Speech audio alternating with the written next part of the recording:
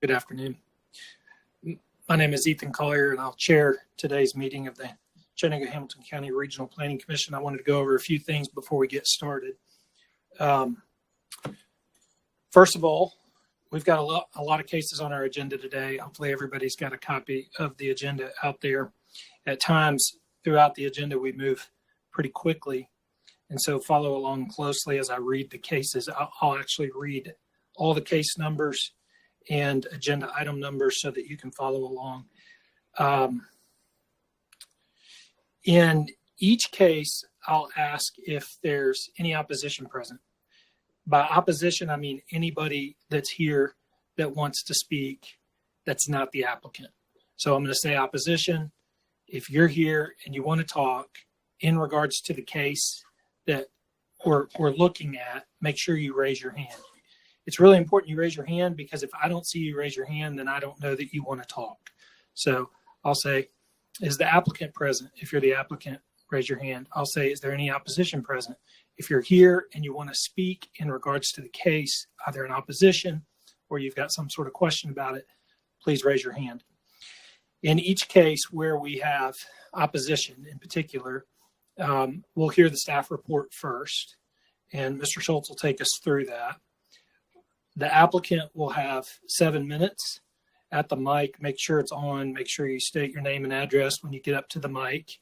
After the applicant is finished with their 7 minutes, they'll take a seat. There may be some questions from the Planning Commission members to the applicant and some back and forth. All of the conversation that takes place today will be between the people up here and the person at the podium, not the people in the crowd. Sometimes the applicant's confused and they'll address the crowd. It's important that if you're the applicant or you're here in opposition, you understand that you're addressing us. The applicant will have those 7 minutes. They'll sit down. Then it's time for the opposition to speak. The opposition has a total of 9 minutes, and we stick very strictly to the 9 minutes. So what I will ask is that if you're here in opposition and you want to speak, that you get out of your chair and you line up on my left, your right side of the room, behind the podium here. And, that 9 minutes seems like a short period of time, but it's really important that everybody that speaks convey something that hasn't already been said. At times, we will sit here and we will listen to 9 people say for solid 9 minutes that traffic is their primary concern. And every single person comes up and says the exact same thing. It's really important that you know that we're listening.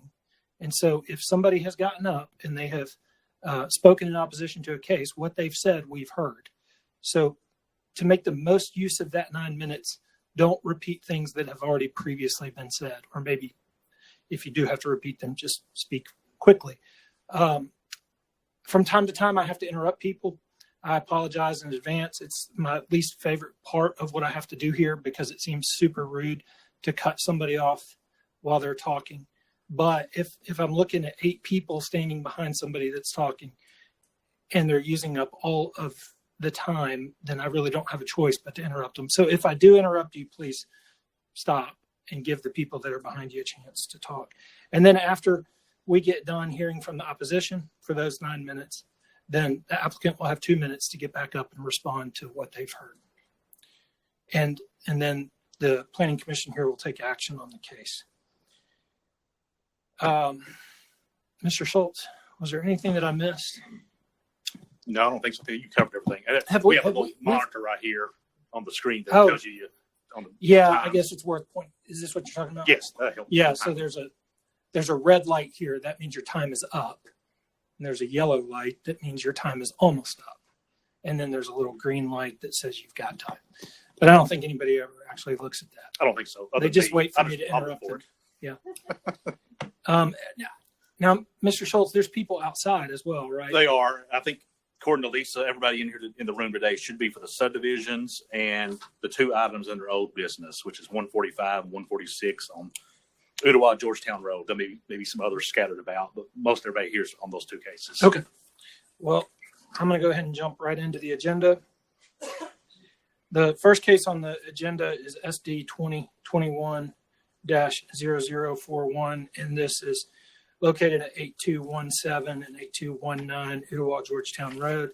and it's a subdivision plat, and it has a staff recommendation to approve. Is there any opposition present? We have a motion to approve, and it has been properly seconded. Is there any discussion? Hearing none. All in favor, please indicate by saying aye. Are there any opposed? Motion carries. Next case on the agenda is SD 2021-0043. And this is lots 1 through 11 located at 4815 Green Shanty Road and has a staff recommendation to approve. Is there any opposition present? We have a motion to approve. It has been properly seconded. Is there any discussion? All in favor, please indicate by saying aye. Any opposed? Motion carries. Next case on the agenda is SD 2021-0044A. And this is a variance Amber Cove Townhomes, and it's located at 6107 Hickson Pike and has a staff recommendation to approve. Is there any opposition present? We have a motion to approve, and it has been properly seconded. Is there any discussion? All in favor, please indicate by saying aye. Aye. Any opposed? Motion carries. Next case is SD 2021-0044B, and this is lots 1 through 49 located at 6107 Hickson Pike, and also has a staff recommendation to approve. Is there any opposition present? Second. We have a motion to approve, and it has been properly seconded. Any discussion? All in favor, please indicate by saying aye. Aye. Any opposed? Motion carries. Item 5 on our agenda, case SD 2021-0045. And this is a variance. It's for minimum lot size and lot frontage. And it's located at 106 Sherwood Avenue. This case has a staff recommendation to deny. Is the applicant present? You're the applicant? Okay. Is there any opposition present? All right. We'll hear from Mr. Schultz on this first, and then the applicant. Sure. This is SD 2021-45. It's a variance request to the minimum lot size and minimum lot frontage in the R1 zone. Minimum lot size is 7,500 square feet. The minimum frontage is 60 foot. The applicant is requesting a variance to create a new lot. The lot size of 3,448 square feet. That's a difference of 4,000 square feet. And a lot frontage variance of 45.25 feet. That's a difference of 14.75 feet. This property is just as you go through the Brainerd tunnels on the right-hand side up on the ridge. It's an existing piece of property, little pie-shaped property, if you will. The applicant owns one of the homes that are on the property. She wishes to subdivide and build a new home, a smaller home that's on her property. Here's the existing lot. It's made up of 3 existing lots. And one of these lots will be combined into one lot. The second lot for a new home is the one seeking the variance. Here's a picture of the home that's on the property. She wishes to sell this to someone else. And then right next door is the lot that will be created if the variance is approved. And she wishes to build a small home on this lot. Here's another view of that lot in between 2 homes. Staff recommended to deny this request as it's a 49% difference in lot size requirements for R1. This will create lots that are inconsistent with some of the lots nearby. Proposed lot size appears the applicant will also have to request variances for new buildings at Board of Appeals. It's not sure, we can't speak for that board, but this will be a self-imposed hardship if the applicant could get those setback variances. Again, so the main reason staff recommended to deny this was the inconsistent lot size that would be created in this general area. Are there any questions for staff before we hear from the applicant? All right. If you're the applicant, come on up to the mic.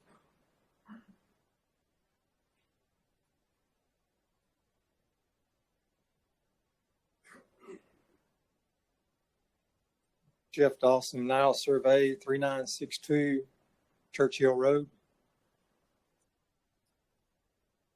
And if you would, just state the reason for the request. You might be repeating some of what's already been said, but it'd be good to hear it from you. Miss Marley, like I said, Miss Marley lives at this address. She is retired. She's having trouble maintaining this bigger house. She needs to sell it for income. She wants to build a 25 by 25 cottage, something small that she could manage. So it's a matter of her retirement, and just, it's a strange piece of property, but that's, what she has. And she's just asking for some relief. Thank you. Are there any questions from any planning commissioners? Go ahead, Chris. Jeff, how many lots is this right now? It's an unrecorded plat. It's actually just parts of those lots. And it's, like I said, it's unrecorded. So like it's a portion of lot 6. It's not all of lot 6, but it's, like I said, it's an unrecorded plat that I've yet to find. It looks like in GIS it's at least 2 complete and a portion of 2. Well, those 3 at the top probably are, yeah. But lot 6 is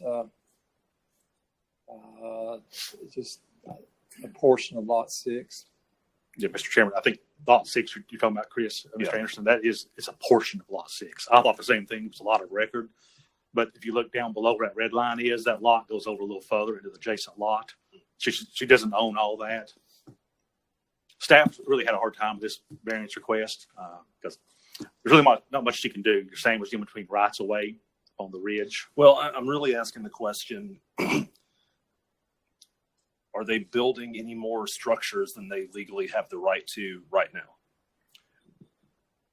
No. Okay, thank you. So in reality, she just wanted to create basically a smaller lot that's already there. Okay. Are there any other questions for the applicant? Was there anybody here in opposition? Mr. Chairman, just remind PC, we do send out letters to property owners in 300 feet, so they would have gotten a letter from us on this variance. Gotcha. Thank you. Chairman, I move approval. I don't know who's talking. I've asked if, oh, okay. I see you. Sorry about that. Are you here? You want to ask a question in regards to this case? Okay. Well, You're about to get approved. yeah, we have a motion to approve it. Do you want to come up to the mic and ask your question?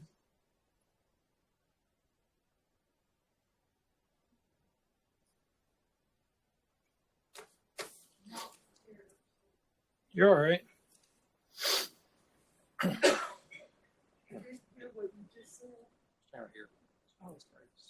I didn't hear what you just said. I'm the owner Okay. And of the house. And the reason why I'm down here today is I was curious of the lot that across the street just sold, and the builder is building 2 houses on it.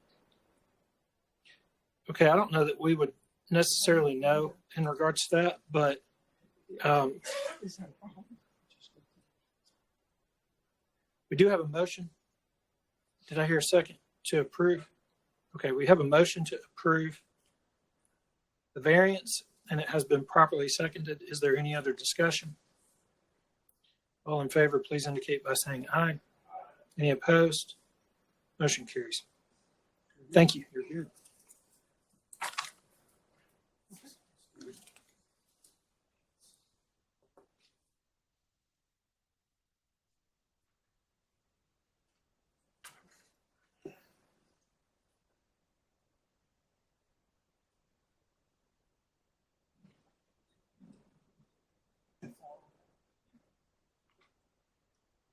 Councilman Ledford. Thank you, Mr. Chairman. For our meeting today, I just wanted to recognize State Representative Greg Vital is in attendance today, along with Commissioner Highlander. And I believe, there you are, Steve. Good to see you. And we also have our juvenile court clerk, Gary Baylor. Welcome to our meeting. Thank you. Thank you, Councilman Ledford. I appreciate that. All right, so we're now under old business. First item under old business is case 2021-0145. And this is located at 10444 Ottawa Georgetown Road. And it's an application to rezone from A1 Agricultural District to R1 Single Family Residential District, and has a staff recommendation to deny. We'll certainly want to hear from staff. Is there any opposition present? If you're here in opposition, raise your hand. All right. And is our applicant present? Thank you. So we'll hear first from staff, then the applicant, then opposition, then the applicant again. Sure, Mr. Chairman. There's two cases associated with this. 145 is the rezoning, and 146 is the PUD. Do you want me to hit both of those? Yeah, if you don't mind, what we'll do is we'll hear all comments in regards to both these cases together. So when the applicant comes up, the applicant will address both cases. Staff will address both cases. We'll rule on them separately, but hear them combined. I'll start with case 2021-145. Again, this is the case to request the rezoning from A1 Agricultural District to R1 Single Family for proposed residential development. Number of acres is 92. Number of units proposed is 198. That equals a density of 2.15 dwelling units per acre. This is located at 10444 Ottawa Georgetown Road, possibly about 3 miles to the north of Mahan Gap and Ottawa Georgetown Road intersection. Here's a picture of the site looking from Ottawa Georgetown Road. This is a view south of the site across Ottawa Georgetown Road. You can see it, it's a single family dwelling in a farm. This is looking east along Ottawa Georgetown Road. The site is just on the right hand side beyond those trees. This is a view looking west of the site along Ottawa Georgetown Road. Some single family detached dwellings. The zoning map, you can see everything around this property is A1. Just probably about a mile and a half, 2 miles to the north. It's a small little R5 zoning, but if you look at the map, there is no R1 zoning or any typical conventional subdivisions in this vicinity. Closest R2 zoning or residential zoning you have is along Highway 58 to the west, as shown on this map. But everything in this general area is A1. We also look at zoning history. There's been no zoning history on this particular site. Again, there's no R1 zones nearby. There's no typical conventional subdivisions near this site. We looked at R1 zones in close proximity to this case. The closest one is to the southwest. It's about 3.5 miles off Birchwood Pike. Then looking strictly south, there's another R1 zone property about 4.3 miles to the south at 9214 Ottawa Georgetown Road, just to give you a comparison of the closest R1 zones. This is a vacant piece of property. To the north on the screen is single family detached and farms. You have vacant land. To the south is single family detached and farms. And to the west is single family detached and farming. So these are large lot single family detached homes. There is no land use plan for this particular area, so it relies on the comp plan, which was adopted in 2016. And the comp plan goes on intensity levels, ranging from the low of 1 to 5. This area is level 1 and 2. Level 1 has the least potential for development or future public services and facilities. It's recommended these areas be preserved through parks, paths, greenways, working farms, etc. And then level 2, these areas are mostly appropriate for low intensity development, residential development. There's limited infrastructure in this area. The closest public sewer line is approximately 5 miles away. The current zoning designation, which is A1 agriculture, is more appropriate at this location.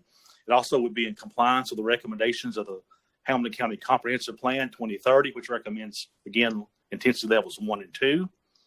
The A1 district has a maximum density of 2 dwelling units per acre, which is more in keeping with the intensity levels identified in the comp plan. Just as a reminder, in the A1 zone, if on sewers, the minimum lot size is 7,500 square foot. And in this case, this property doesn't have sewers, but they're using a decentralized package system, which functions like a public sewer system. That has to be approved by TDEC and ultimately maintained and accepted through WWTA. As staff knows, that's not been done yet. Maybe the applicant can answer that. Also on the A1, the setbacks for the front and rear are 25 foot, and you have a 10-foot side setback. Again, the maximum density in the A1 is 2 dwelling units per acre. Then permitted land uses in the A1 is single-family residential. It also allows farming and agriculture uses such as growing of crops and raising and maintaining poultry and livestock. Again, the comp plan noted this area as having the least potential for development. The applicant is proposing the next case, a proposed planned unit development with a density of 2 dwelling units per acre. That property can now be developed as zoned A1 with a PUD at 2 dwelling units per acre. Again, I mentioned the decentralized sewer system has to be approved by TTEC and ultimately accepted for maintenance and approval through WWTA. I'm not sure that's been done yet. Approval of this request would introduce the first R1 zone along Ooltewah-Georgetown north of Mahan Gap. As you saw on the previous zoning map, the whole area was primarily zoned A1. There is no adopted land use plan that identifies this area as transitioning away from more rural community to a more suburban form of development, i.e. smaller lots.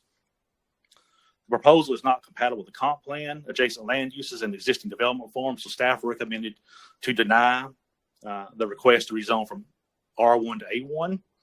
So I'll briefly talk about the PUD. This is the PUD plan, the next case, which is 2021-146. Same piece of property. This is the site plan that was submitted with the request. Again, it's 92 acres, 198 dwelling units, 162 single-family dwellings, and 32 attached. That equals a density of 2.1. Here's a closer view of what that looks like. You can see that in the top middle of the site, those smaller lots around that little loop road, those are townhomes. There are no townhomes in this general area. It's all single-family detached. Again, the comp plan supports natural protection, resource protection through clustering development and development site design. The proposed PUD would meet the intent in that it provides 43 acres of open space being set aside, protecting existing wetlands and slopes to the rear of the property.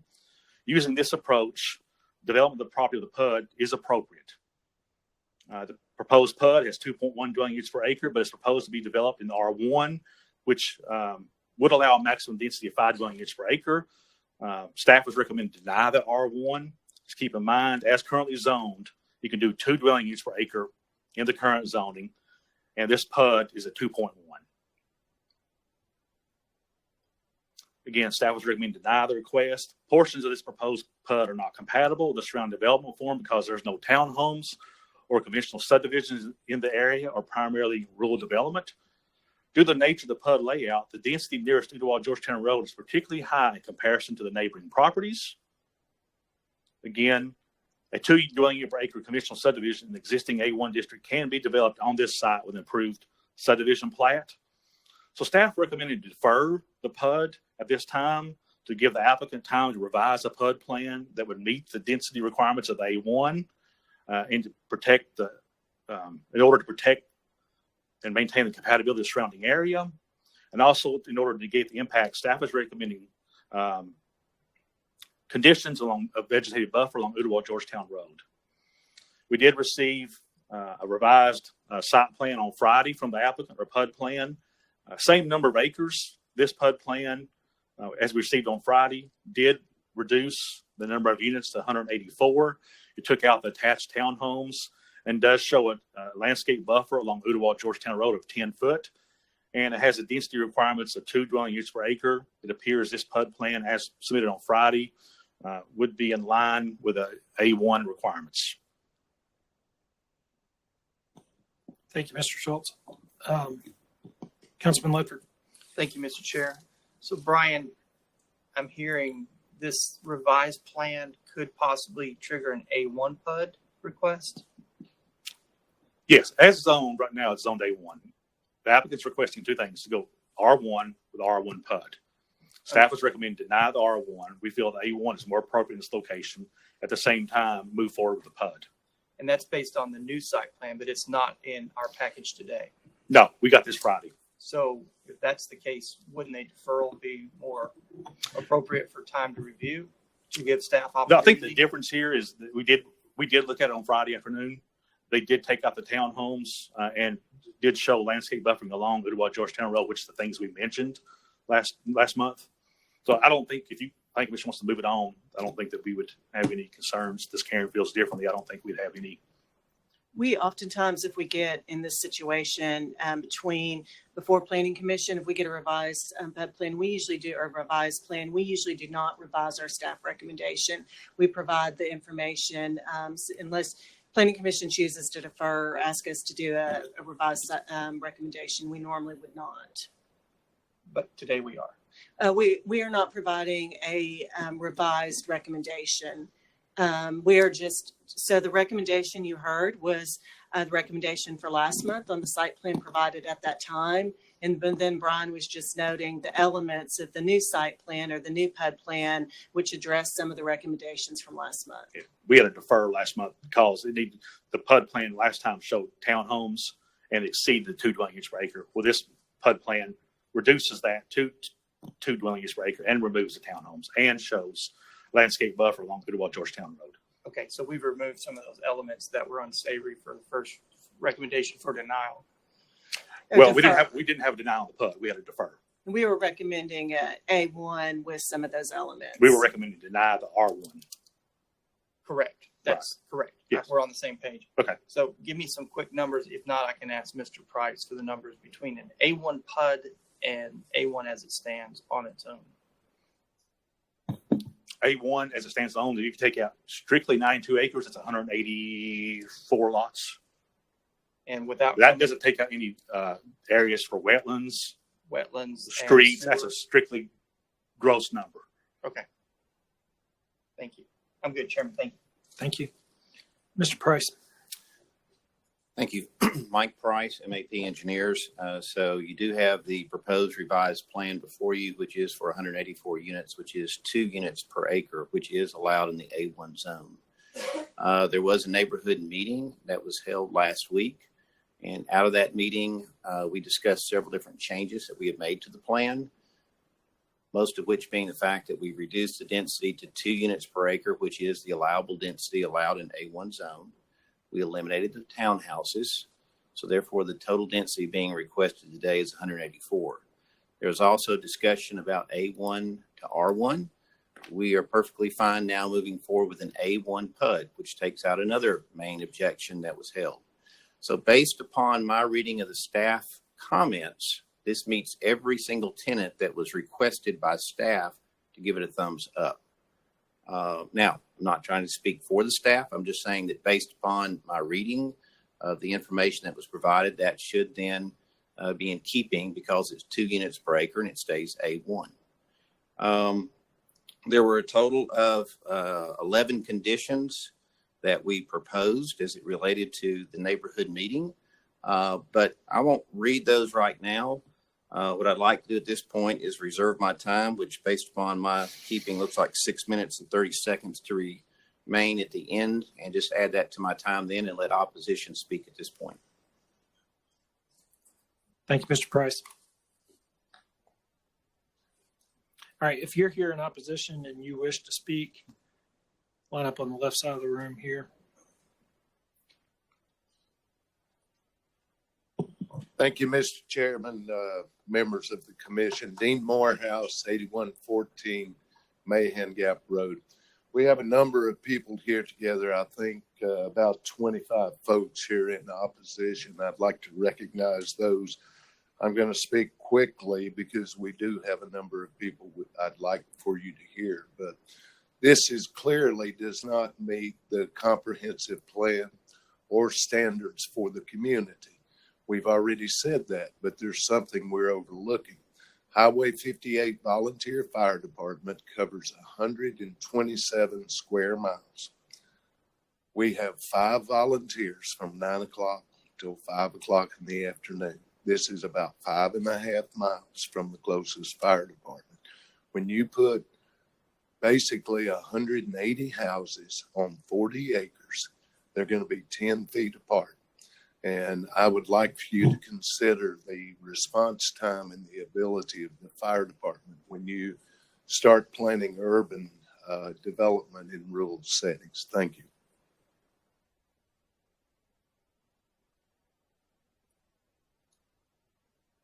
Hello, Commission. My name is Veronica Seaman. I live at 10810 Ottawa, Georgetown Road.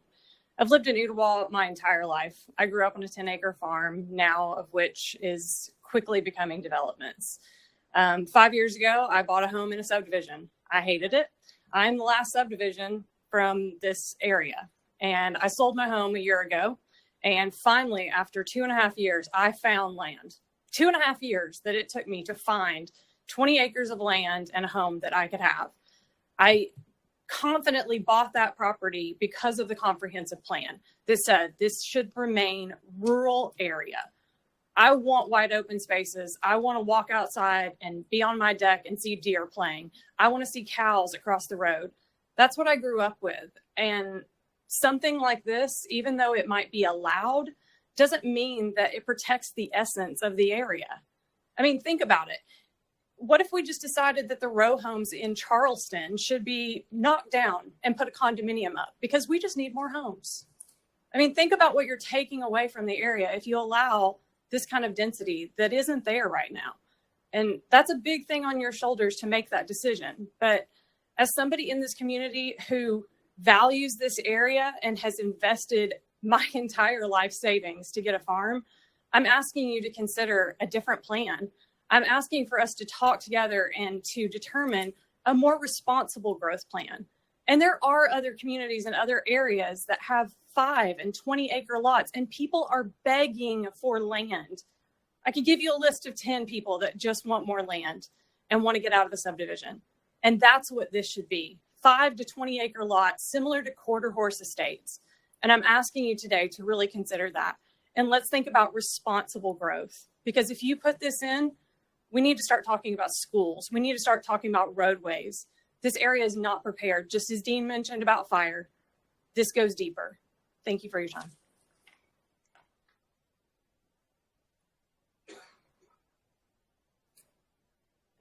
Hi, I am Robin Hickson Abel. I actually live probably the farm closest to this development, right next door. I speak on behalf of my family. We are 5th generation farmers.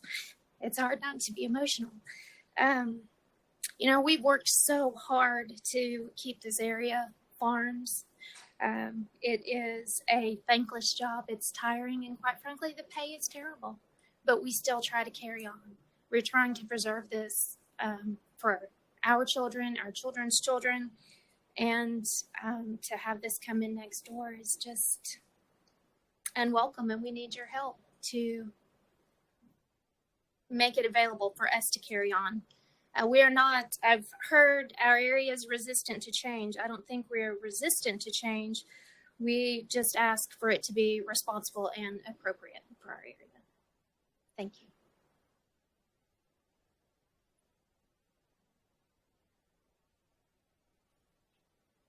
My name is Morgan Hall.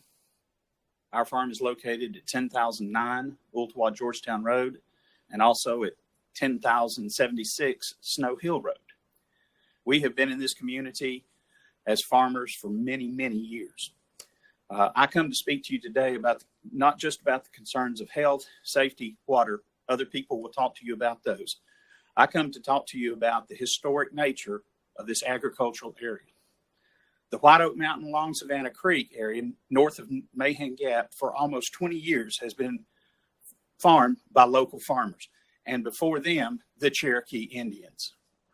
There are several family farms that have been actively farming this area and are still farming it, and those families are the Hughes, the Carsons, the Davis, the Halls, the Lees, the Smith, the Bentons, the Johnsons, and the Powells.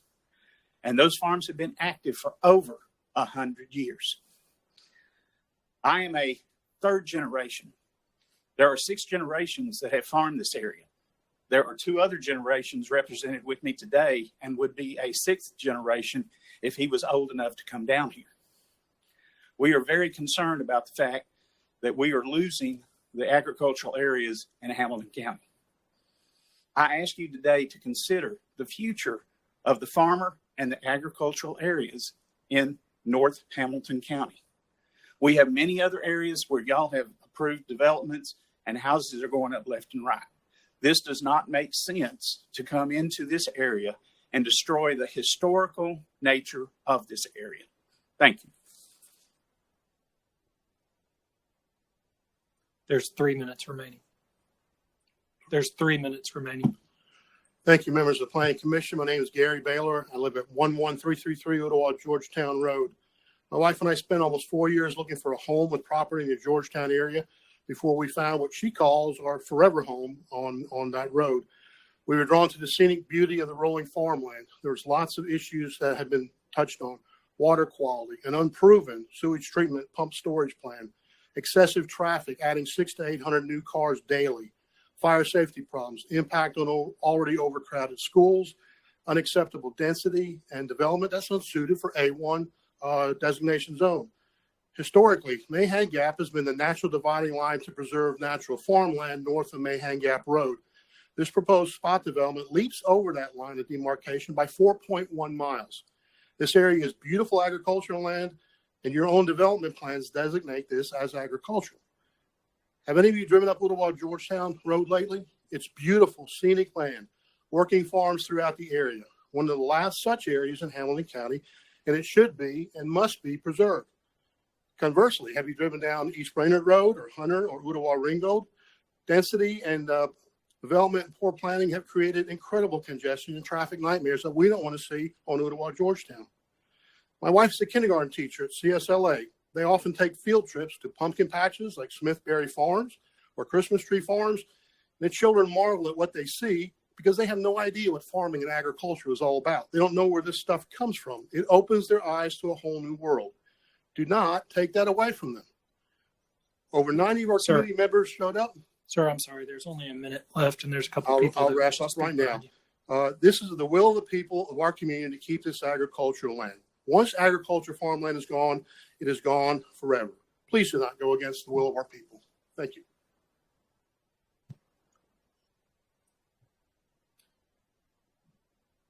Good afternoon, Commission. My name is Jeff Eversole. Address is 10210 Highway 58. I'm a first-generation horse farmer on Highway 58 area. Raised horses for the Hamilton County Sheriff's Office, mounted patrol in the mid, 2005, 6, and 7. You've had a lot of folks here that show genuine concern about the change of the landscape that's happening in North Hamilton County, especially that area. And I don't think there's many oppositions to the growth piece, but it is to the infrastructure piece. Most of these residents are having to drive through areas like Snow Hill that used to take mere short distances of time to get to the interstate or to get to shopping areas. And I think that's the genuine concern, is seeing that landscaping change and having the infrastructure to kind of keep up with that. So appreciate your time, appreciate your consideration in this. Thank you.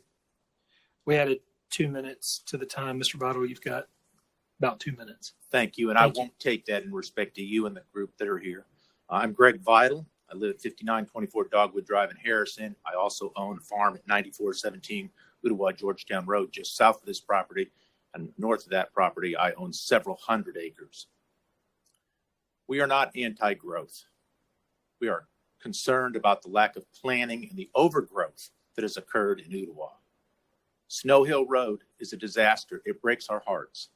Ottawa, the traffic, the cluster is enormously out of control. East Hamilton, the density has just gotten too much.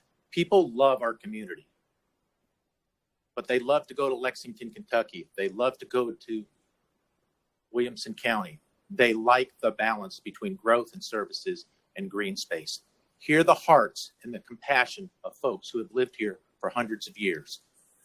Voting to deny this is not anti-growth.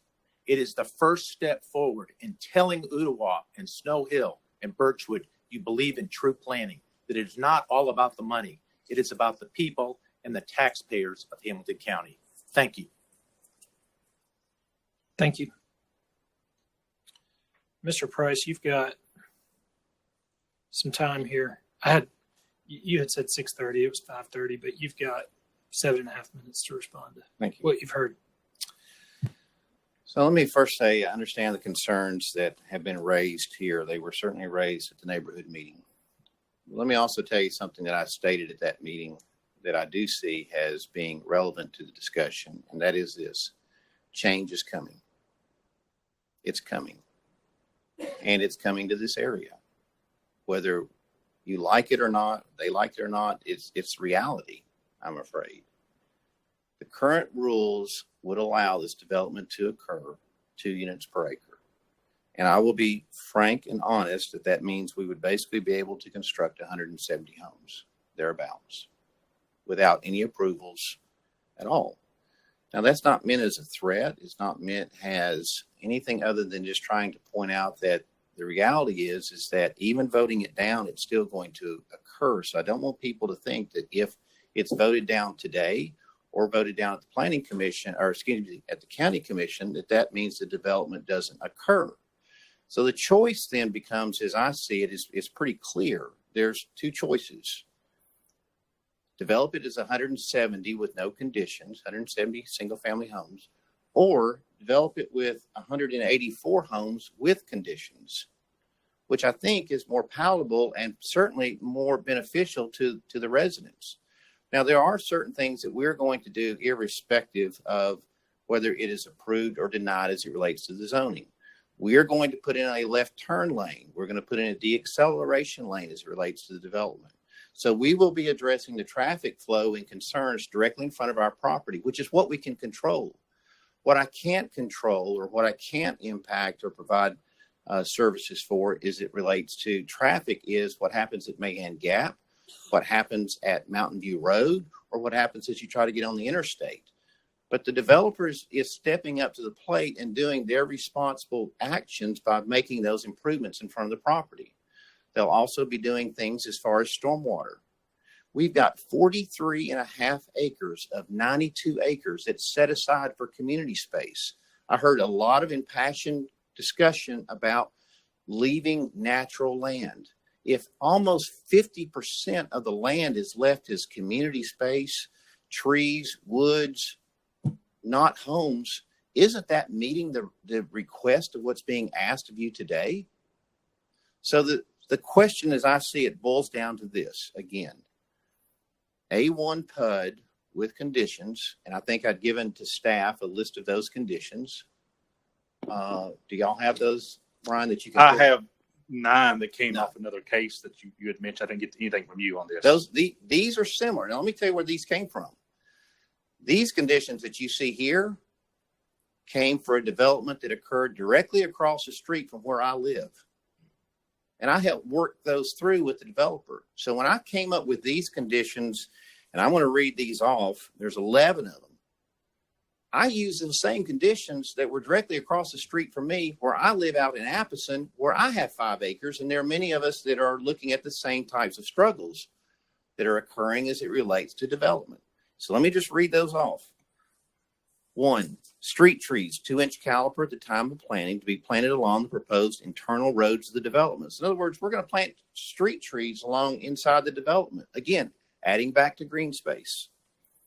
Trees be planted at a residential lot line corner or where it intersects an interior road right of way in a maximum of 35 feet on center where it is adjoining community lots.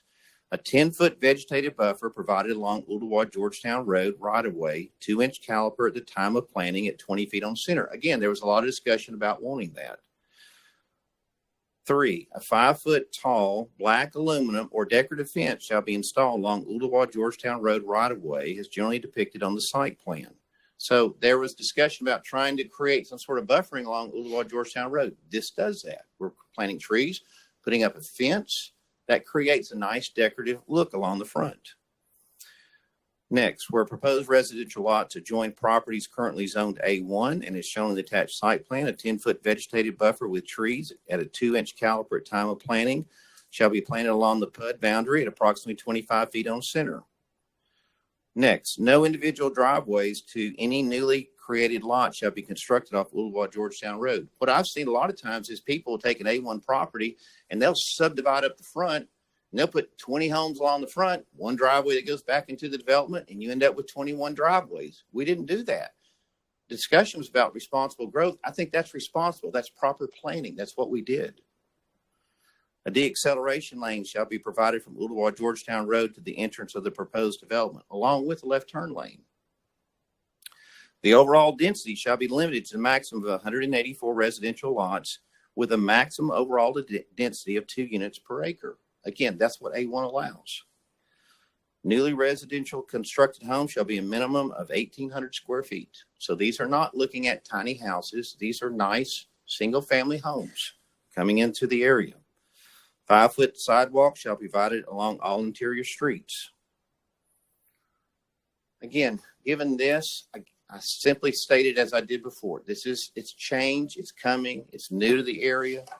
It is inevitable. It will occur. I know that change is not popular. I get that. And I'm sorry that this is the first one that they see in the area and it catches everybody at a point where it sort of takes their breath away and they're trying to get acclimated to it.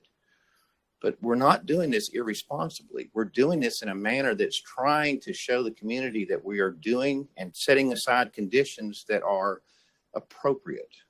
Again, almost half the property being set aside as community space, and these other conditions surely ought to be evidence of that. If there's any questions, I'll be happy to answer them now.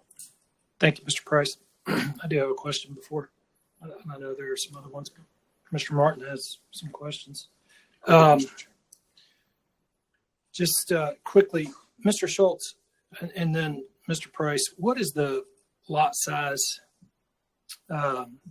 minimum lot size in R1? R1 on sewer is 6,000 square foot. So this would count as 6,000 square foot for minimum lot size? Yes, if it's Because- zoned R1. If it was on R1. Correct. And what is it if it's A1?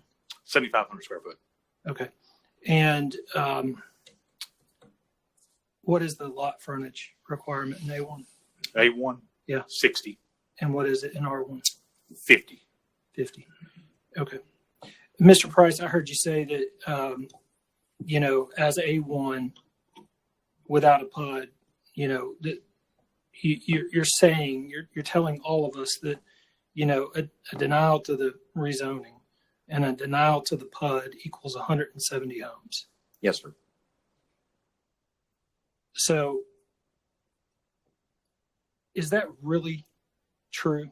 That, Yes. So if we sent you away and said, come back in a month with a plan that has roads and has stormwater and has your wastewater treatment plant and has all your stream buffers and meets the A1 requirements that Mr. Schultz just said, you would be able to engineer a plan where under A1, this can be developed with 170 houses. Yes, sir.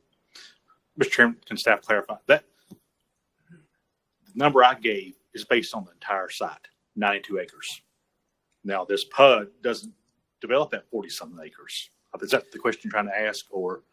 Well, let me, if I might. Well, clarify. you don't develop the whole, what is Right. it, 97 acres? Yeah, so the number I Because you gave, have to have I'm still going to have the field line area. So it would end up with 170 lots, each being a minimum of 7,500 square feet. and the soils, you've tested it, the soils perk that would allow that. Yes, sir. That's correct.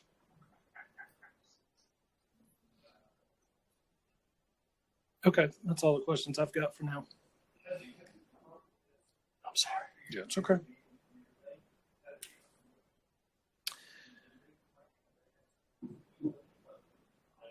So during the meeting, it was stated that we were not going to do townhouses, and we also stated that we were going to do 184 units. And basically, every one of these conditions that I mentioned were also ones that I read off at that meeting. So yes, the ones that were there, that was discussed with, and not everyone, I think, that was here this morning may have been there, but I brought all of those items up during that meeting. Yes.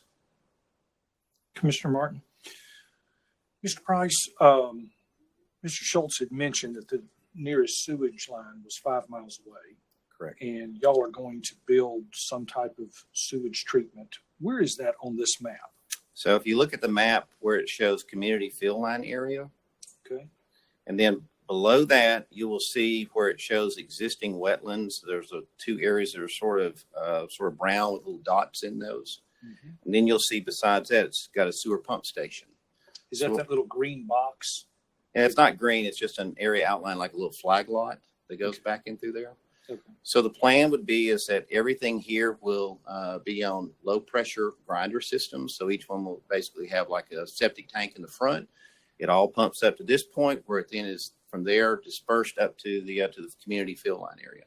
This is a system that's not new to Hamilton County. There are these systems in place. There's, I think, 2 of them now. This would be the 3rd. And in conversations with WWTA, they will take a system such as this over as long as it's developed to their standards.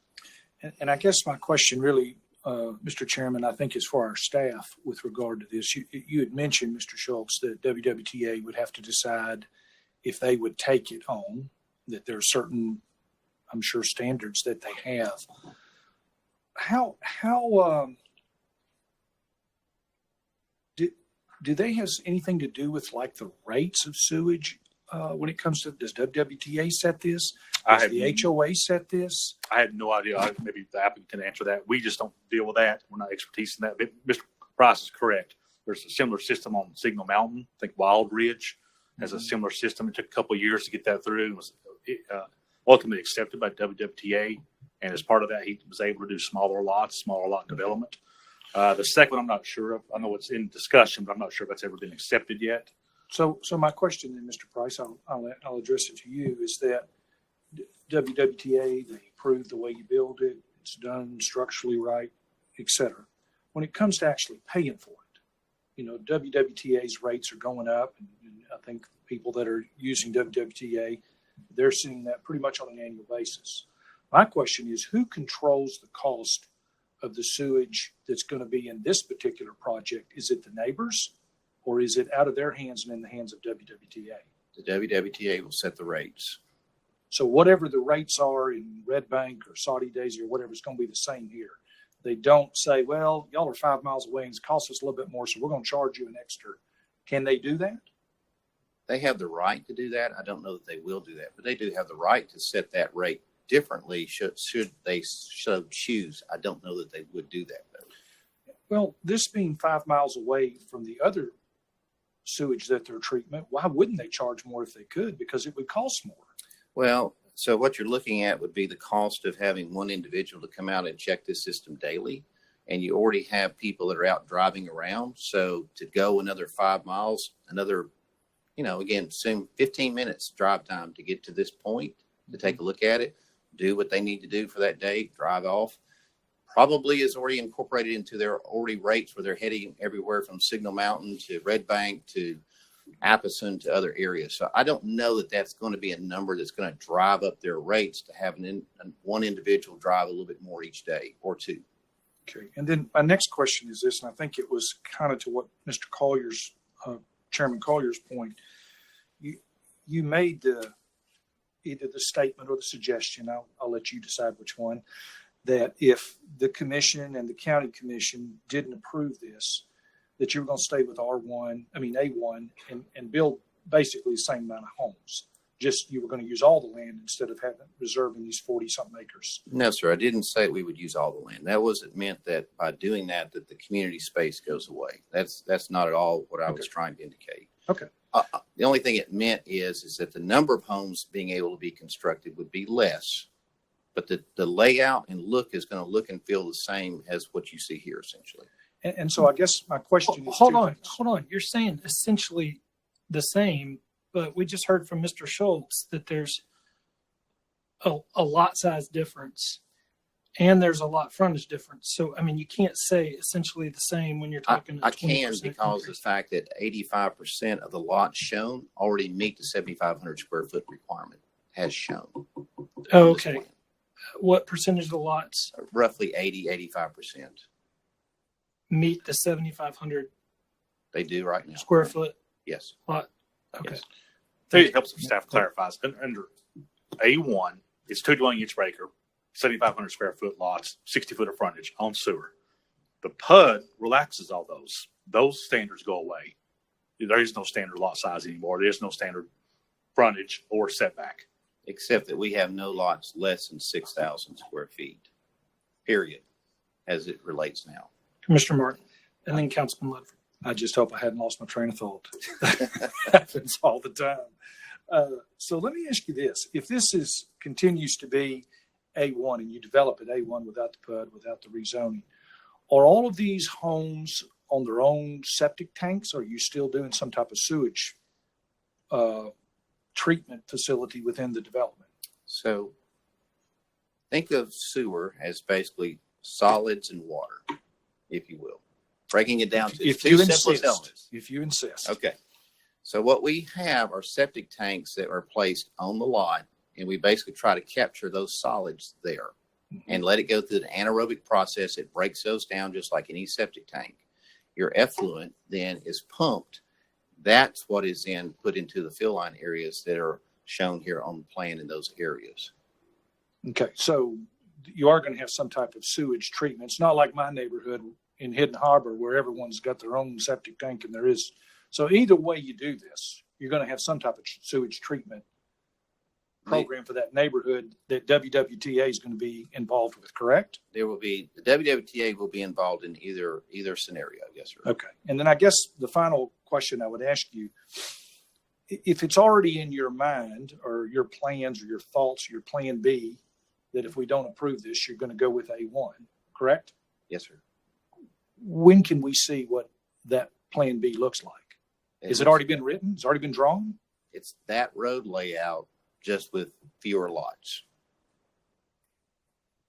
So in other words, what I'm hearing you say is if we approve this, you're looking at 184 lots. If we don't approve this, you're looking at 170 lots.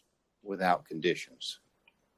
In other words, no deceleration lane. No, the deacceleration lane stormwater, that would still be in keeping. That would still occur. Which one of the 11? Well, so then all of the conditions as it relates to landscaping and buffering and those sorts of things may still be chosen to be done, but they will no longer become a requirement to be done. So here's what I'm hearing you say, and tell me if I'm wrong, because I want to be clear. What you're saying is go with 184, and you're going to get some trees, you're going to get some landscaping. What else are you going to get? Fencing. If you go with 170, you're going to get all these other goodies, but you're not going to get those 3 goodies to compensate for the 14 homes we're missing. What happens? Is that too simplistic? Somewhat, but what I would add is this. When you add the additional homes, you have the ability to absorb additional cost. You don't have those additional homes. You don't have the ability necessary to add some of those niceties, amenities that have been discussed. So it comes down to $1 and cents in terms of what one is able to add to the cost of development because you're picking it back up. Here's what I would turn around and say is this. If you drove by the development and there's 170 homes in there, or there's 184, as you drive by coming down the road, can you tell the difference? And the answer is no, you can't. It's going to look the same on a drive-by, irrespective either way. But if you're able to put a fence and landscaping there along the front, I think you get a totally different look. Because now what you're looking at is a fence, landscaping, screening, which again is part of what staff had recommended and what we're trying to adhere to. But to do that, we need to be at that 188 number. 184, excuse me, yes. Okay. I'm done, Mr. Councilman Chairman. Thank you. Thank you, Mr. Chairman. Mostly thoughts. So Mike, you could, not really questions. So first of all, to everybody who came down today, I drove out there this weekend and I saw it, and it's a magical place.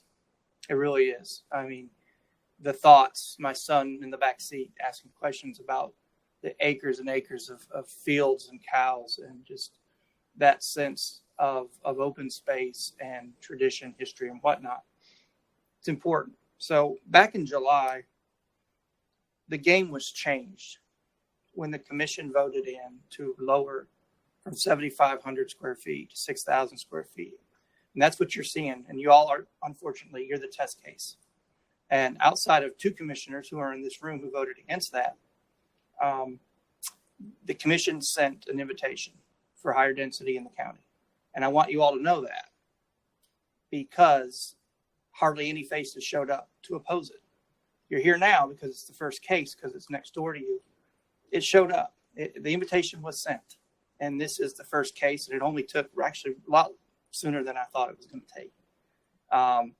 So in some respects, I agree. Mr. Price, you're right. It's coming, and the commission sent the invitation. It's coming.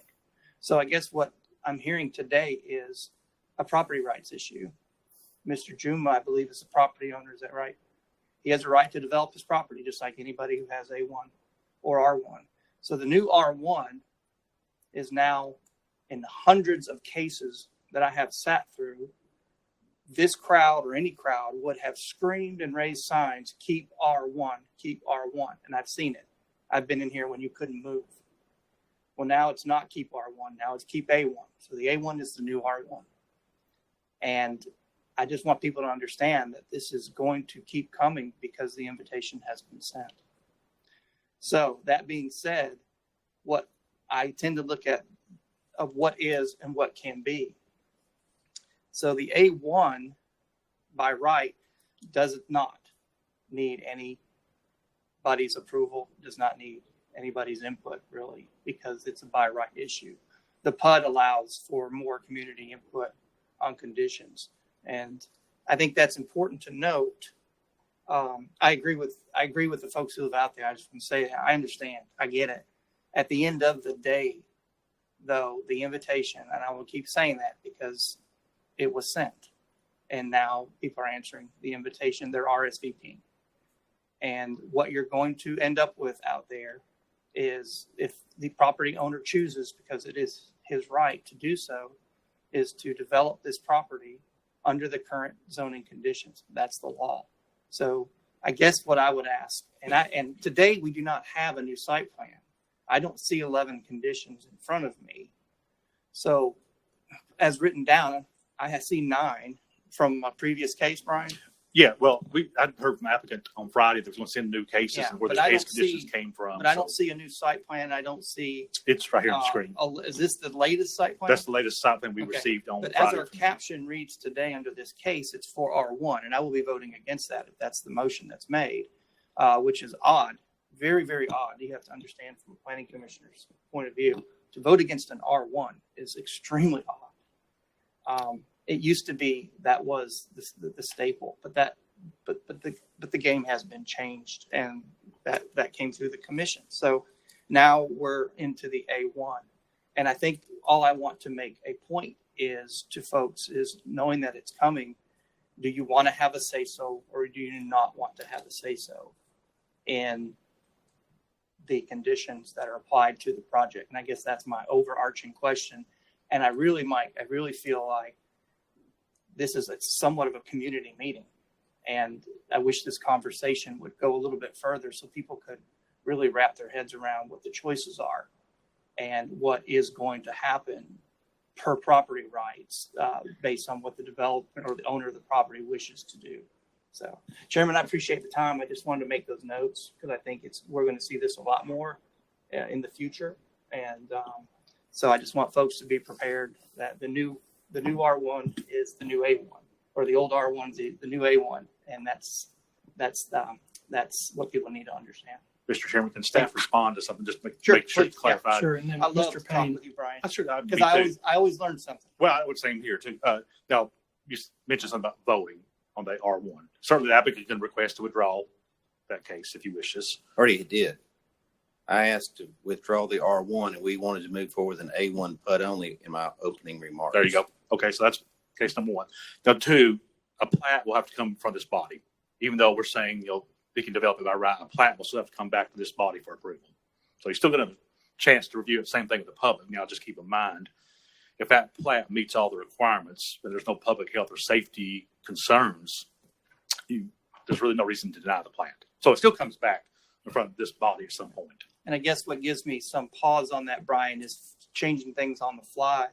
And we've done that in the past when it made a lot of sense. There are a lot of folks who spend a lot of time to come down here and to voice their opinion. And I really think it's important that we would hear from them on new conditions because they have not had a chance to say or to have input.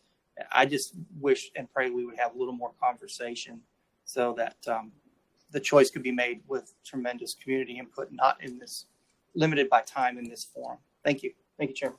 Mr. Payne. Yep, I just got myself confused. I guess because we changed from R1 to A1 is what we're talking about now, right? But A1 PUD is what we're talking about, not the R1. The R1's off the table. Okay. Now, is there any benefit to delaying so that they can get 30 days? Because the fact that we went from R1 to A1 is a change that no one had time to look at. Is that can we do that, or is it work? Or would you do it between now? Let me make this, if I might, Mr. Payne, make this statement. So there's been one neighborhood community meeting. We certainly would be more than willing to keep the dialogue going, but we've already deferred this a month previously at the request of Commissioner Highlander. If there's more discussion to be had between now and going before the county commission, we are more than willing to listen and have dialogue. But I think whether it gets voted up or down from here, it needs to probably move its way on to county commission as I see it, because we've already been delayed a month and we need to get on with the engineering phase of things. And again, here's what I would also point out. You've seen us change plan, offer conditions, and all we're still hearing at this point is no. So I need to figure out what yes looks like, whatever that may mean. So I think moving forward, whatever again the outcome is, I think is the right plan. And then again, discussion can still be had.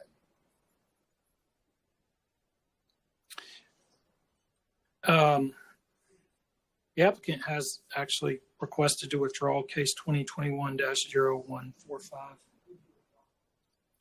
We have a motion to withdraw and it has been properly seconded. Any discussion? All in favor, please indicate by saying aye. Any opposed? Motion carries. All right. Now, on to case 2021-0146. Mr. Price, I do have a follow-up question. The plan that we're looking at here, you're saying under A1 without a PUD, the only difference in that those lots that are currently drawn meet A1 requirements without a PUD. The majority, 85% do, yes, sir. And so there's, if I'm understanding you correctly, there's a 7%, a 0.07% increase in density by giving the PUD. So that's a pretty, from 170 to 184, it's 14 lots. Okay, I'm sorry. So 7%. 7%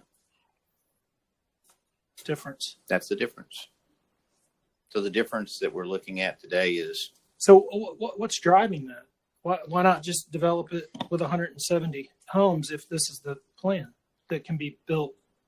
I think that why add all those conditions? Because I think, in my mind, honestly, I think it's the right thing to do to add conditions in here as it relates to providing buffering and landscaping in response to the community. But where it would be, I think, a wrong move would be to do it at 170 and not have any conditions, so that no matter what happens, they're going to be upset in terms of what occurs. So again, this is an attempt trying to respond to conditions that we believe are trying to answer some of those concerns.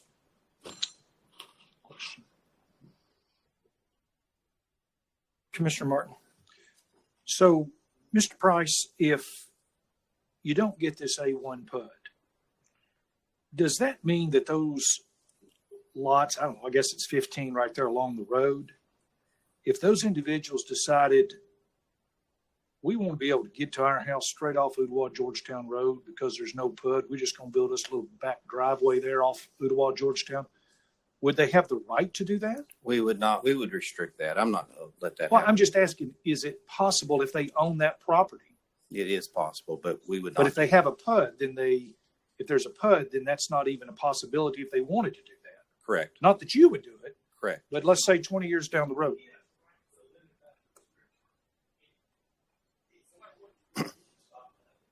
Okay. Neighborhood restrictions and covenants. I got you. Okay. All right. Thank you.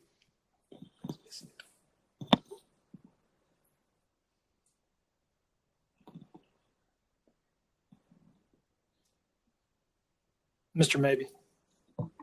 Thank you, Mr. Chairman. Question for the applicant. What was your total lot count before you made these latest changes when you switched from the R1 to the A1? We were at 194, I believe, is where we started off. And now you're at 188. 184. I keep on to add that to get to the 8, but it's 184. Yes. Thank you. This is a tough case to look at. I've sat here and I've listened to the opposition, and I think that they have some very legitimate concerns. Things that I know are frustrating. Increased traffic, changing of the feel of your local community there. I personally take that and I balance it with what I also see is that there are many families in our community that can't find a home right now. And we are at a crisis level in terms of housing shortage, in my opinion.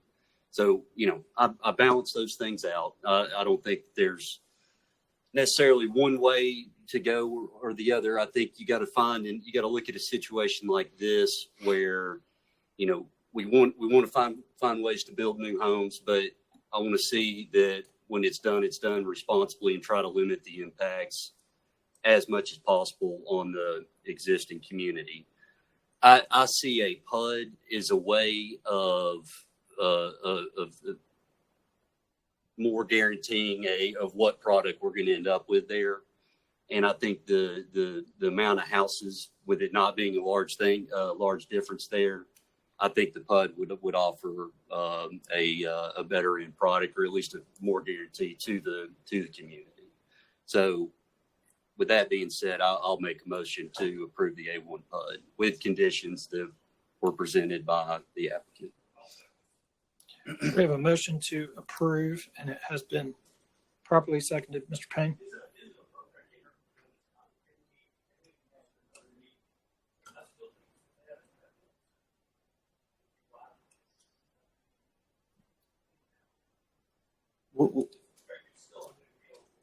We'll commit to having another meeting at the neighborhood. And again, I think that that's probably a good thing to have some more dialogue and discussion, because one of the senses I did come out of that first meeting is that people thought that it could just be stopped, killed, period. And I tried to indicate that that wasn't the case, but again, certainly having another meeting I think would be appropriate for all parties, hopefully to draw closer together if that's possible. That's certainly possible. I agree. Yes. Mr. Chairman, I think Mr. Payne had a good suggestion there. I'd like to amend my motion to include that requirement, please. Thank you, Councilman Ludford. Well, I was going to add the 12th condition as a community meeting in order to vote for the PUD, because I do not want these folks to be left out of the conversation. If he has, the developer has property rights and can do something, to not have that input, I think is very, very, very ill-advised. And so that is the reason that I would support that, is to ensure that a additional community meeting. And that's why I would vote to support that. Thank you. We do have a motion and an amended motion, and it has been properly seconded. Any other discussion? So what are those 11 conditions? I got the 12th. Well, Is there a list of those 11 somewhere? I have here, and actually I see where I missed numbers. Actually 10. I said 11, but that's because I realized I misnumbered between 2 and 3. But Does staff have those 10? Well, I got part of them. They're not exactly worded like how the applicant read them off. I'll get them from him today. I'll say this. I understand this is coming, but this is just so quick, and to vote for something to where I can't even have all the information in front of me, I'm a bit uncomfortable with that. And so you do or do not have the 10 conditions yet? These 10 here that are on the screen, the 9 actually on the screen, came from a previous resolution approved by the county that I was made aware of on Friday. This was the conditions the applicant was going to ask for. I don't have the ones he read. They're very similar, but he can make those as part of the record today. I can give these to Brian if you want to read these into the record, if that's appropriate. Do we have, Mr. Chairman? Councilman Littrell. Thank you, Chairman. Do we have a way to make some quick copies of those conditions to hand out to the public so they can take that away? I have 3 more, which I'll be happy to give. Do you have some you can give? Yes, sir. Okay. I want to make sure that they're aware of the conditions. And at the meeting, Mr. Price, additional conditions can be created based on community input, correct? Before it goes to county commission. As long as both parties agree, yes, sir. Sure. Okay. I just think that is a very important process. Thank you. Mr. Chairman, also at that county commission, the county commission can also add or remove additional conditions that they're choosing. Let me get that. There should be November 10th is the agenda session. You'll need to be at the November 10th meeting at 9:30 in this room. And then the following week, which will be November 17th, will be the full county commission review and action. So November 10th is the day you need to show up at 9:30 in this room. So you want to read these conditions for the record? Yeah, if I may, just before you do that, I think that's probably appropriate. But I can understand Mr. Price is in a hurry. I've developed property myself, and I can understand why the applicant would be in a hurry to get this done. And, there's plenty of times where, you've seen this planning commission move plenty quick on things where they've been done over and over and over and over again. I think this is just a way outside the norm in terms of what we would normally be approving. And it's a big jump somewhat into the middle of nowhere in regards to that much density. And it's why these people feel the way they do about it. I don't think there's anything wrong with this feeling to the developer like it took forever to get done. I think to some extent, it taking forever could be a good thing for the community, not forever, obviously, but it feeling like it moved way slower than a normal case. And, I understand you've already made a motion, and I understand it's already been seconded. Given the opportunity to vote, which I never have the opportunity to vote, I'd love to have an opportunity on this one.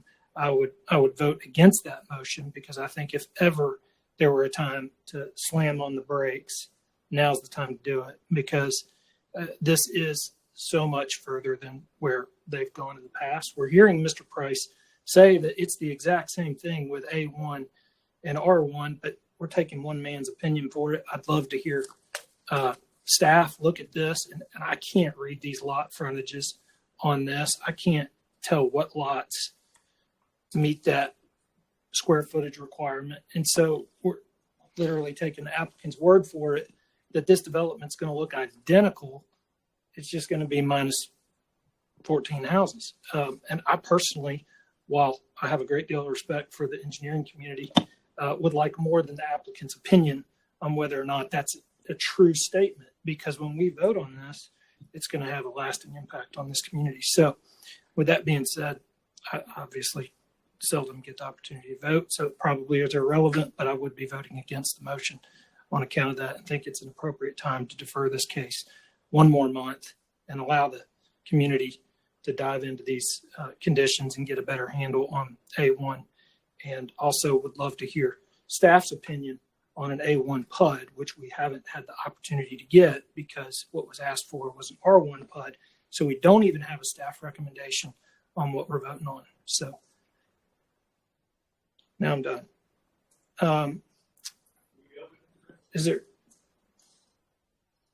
you don't have to on my account, but Thank you for those comments, Mr. Chairman. I would say that I'm interested to see what the majority of the commission here. I feel like I do know what it is at this point, but I think that a big part of the reason I went ahead and made my motion is I do think that an A1 development is appropriate. And so, you know, and that a PUD is a good way to safeguard the community into what they're going to ultimately have there. Right now, we can look at this and that's going to be what's built. Whereas if we don't, whether it ends up being the exact same amount of lots or street structure like you're referring to, there may be some changes here, but it could be something vastly different that the community has no input on. And so that's why I went ahead and made the motion. I think A1 zoning is appropriate, and a PUD is a good tool to protect the community in that regard. Who was that? Okay, Councilman Ledford. I guess just to your point, I'd like to have staff's recommendation on a PUD, which I don't feel like we have at the moment. But that was why I was hopeful that we could possibly defer. Councilman Ledford. So I would be in favor of that, Commissioner, maybe. As I previously stated, a deferral was in my first interest or my first thought. My biggest concern is in voting on this commission is if it's going to go forward, I want to make sure these folks have a voice. And I think by the deferral, which I stated earlier, I would be in great, and you know, I have to agree with you, Chairman. Some of these folks have lived out here for hundreds of years. I think a month would be okay to get this right and make sure everybody has a voice and has a chance to sit at the table. So I would be in strong favor of a deferral for 1 month to allow these new conditions to be digested and have community input. Thank you. Any other discussion? Mr. Raby. If I was to withdraw my motion at this point, what would the staff, what would y'all be reviewing in the time between this month, today, and when we meet next month? Well, we would look at the revised site plan, PUD plan, and the conditions, make sure they're enforceable, and come back with a different recommendation based on that. Now, again, we have applicants submit revised site plans at the PC meeting, and the Planning Commission has taken action on that. One thing I am curious about, and I hit this again, this site is a total of 92 acres. My number is 92 times 2. That's 180, public math, 184. That's for the entire site. This PUD is taking that entire 184 lots and shifting those to a different site, reserving 40-something acres. Now, whether you still get those same number of lots, it's the PUD plan. That's why the PUD plan is so important in this case, is to shift that density from the overall site to this portion in the front. Is that stating it correctly, I guess? Or been doing it 35 years, guys. I'm telling you, the numbers speak for themselves. It is what it is. It's either going to be roughly 170 or it's going to be 184. I've done 15,000 lots in this county and surrounding counties.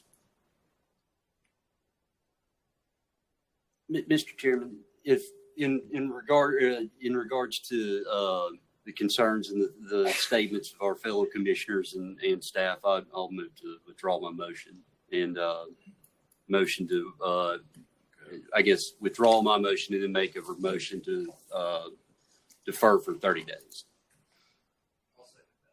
We do have a motion to defer for 30 days, and it has been properly seconded. Mr. Knowles.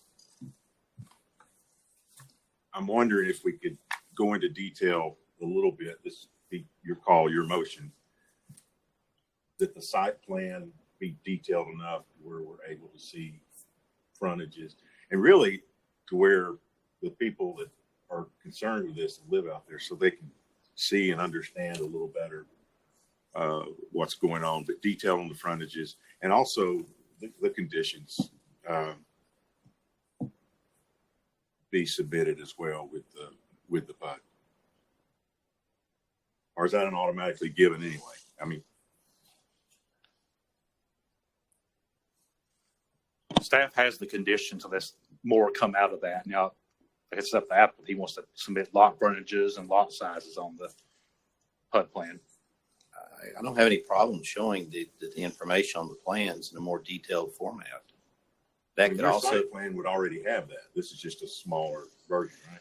well, the information is not shown, but it's there in the sense of what we've drawn and what we knew we were replacing as it related to the lot sizes. Again, when the rules changed as it relates to A1, that opened the door, and that's simply what we utilized when we laid it out. And I don't doubt anything you've said. And I do agree you're old. You've been doing this. I know. Yeah. It's just Right here, there's a it lot of says it ears all. there's a lot of ears and concerned neighbors that have heard all the details, and that's worth a lot for them to know where we're headed, because it's coming. We do have a motion, and it was seconded.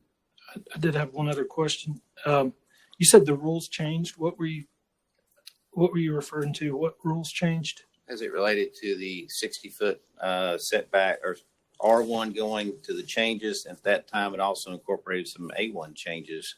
The A1 at 7,500 square foot, excuse me. That when that is on sewers, and because of the fact that we can do a sewer system on site, that means I can go down to 7,500 square foot on my lot sizes. So that's been the case for a while. No, that's nothing in the last year. Just having your own site sewer system is a relatively new phenomenon, I guess, if you will. Okay. So again, I guess I'm asking you if you could add the site plan be submitted with detail on the size of the lots. Also the community meeting. Can we require that as well? Is that within? It has been required before, but I think it's been suggested well enough here that I appreciate your comments and concerns. I think that, and I'm happy to, I guess, make the amendment on the site plan. I don't know exactly how to detail that out on what all we'd be asking for. I would just, instead, I think I'm going to leave the motion as is, but with the understanding that the applicant be strongly advised to do that, or it would be not looked upon in a good way by the commission when you return. Thank you. any other discussion? All in favor, please indicate by saying aye. Any opposed? Opposed. Motion carries to defer for 30 days. Okay, thank you. Thank you.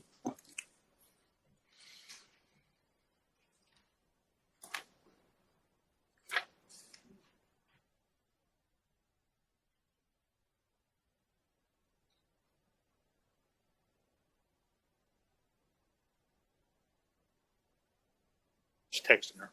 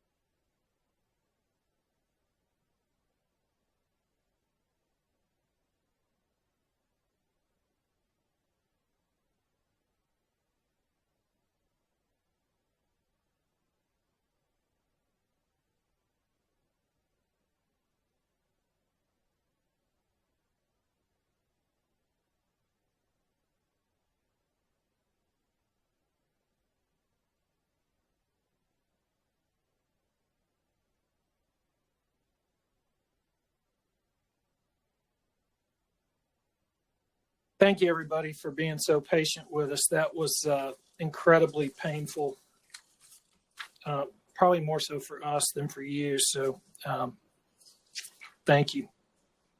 I am going to cover some highlights just real quick in case you didn't hear them earlier. In regards to each one of these cases, I'm going to read them off, and we do move quick, so follow along in the agenda. I'm going to ask if there's any opposition present. If you're here and you wish to speak in regards to the case and you're not the applicant and you want to talk, and I ask if there's opposition, please put your hand up so that I can see that you're here and we can make sure you're heard from. And then obviously, if you're the applicant, I'll ask if you're present, and if you are, please indicate by raising your hand. Applicant has 7 minutes. The opposition has 9 total.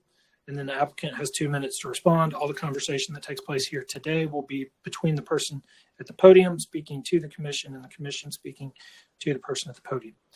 So with all that being said, we'll get started on the first case under new business, which is case 2021-0160. And this is 1510 Cache Canyon Road. And it's an application to rezone from R1 single family residential district to A1 agricultural district, and has a staff recommendation to approve. Is there any opposition present? Mr. Chairman, we have everybody in the room for the remainder of the cases. I do believe we have opposition. The next case is 2021-189, which is a STVR. With this, I think there's opposition to both of these. Okay. And you have in front of you letters of opposition as well as a petition. Okay. All right. And you indicated that you were here in opposition. Okay. And is the applicant present? All right. Mr. Schultz, floor is yours. This first request is a request to rezone from, it's actually case 2020-160, a request to rezone from R1 residential or single family residential district to A1 proposed use short-term vacation rental. But this is the rezoning part, as short-term vacation rentals are not permitted in the R1 zone in the county. So that's the need for the rezoning. It's 2.3 acres in size. It's one unit, which is existing single-family dwelling. And that's a density of 0.43. It's located at 1510 Cache Canyon Road, Lookout Valley. It is in the county. Here's a picture of the map showing you the county versus the city limits. Here's a view of the site from Cache Canyon. This is a view of the single-family home south of the site. And this is a view west of the site, which is a power line easement as well as a single-family dwelling. And this is a view east of the site, which is, again, a single-family dwelling. Everything around this property is R1. To the southeast, there's an R3 and R1. That's in the city of Chattanooga. Then to the north is RT1, but everything primarily is R1 in this location. There's no zoning history on this particular site. However, to the southeast, that R3, that's in the city, that was rezoned in 2013 from R1 to R3 for a short-term vacation rental. And then 1317, which is just off the map, was in the county. We did receive an application to rezone from R1 to A1 in 2018, but this case was withdrawn before it was acted on by the Planning Commission. Now, this property, again, is being used as a single-family detached dwelling. To the north is single-family detached dwellings, and to the south is single-family detached dwellings, and to the east of the site is single-family dwellings. The southeast, again, that's a single-family dwelling and a STVR, and to the west is vacant property. This is in the Lookout Valley Land Use Plan, which recommends low-density residential, which is primarily single-family dwellings with a density of 2 dwelling units an acre or less. This request to rezone is compatible with the Lookout Valley Area Plan. It is compatible with adjacent land uses and the development forms. The staff would recommend approve of the rezoning from R1 to A1. I'll go into the short-term vacation rental, same area, same request. The opposition, I did talk to opposition on Friday who presented the petition. I think their concerns as to on the map you see in front of you, the area in red is the property. Crossing this property to the southeast is an easement that goes back to these adjacent property owners. It's their only access to their property by way of this easement, even though some of it doesn't appear to be flag lots. There is an easement on this property. I think they have concerns. Here's a closer view of what that looks like. You can see that driveway / easement going back to their property. I think they have a concern that easement may be blocked at sometimes people coming to the short-term vacation rental in a fire truck or ambulance couldn't get back to their property. But I'll let them speak to that more on that. But STVR does have rules of what, it has to be existing single-family dwelling. It can be revoked. No signage. It cannot be rented out for weddings or business meetings or other such group events. No more than 5 sleeping rooms. The permit is not transferable. It is revocable. And so this request is compatible with the adopted Lookout Valley Land Use Plan. So staff recommend approval. So we have approval of the rezoning and approval of the STVR request for case 2020-60 and 2021-189. Thank you, Mr. Schultz. Any questions for staff before we hear from the applicant? All right, we'll hear from the applicant first.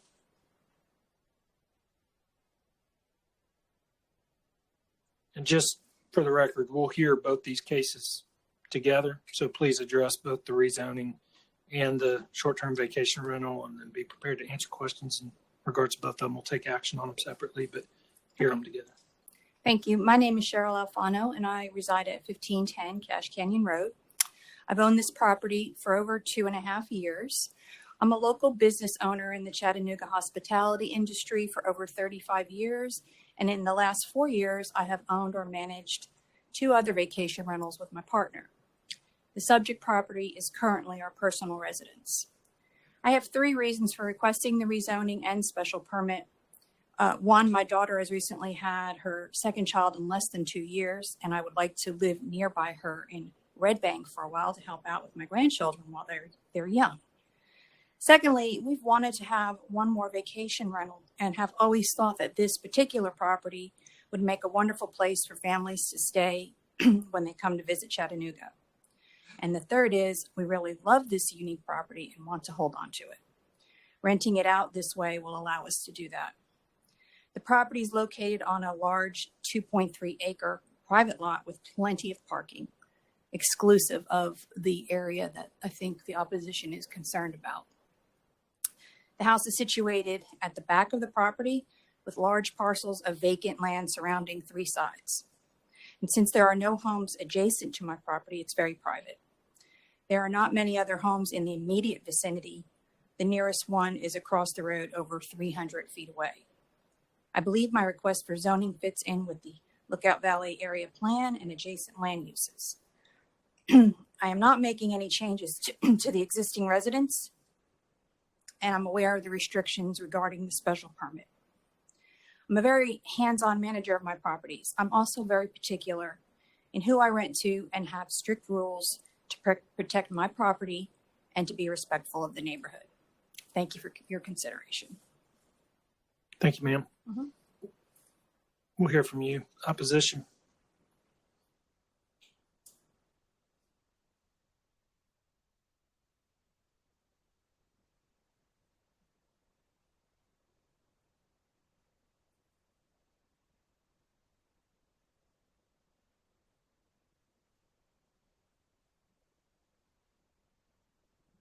So my name is Randy Johnson. I live at 3231 River Canyon Trail, which is a subdivision. Everyone there has at least 6 acres. We have 13 pieces of property and 11 homes on these pieces of property.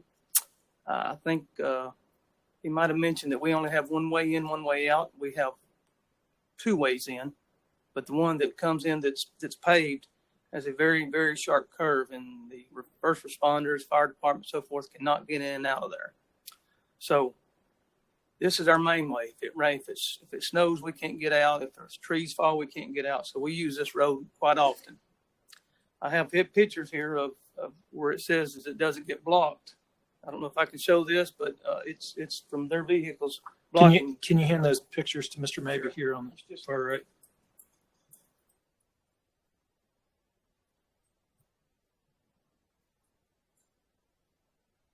So my main concern is the easement coming in and out, because I've lived there for 30 years, and we've never had any issues until this. But we have to use this road often, and going up and down this road is not the best road to use. We prefer not to use it, but when we do need to get in,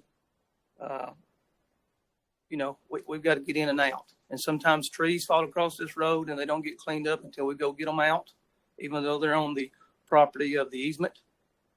So my main concern of being here is the easement. I would also like to say that the road that comes in to this area, everybody probably is aware of Cache Canyon Road, which comes off of Old Grady.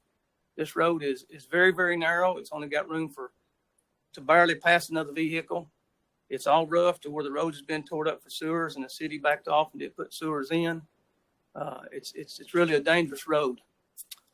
They also have a pond in front of this area. And another concern is if they have these many people staying in this house that these B&Bs have, is the septic tank going to hold it? Because we don't have sewers. Is this septic tank going to leak into this pond that goes into another pond across the road? Or is it going to be okay? I don't know. Is it been upgraded, or is it still a septic tank from years ago? So I did go out and get a petition. I think I probably got 15 or 20 people that live right there to sign it, that they're against this. And there again, the main reason we're against it is because of the easement. If something happened in there and we had to have a fire truck, we'd be in bad shape if it was blocked. I guess that's all I really have. Thank you, sir.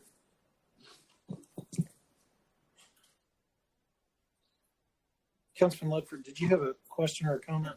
I did, and it's for staff, and then I think for opposition if they can hang out. But the biggest question I had was I did notice a pond in the front of the house. Is that pond protected with any kind of fencing, or just? No, it's only a couple feet deep. It's mainly a pond that's part of, I guess, drainage coming off of Elder Mountain.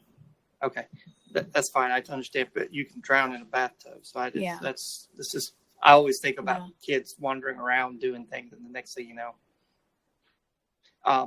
the picture the gentleman just gave to us, I took on my phone so I could see it. Is that a driveway or a mountain bike path?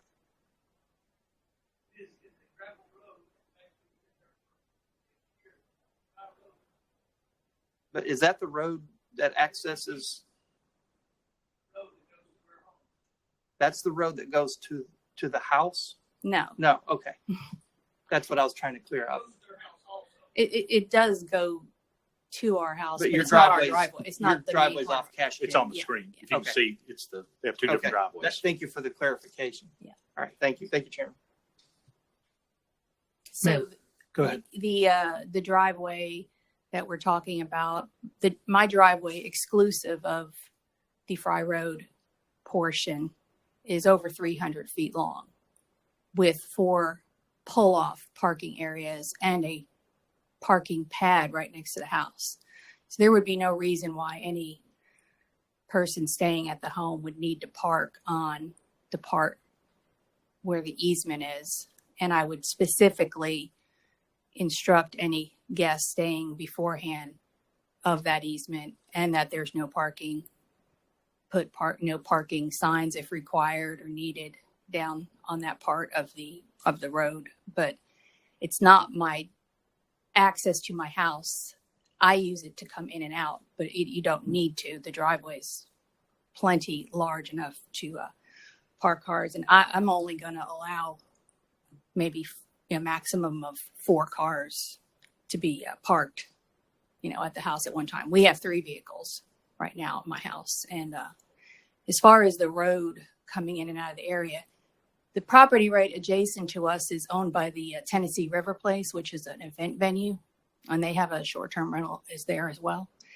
And there's large events out there all the time, every weekend during wedding season and whatnot. And I'm right there, so I've never seen any problems with people getting in and out of the area.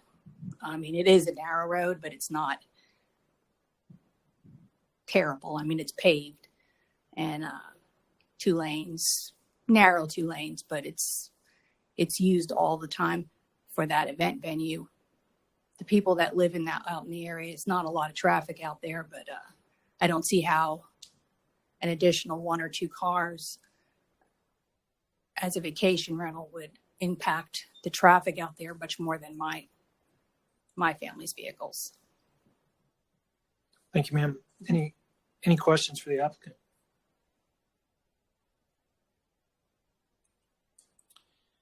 In regards to the first case, which is the rezoning from R1 to A1 with a staff recommendation to approve, what's the will of the commission? I'd make a motion to approve the zoning as appropriate for that area. We have a motion to approve, and it has been properly seconded. Any discussion? All in favor, please indicate by saying aye. Any opposed? Motion carries. And the next case is 2021-0189, and this is the special permit for the short-term vacation rental and has a staff recommendation to approve. What's the will of the commission? We have a motion to approve. Second. It has been properly seconded. Any discussion? I'll speak to my second. Just again, this is an appropriate permit for this area, but also the safeguards that are already in with this permit, and they're revocable. You can't anyway. I think the safeties are built in accordingly. Thank you. All in favor, please indicate by saying aye. Any opposed? Motion carries. All right, next case on the agenda is item 3 under new business, and it's case 2021-0161, and this is 1213, 1215. Looks like unaddressed parcels, and then East 13th Street, some property there. So it's an application to rezone from R3 residential zone to UGC urban general commercial zone, and has a staff recommendation to approve with conditions. Is there any opposition present? Is the applicant present?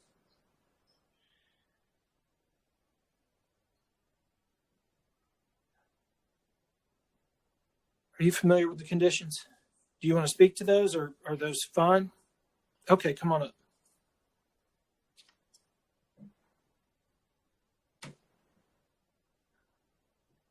Hi, my name is Caitlin Pilgrim. I'm with Craig Design Group. We are representing the developer of this project. So we are fine with the condition that it be residential use. Our proposal is that it's going to be 4 stories. The lowest floor is actually going to be parking. And then the 3 stories above are going to be a mix of 1-bedroom and 2-bedroom units. But as far as limiting the height to 3 stories, we are trying to acquire the use of the first floor as parking. So we would only have 3 stories for residential use, but the lower floor would be parking. I do know that there has been some UGC rezoning recently, and I know noted on the application was, or staff recommendation, were the 2 next to us as far as on 13th Street. One had residential as a condition on them, but as far as a height limit, there wasn't on the other 2. So I'm just requesting that that condition be removed.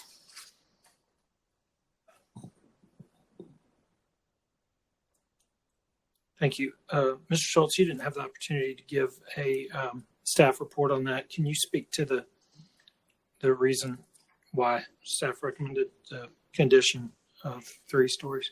Yes, I believe we were trying to protect behind this property is the National Cemetery. I think that was our thoughts, trying to add some protection to that National Cemetery behind that, and trying to limit the height to 3 stories. And we may have, I'm looking at the site plan, I'm not sure if it really did indicate 4 stories, but we may have missed that and said 3. But primarily we were looking at protecting that National Cemetery, which is directly behind this. Okay.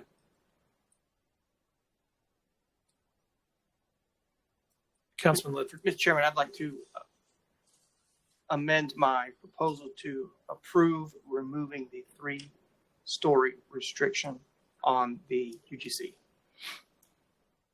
Okay, so we have a motion to approve with only one condition, which is residential use only. Is that seconded? Okay. I'm sure some of the folks next door may not care too much. Okay. Any discussion? Mr. Anderson. Apologies if this was already covered, Chair. Brian, can you tell me why the recommendation for only residential in a pretty urban area? because of the National Cemetery behind it, we don't want to have some of those, because UGC can have commercial uses. That's why we want to limit just to that use only. And if somebody wanted to come back, they'd have to lift that condition, do something more intense, because the National Cemetery is right behind this property as shown on the screen. And I think the land use plan recommended mixed residential? Urban residential place type. So we're going along with I'm going to get to it. Here is the most recent land use plan, which is the Historic River to Ridge Area 3 plan. It recommended urban residential. So following in line with the plan and the National Cemetery, we limited that to residential only. So offices on this parcel would, whether or not they see clients coming and going, offices would not meet the plan. Offices are allowed as a secondary use, but you have to be on A streets. This is not an A street, and corners, I believe. Okay. Can I ask the applicant how you feel about that?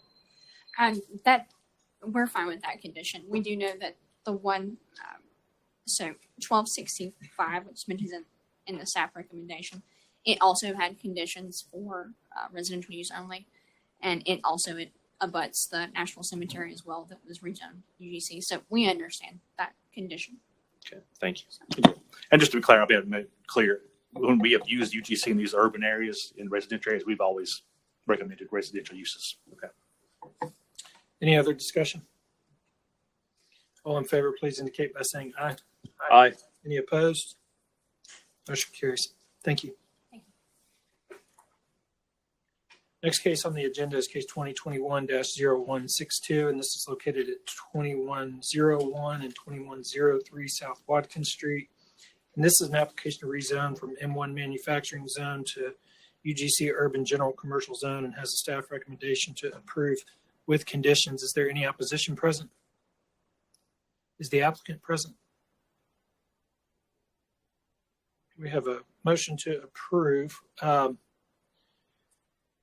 I just want to make sure we cover what those conditions are.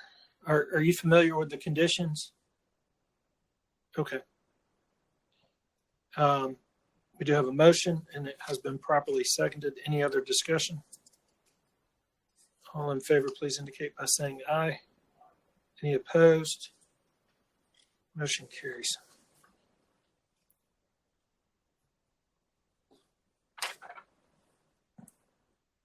Next case on the agenda is case 2021-0163, and it's located at 706 Miriam Street.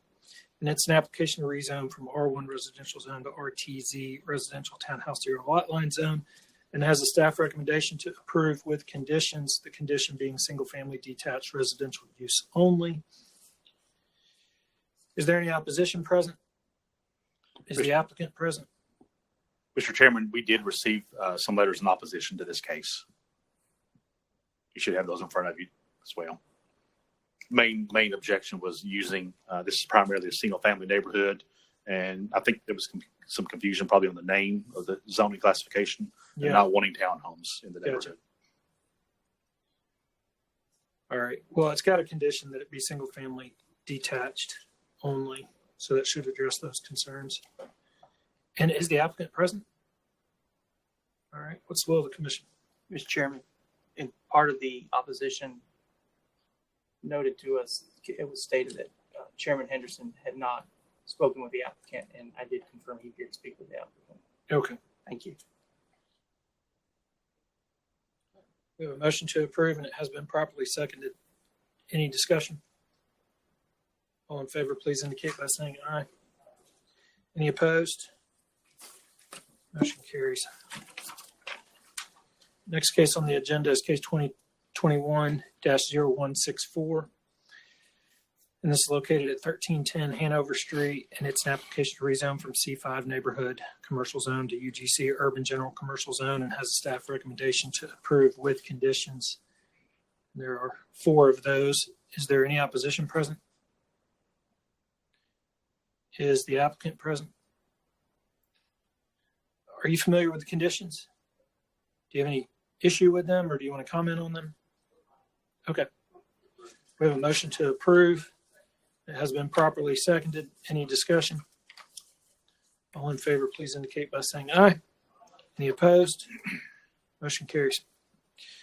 Next case on the agenda is mandatory referral 2021-0165, and this is located at 309 Tremont.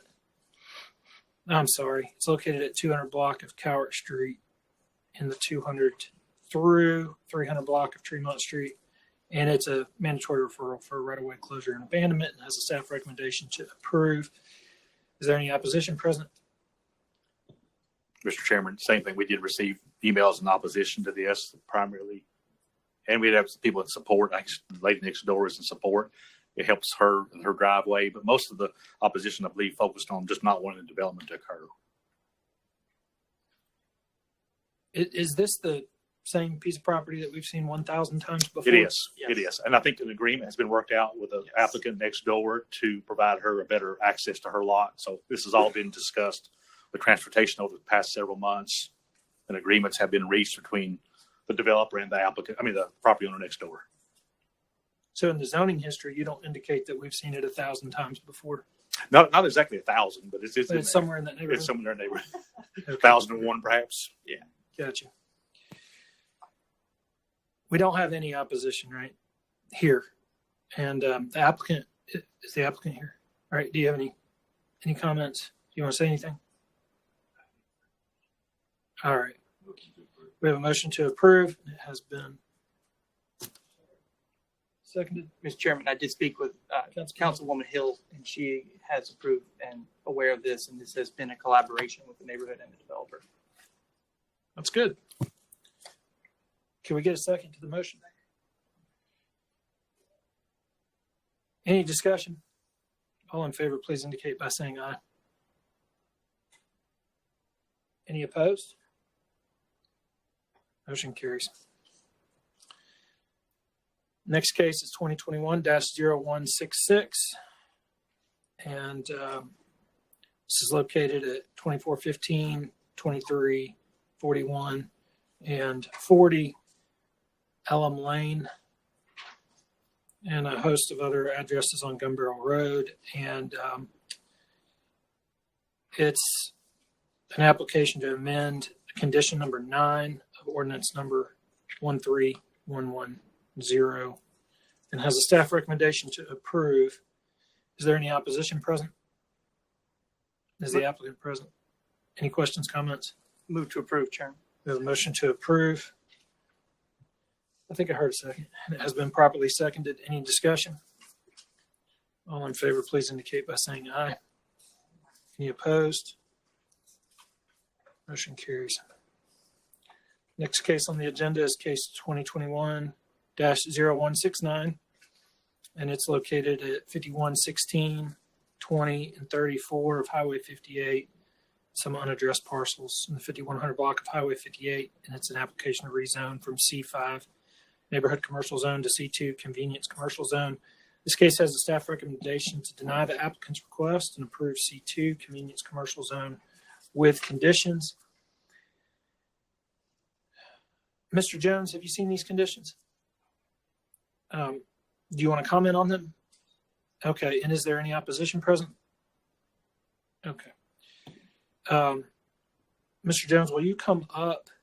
We'll hear from staff real quick on this case, if that's okay. Sure. This is case 2021-169. This is on Highway 58 to rezone C5 to C2 convenience commercial, proposed self-storage, boat, and car dealership. It's a little less than 9 acres in size. Here's the property in Highway 58. In the 5100 block of Highway 58, about 400 feet to the north of Swan Road, where it intersects with Highway 58. Here's a view of the site looking from Highway 58.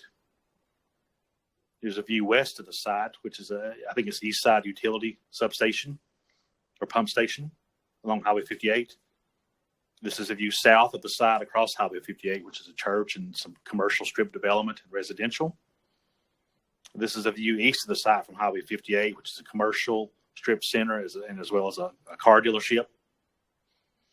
Has various zones in this area. You have C5 to the south is R1, to the east of the side is R1 and M1, which is Enterprise South. To the north across Highway 58, there's R4, C5, C2, R2. And then in the southwest along Highway 58, you do have C5 and C2, R2 and R4, just a wide range of zones this location. There is no zoning history actually there is zoning history on this piece of property. In 2016, this property was rezoned from R2 to C5. The applicant did apply for a portion of the site to be zoned M2, but that zone was denied and C5 was approved for the entire site. The adjacent property to the east was rezoned in 2004 to M1, which is the East Side Utility District. Then in 2002, this property is rezoned to C2 through a zoning study, which eliminated back then the C1 and C6 zones. This is a vacant piece of property. To the east is the utility, which is the East Side Utility. To the south is single family subdivision. To the west along Highway 58 is commercial. And then to the west across Highway 58 is single family, commercial, and institutional uses. This property is in the Highway 58 Community Land Use Plan, which recommends neighborhood commercial for this piece of property. It's intended for lower intensity retail, business and professional offices, which serve the neighborhood. Permitted uses include convenience grocery stores, drug stores, bakeries, delis, financial businesses, professional medical office, some of those smaller scale commercial uses. The C2 zone does allow these neighborhood zones, but also allows higher intense commercial uses, which may not be compatible with a single family neighborhood to the south of this site, which is Mimosa Circle. So we looked at compatibility of adjacent land uses. Again, this site is surrounded by vacant commercial zone land, single family zones to the south, single family residential to the south, I should state. So staff is recommending to deny the C2 part for the rear, but approve C2 for those properties up front, Highway 58, because the C2 uses could provide nuisances on those single family dwellings. One thing to note that Mimosa Circle sits higher than this site. So any conditions proposed on this C2 would not really alleviate some of those nuisance issues because of the topography of where the single family dwellings are located. So I have a picture. It doesn't really do it justice, if you will. This is a picture of the site. Just the top north, that's the single family subdivision we're talking about. That's a single family subdivision that sits higher. Here's a view from Highway 58, just showing you behind that tree line where those where those residential uses are. So compatibility with development form, this is primarily a one-story development form you find along Highway 58. Staff again recommends to keep the rear portion zone C5 and rezone the C2 for the front portion, as the C5 zone has a maximum building footprint of 5,000 square foot, and also uses are less intense. This would also set the precedent for future requests along Highway 58.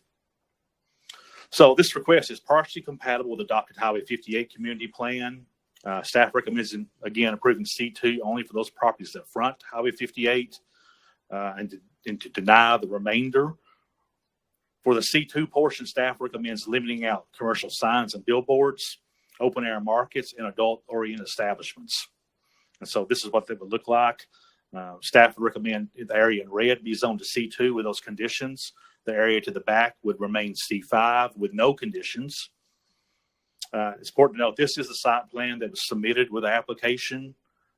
Again, it shows this whole site being developed with some type of commercial along Highway 58. And then as you go back into the triangle part of the property closer to the single family homes, that's where more of the intense uses are proposed. The applicant did submit a revised site plan today based on the environmental studies on the site. There's a wetland and a floodplain that comes through this property, which is shown on this revised site plan. So the applicant is cutting back some of those proposed uses on the triangle part of this property. And I'll let the applicant speak to that. But staff is recommending to deny the full request. Thank you, Mr. Schultz. Mr. Jones. Thank you, Brian. Alan Jones with Ace Engineering. So a couple comments. I don't think it sounds like staff's fine with the request for C2. That's along Highway 58, so we'll just kind of leave that one alone. And really just want to focus on the back piece. We did have environmental study commissions for the site, so we did end up having a stream on site plus wetlands. So we have revised our site plan. It actually pretty much reduced the amount of self-storage that we can put on this rear site by almost 50%. I did talk to the developer who's wanting to do the self-storage, and he can still make his pro forma work. by limiting the amount of disturbance and keeping with the smaller self-storage. As far as some of the comments from RPA, with C5 being a less intense use to C2 as a general comment, yes, I 100% agree with that. But self-storage is a really low intensive use. And so from a impact from as far as the amount of traffic and noise and that kind of thing coming to for self-storage, I think that kind of fits that neighborhood commercial use is just not allowed in C5. So, in my opinion, I think the self-storage use is a lot less intense. If you look at where the homes are situated on the site plan, I think on the rendering I showed a 30-foot landscape buffer. It's 100 feet from the house to where the first self-storage building is located. And there's a big topography change. And our goal is actually to leave the existing vegetation there because a lot of these trees are 40, 50, 60 feet tall. So the site, the visual site from the homes down to this lot, I think, you're not going to have a big visual impact that you would see.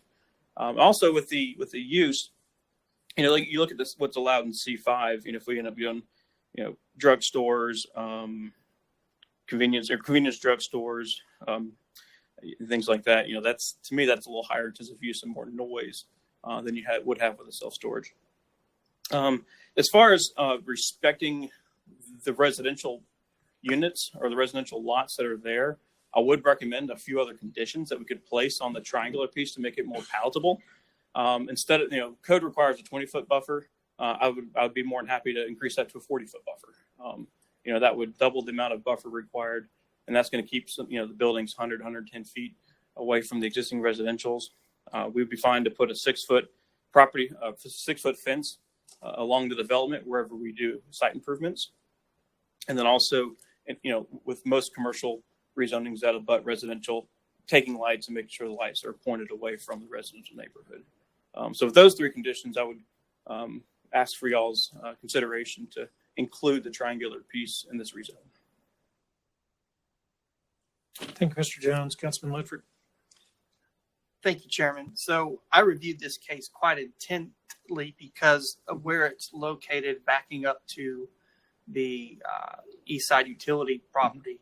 There's a road in the back of that called Patrol Road. I don't know if that's the name of it or how they just refer to it, but it backs up to nothing. And you're left with a tiny little sliver of land that really, when you say some of the more intense uses of C5, I agree with you because I would much rather see storage facilities. Now, you've hit 3 of my conditions, so I applaud you. That I thought I could and reduce the site plan, which I thought was a really good move. Would you be willing to limit access to the self-storage to help offset any nighttime activity that might cause a problem for the neighbors, like to 8 p.m.? Or is it 24-hour access? That's a tricky one. I've been working on self-storage for the past 7 or 8 years here in Chattanooga. And most operators, allow the facilities to be open 24/7. Now, the amount of traffic, at 2 o'clock in the morning is very, very minimal. But, for the folks that do work, during the day and or second shifts and need to be able to access their items, at night, I would hate to put that kind of limit condition because I just don't know the viability of a self-storage facility that's limited to their hours. Sure. Well, I applaud you for hitting 3 of my 4 with the fence through the neighbors, leaving the additional trees. Now, let's talk about topography for just a second. The height of the building you would build with the trees intact, you're not going to see that. No, because, the existing trees out there in that, like I said, in that 40 to 60 range. And plus the fence. Plus the fence, plus the fact that our site's lower than theirs. So that view shed, is pretty much blocked. And with with the buffer, we'll leave all the existing trees, and then we can supplement with the evergreen shrubs that the Type C or Type A landscape buffer requires. And the lighting you will direct away from neighbors to not create a nuisance. Which correct. And that's easy to do with LED lighting now. So. Well, I had to ask about the operating hours. You hit 3 out of my 4 on that, and plus reduced the entire footprint by 50%. So, I think I'd make a motion if there are no other comments, but I'll yield and see if there's any comments. Mr. Chairman, can staff? Yeah. On the 40-foot buffer, was that also, do you have additional language to that? Because all I got was a 40-foot buffer. Was that also keeping existing trees? I would phrase it as a 30-foot undisturbed landscape buffer, but it's a 40-foot landscape buffer with 30 of that being undisturbed. That gives us 10 feet of extra grading play. Yeah, the undisturbed, when I zeroed in on that Google, that undisturbed is really important. It absolutely is. Okay, and then there was another condition that staff had proposed on the front portion. Are you okay with the way that condition is worded? It was. Oh, the billboards, yeah, I'm fine with that. Yeah, those are fine. Maybe staff needs to clarify a little bit. I'm not, and maybe Karen, you can help this too. I'm not sure. On the commercial signs of billboards, I'm not sure. I think we're trying to say billboards because commercial signs may throw land development office off. If that's being used as commercial establishments and you want a sign up there, Right, property frontage or property signage would be appropriate. That's just for larger. Perhaps a motion could clarify that to just commercial billboards, Boards, I open think air so. markets, and adult-oriented establishments. Otherwise, the business wouldn't want to. Yeah. Build. All right, no other comments. Then, Mr. Chairman, I will make a motion to approve the entire site C2 with the conditions as discussed previously. We have a motion with conditions. It has been properly seconded. Any discussion? All in favor, please indicate by saying aye. And opposed? Motion carries. Thank you, Commissioner. Next case on the agenda is case 2021-0171, and it's located at 1601 Eucalyptus Drive, and this is a special permit for residential plan unit development. And then also case 2021-0170, which is located at 1601 Eucalyptus Drive as well. It has an abandonment for abandoned special permit for an approved residential plan unit development. So we're doing that thing where we get a new PUD and abandon the old PUD. We've Yes. been doing a lot of that lately. We are. Like. Well, I mean, before 2021, we never did one of those. we did. You just we didn't have as many as you think. Okay. Which is, well, I will tell you, staff is, we had talked about this a couple weeks ago to revise this to where you're no longer doing abandonments. It's more about a major modification or adjustment to the boundary. Gotcha. That opened up a lot of questions we got to resolve. So we'll be bringing something to you guys, hopefully next couple months with what that looks like. Okay. Both these cases have a staff recommendation to approve. Is there any opposition present? We have a motion to approve, and it has been properly seconded, and this is in regards to case 0171. Any discussion? All in favor, please indicate by saying aye. Aye. Any opposed? Motion carries. And in regards to case 0170, which is approving the new plan unit development, we have a motion to approve, and it has been properly seconded. Any discussion? All in favor, please indicate by saying aye. Aye. Any opposed? Motion carries. Thank you. Next case on the agenda is case 2021-0173, and this is located at 503 West 26th Street, and it's an application to rezone from M1 to UGC. And the staff recommendation is to approve with conditions. Is there any opposition present? Is the applicant present? Move to defer 30 days. We have a motion to defer 30 days. Is that in keeping with what you want? And it has been properly seconded. Any discussion? All in favor, please indicate by saying aye. Aye. Any opposed? Motion carries. Next case on the agenda is 2021-0174, and this is located at 1101 East Main Street and 1490 Top Street. And it's an application to rezone from M1 to UGC. And it has a staff recommendation to approve with conditions. Is there any opposition present? And is the applicant present? And any comments on the conditions? Move to approve the condition. We have a motion to approve with conditions, and it has been properly seconded. Any discussion?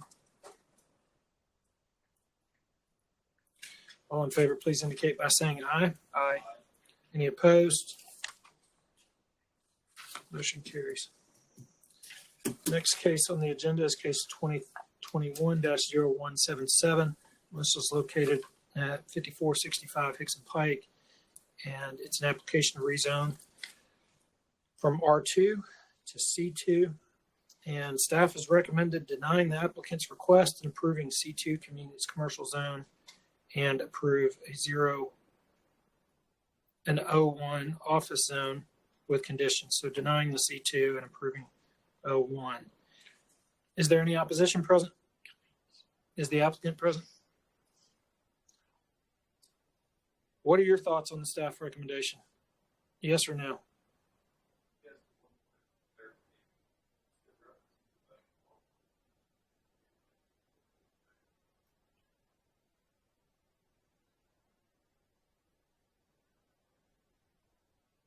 Should be the R2. Okay. That's an error in our part.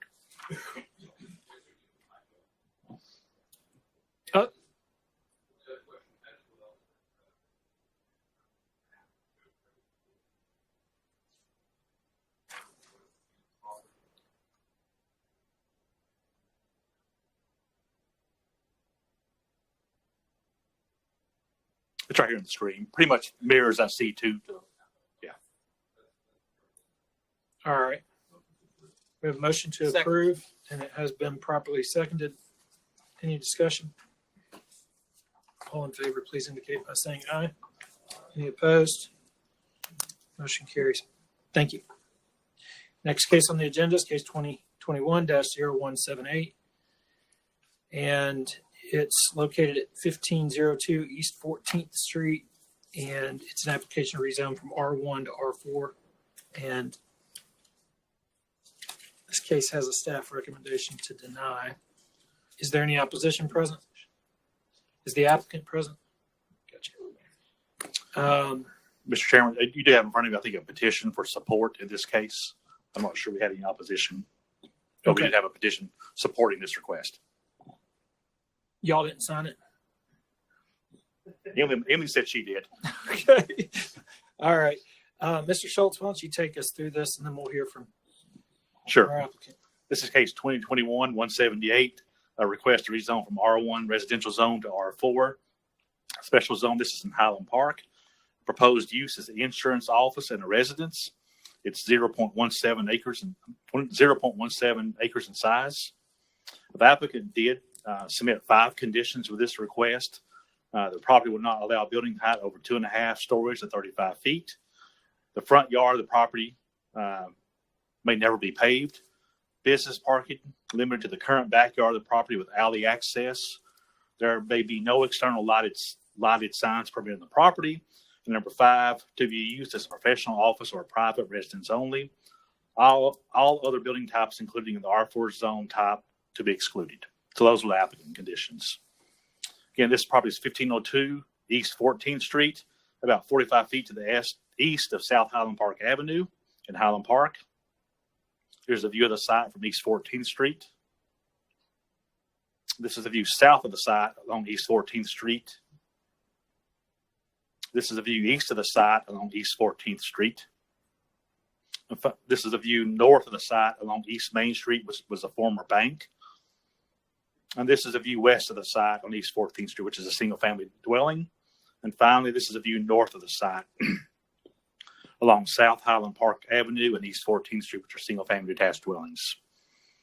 This is the current zoning map of the area. Everything on East 14th Street is R1 on the southern side. Once you go on the northern side, I do have RTZ and R1.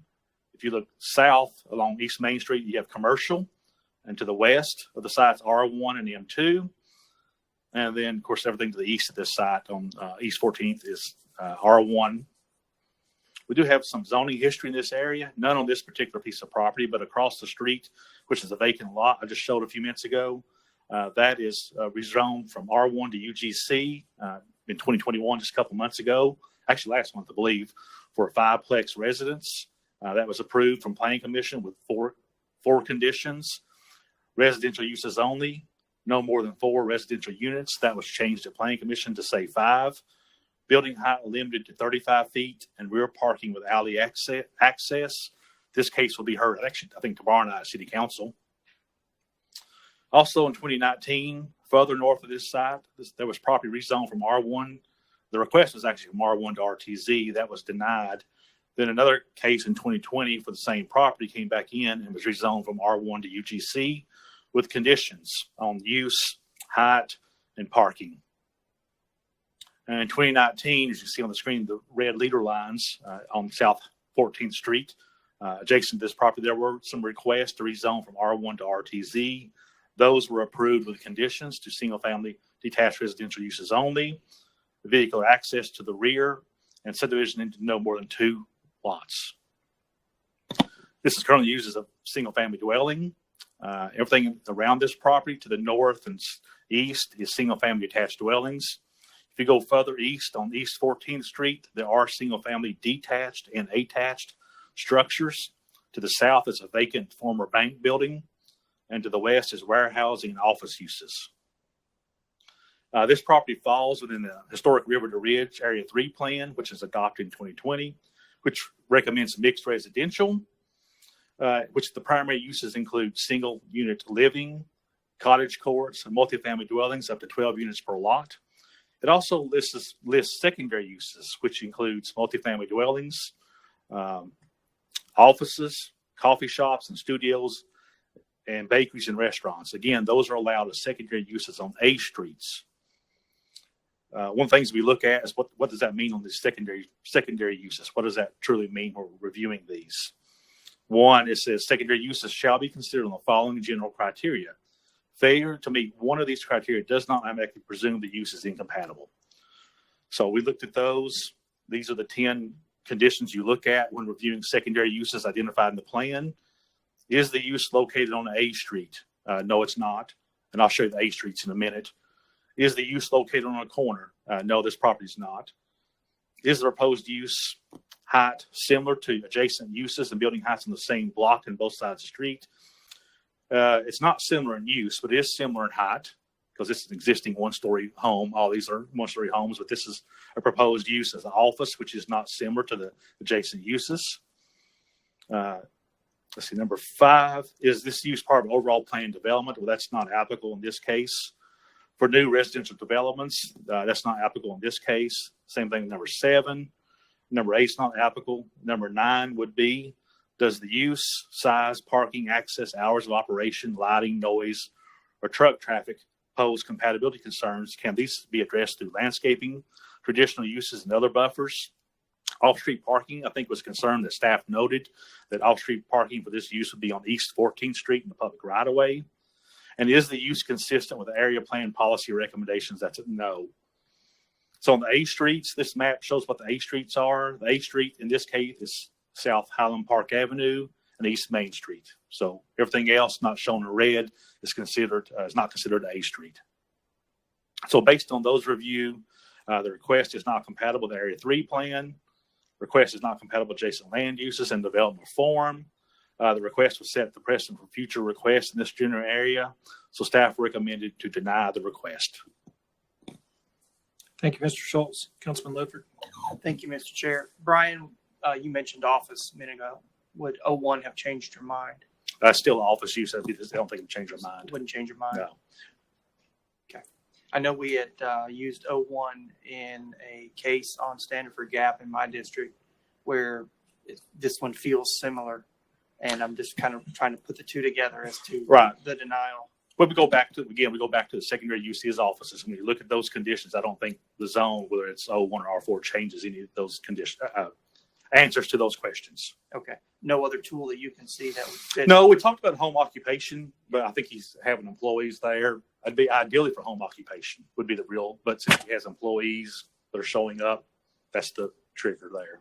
Okay. So very good. We talked about this for a long time in this case. Yeah. Thank you, Chairman. Thank you, Mr. Schultz. Any other questions for staff before we hear from the applicant? All right. Good afternoon, committee and RPA. My name is Hank DeHart. I'm the resident, Henry, on there, 1502 East 14th Street. Mr. Maybe if I could actually hand out, I've got a couple of handouts for you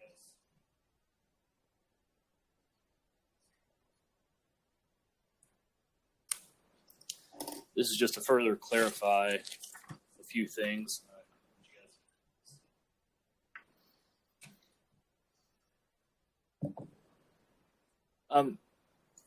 So a couple things. I first of all appreciate the time you guys did spend working on this one. This was one of those cases where we didn't really know what zone to go with. I use HK Architects to help me with the site plan. And I have a unique situation where I love this house. I adore it. I've been there about 7 years now, and we never want to get rid of it.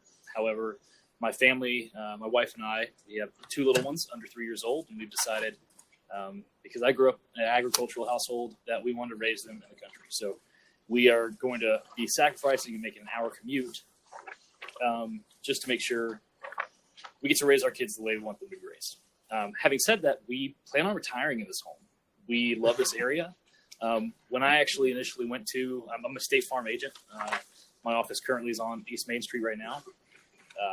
When we initially looked at the area that my office is in now, my corporate overlords at State Farm were like, "What are you thinking, man? Like, there's North Shore. Like, why would you go here?" And I said I wanted to be the Etzel on that side of town, and it's been very successful for us so far. Having said that, we don't really necessarily want to rent this home out to another family for the next 30 years. I'd like to be able to use it as my office and then eventually move into it. We don't feel like there'd be a huge disruption. I have roughly 2,000 clients right now, and we have about 10 actually come to our office per month. That's not per day, that's per month. Even pre-COVID, most of our work has gone to, over the phone or over the internet. So effectively what I've got now is 2 mortgages plus a rent payment that's exorbitant to be where I am. And I would like to continue to build equity in my home or this property by moving my office into it. I handed out a couple of things. We had a meeting with the Highland Park Neighborhood Association. Everybody was great. You'll see the signatures on the petition were from some of the key players in that and the neighborhood association, as well as all my direct neighbors. The lot to the east, I think, and I believe Lee Helena actually sent out an email to some of you guys this week as well, or last week. He owns the half lot to the east. That's actually not entirely R1. I think Emily and I spoke about that at one point. It's if you notice, it's that back half. If you're looking at 14th Street, is part of that parking lot for the bank. So there's I don't know if that's just been misused. Also, we feel like although it's not directly on an A street, if you actually look at the A street, if you don't mind going back to that one. We are effectively, because it's nearly impossible to build on that corner of Highland Park and Main Street, or Highland Park and 14. Down 14th Street on the next block, there's a plumbing supply store. So I mean, I can hit retail with a 9-iron from my front yard. So we feel like it fits the neighborhood. Our neighbors are all happy with it. It provides a local service. In my career so far here, I've employed 11 UTC students. I have 1 Lee University student currently that works remotely. I'll probably continue to hire remote workers. But as my contract with State Farm states, I have to have 1 employee in the house or in the office, and I have to have a shingle. So I'll be hanging a shingle there. There will be no big neon sign. So that also allows me to put more money. I don't really consider myself small business, more self-employed. Like eliminating the rent payment that I have, being able to put that into equity, it also gives me an opportunity to, this house will be paid off in 7 years, to continue to pour more money into sponsorships in the community, advertising in the community with keeping that money local, instead of just paying it to a landlord who spends time in Florida. So that's really all I have. Like I said, I know it doesn't exactly fit, and that's why we put conditions. I am welcome to any additional conditions. No dumpster, fine. I know that came up today. I know that's something that you guys are really trying to get away from, but I kind of have to work with the hand that was dealt. In terms of setting a precedent, I can't speak to hypothetical future zoning applications. I know I think my situation is a little bit unique, but this is my first time in this room, so that's all I've got. Any questions? Thank you. Are there any questions for the applicant? Mr. Anderson. Who owns those lots to the west there? Hank mentioned them, and he said he thinks they might not be buildable. I can tell you by looking at them, I think most of us can. I don't know how you could build anything on that with corner setbacks. That's Lee's. Yeah, that's Lee Helen's. Lee Helen. Okay. I think that one on the right on the corner, I think he sometimes parks a boat or maybe a car there occasionally. Okay. So Lee lets me, I cut the grass in my park. And he owns both of those lots? Because it looks like it's two. No, he just owns the one on 14. So it's the top one you're looking at there. He just owns that one. Who owns that one? I'm not sure of the bottom side. It's the guy who owns the bank. Okay. So that's parking. Yeah, across the street, Miles and Drew. I don't know if you actually know them. They and the other neighbors on top. It's basically the block's kind of party parking lot. There's the picture of the lot you're talking about, Mr. Anderson. Okay. And then across the street, this one here that's vacant. This was in front of the Planning Commission last month to go UGC with a 5-plex structure. You know it's vacant now. There will be like a 4 or 5-plex unit. He's going to 4, which love to sell him insurance. It sounds like you have an overwhelming amount of support from the immediate vicinity, and this is exactly the type of live, work, and density we're going towards as a city. If a motion is not inappropriate at this time, I would move to approve the applicant request with the 5 conditions that were self-selected. I'll second that if I can make a comment, Chairman. Councilman Ledford. Thank you. So what Commissioner Anderson just said was really important. We talk about this a lot at the city, and that is the flexibility in neighborhoods. Do you think you could, in your business, if it were to be located here, work within the neighborhood to help people with insurance needs and through education and through? So that's actually, yeah. Is that something that you planned on doing? That's something that I already do. He does it now. Okay, I great. live there now. A lot of what I've helped local community members do is help learn how to build equity. Yeah. Part of what I do is financial planning and financial services. Great. That's free. So I've done that with a lot of our neighbors. I have a pretty good rapport. Councilman Byrd, I've spoken with. He's excited about me moving into his district. And Councilman Coonrod, who I'm very close with, she's also excited about the opportunity it gives me to serve more people. By the way, those 10 folks that come into my office, most of them walk from Highland Park to Paylette to get $10 money. So I think it continues to serve my purpose, but also it actually gives me even more ability to serve the surrounding community. I think it's a great benefit to the community. So I support that second wholeheartedly. We have a motion that includes 5 conditions, and it has been properly seconded. Any discussion? Mr. Chair, may I ask a question on one of the conditions? The condition that says there may be no external lighted signs permitted on the property. Just making sure if we have a question, could you explain what that means to you? No neon sign. There's nothing like that. I do have to hang a shingle. State Farm actually offers us a one that we can purchase. It's for historic homes that are turned into offices. So that'll go on the side. I've looked at, if you know where my office now, I have about a 9-foot wide. They're individual aluminum cast letters that just say State Farm. Thought about putting those up on the side, but I'm not really sure if that's something that would fit the look. I don't plan on doing that. So I put that in there because that was a concern initially that when I spoke with with HK Architects and with Emily, we kind of talked about nobody wants to have a big bright red neon sign in their neighborhood. So that's not the plan. But obviously I've got to go through signing and all that as well if I get there. I just want to make sure that you're getting because so this says no external and like a lit sign, but you plan on having an external sign with some lighting, maybe like shining on it. There won't be any light shining. Okay, so just I don't even have it now. Yeah. so maybe and we can work on wordsmithing that. Maybe no, I don't know. I meant it as like a Yeah, like a lighted- pole sign or I mean, something. I We do have can- to have some kind of external. Hey, this is The home occupation definition has a sign requirement. We can use that in R3 or 4. That'd be the same type. It's a nameplate sign, if you will. I think we can pull it from Because there. right now it's somewhat written that you could not have an external sign or a lit sign, and I Thank don't you think for- that's yeah. the intent. Yeah, So yeah, we'll clarify that and send you email, see if that's what you're thinking on Yeah, the condition. just hanging the shingle, basically. That's what I'm. It says external. Great, thank you. Any other discussion? All in favor, please indicate by saying aye. Aye. Any opposed? Motion carries. Thank you, Chairman. Thank you. Next case on the agenda is case 2021-0179, and this is located at 12861 Newman Green Road, and it's a special permit for a single wide manufactured home. It has a staff recommendation to approve. Is there any opposition present? Yes. And is the applicant present? All right.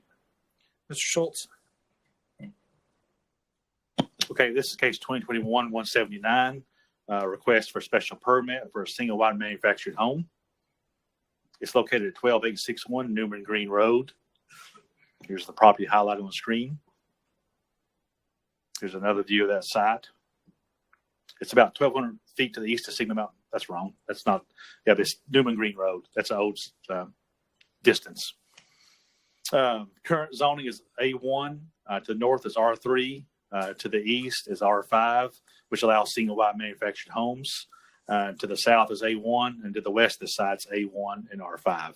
Again, this is not a rezoning request. This is a request for a special permit for single wide. There is no zoning history on this particular piece of property. However, back in 1991, there was a request to rezone 12939 Newman Road from A1 to R5 for single wide. That was approved. Same thing in 89. A similar request was approved from A1 to R5. Adjacent uses are single family, detached dwellings and single wide manufactured homes and vacant land. This is in the Hamilton County Comp Plan, which again recommends intensity levels, which is level 1 and 2. Level 1 is defined that are areas that are culturally or environmentally sensitive that should be protected or managed.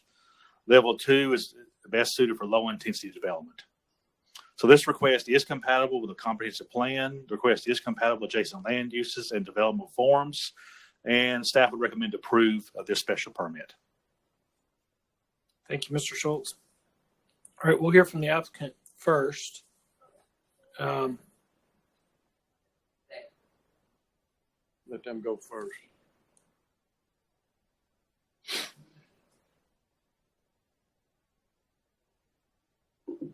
Good afternoon.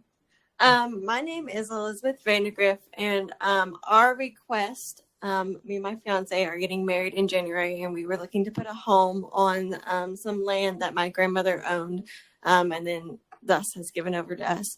And we were just requesting that we would be able to rezone that so that we can be able to put that single wide on that piece of land. That's great. Thank you. Are there any questions for the applicant? Congratulations on getting married. All right, you've got some opposition here. We want to hear from them, and then you'll have an opportunity to speak when they get finished. My name Bill Morgan. I bought a right of way that and I've got the paper here that they're 50-foot right of way, and I'd rather if you read it.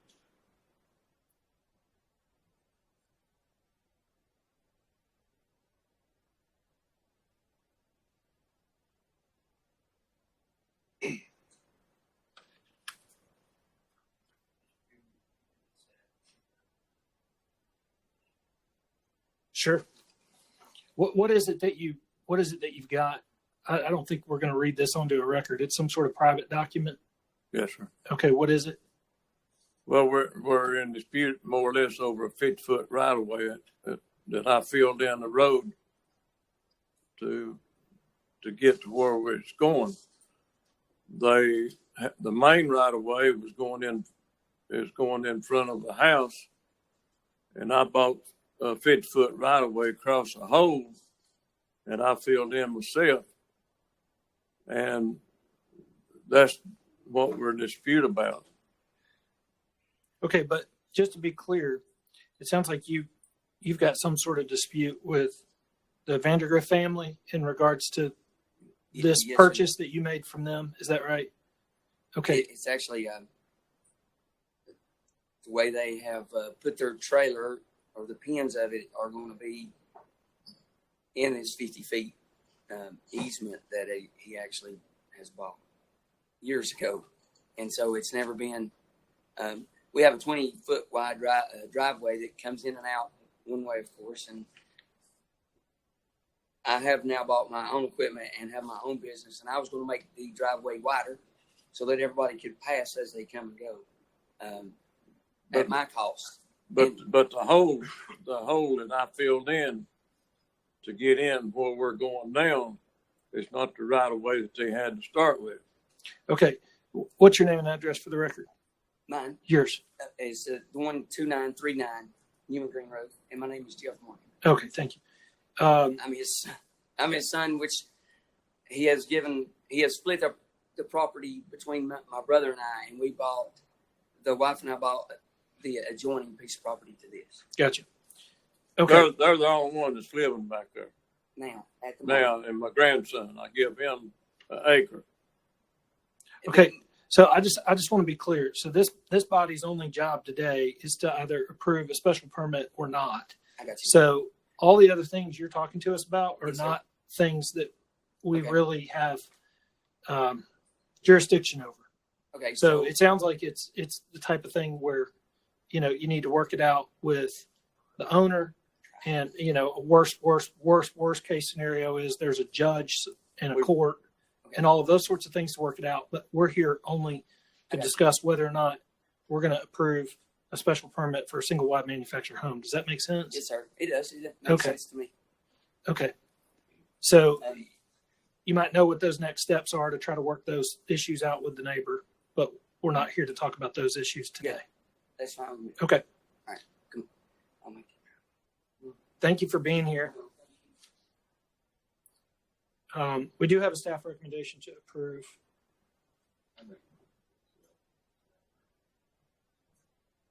We have a motion to approve, and it has been properly seconded. Any discussion? All in favor, please indicate by saying aye. Aye. Any opposed? Motion carries.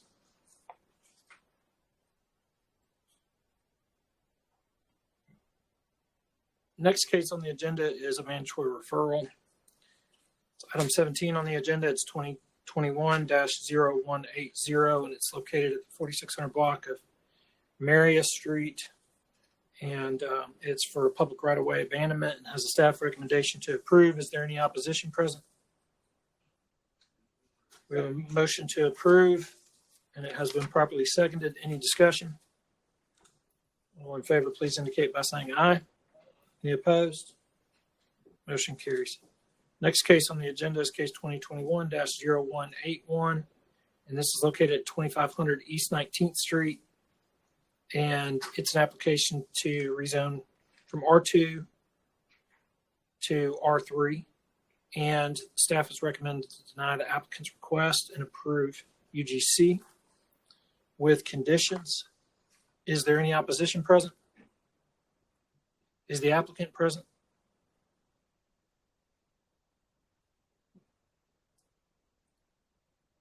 We're on item 18 on the agenda, case 2021-0181. Is the applicant present? All right. We have a staff recommendation here. What's the will of the commission?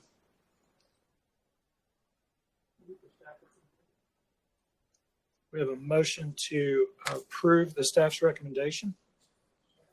And it has been properly seconded. Any discussion? Mr. Maybe. So I don't have any issue with the staff's recommendation here. I just wonder, if with the applicant not being here, if they would rather not have anything at all instead of, rezoning their property to something that they may not be aware of. Mr. Chairman, I will say that when we looked at this, the R3, based on lot size, he would not be able to put the triplex back into use based on lot size. That's why staff recommended to go UGC. That gives him more flexibility in having the ability to put the triplex back into use. Also met the recommendations of the land use plan. Our conditions were residential uses only and a max of 3 stories in height.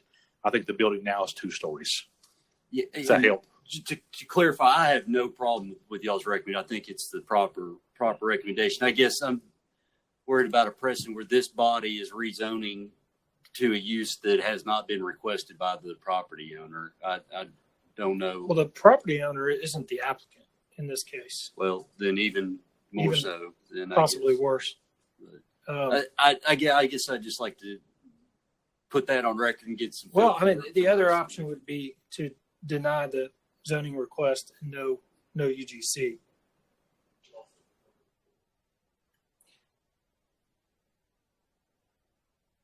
We could defer. I've heard we have a packed agenda, and it's not our fault that this applicant did not show up. And I'm pretty sure the applicant knew that the meeting was taking place, and, you know, and they can always reapply, right? They could not reapply for R3, but they could reapply for UGC.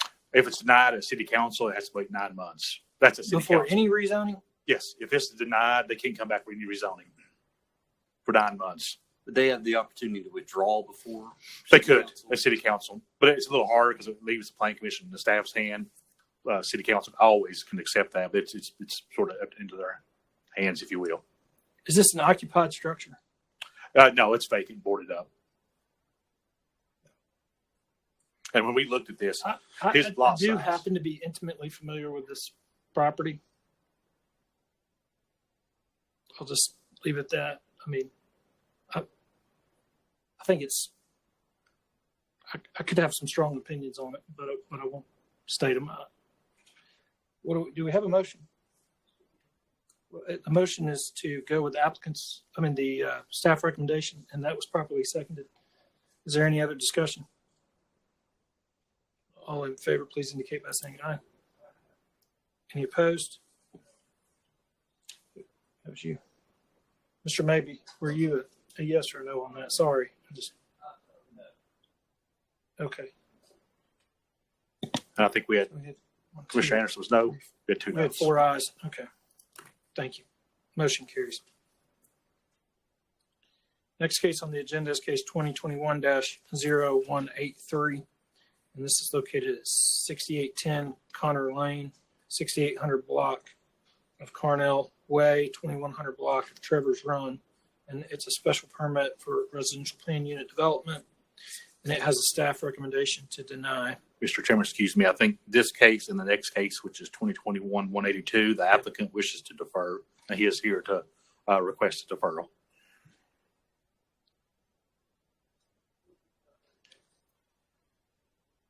We have a motion to defer for 30 days, and it has been properly seconded. Is there any opposition to this case here? None. All right. Any discussion? All in favor of the motion to defer for 30 days, say aye. Any opposed? Motion carries.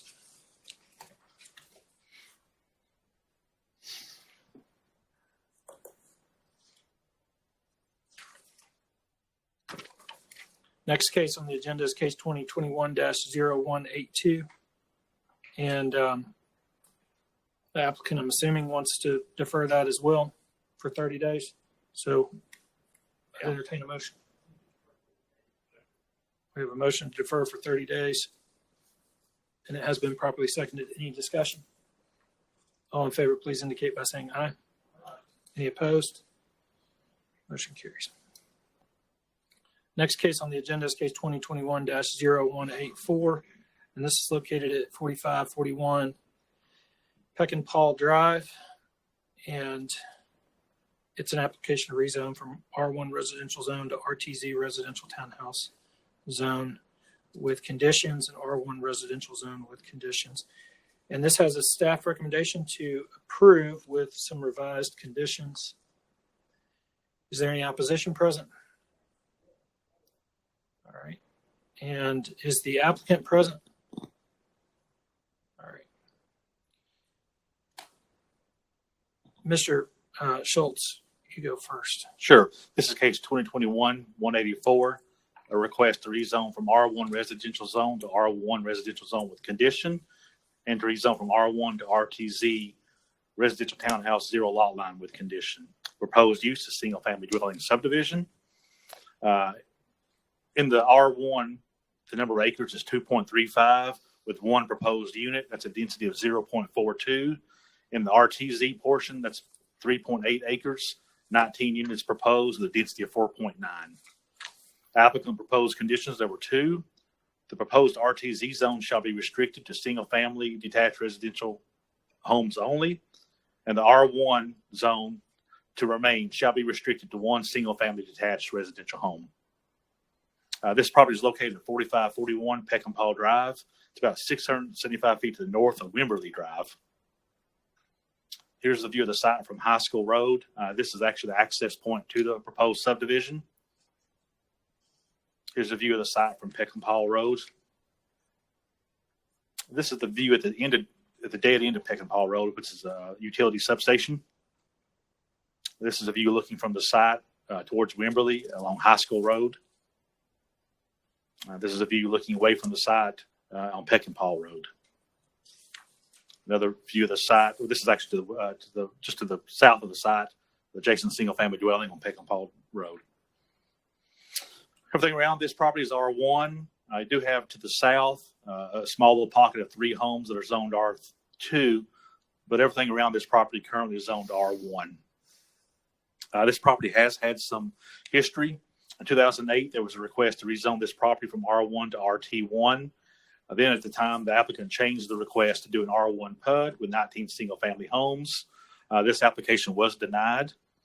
A preliminary subdivision plat was approved but not recorded to create 13 lots with overall density of 2.5 dwelling units, which also included a wetland area. That plat was never recorded. There was a final plat submitted. There is no RTZ zone property near this site.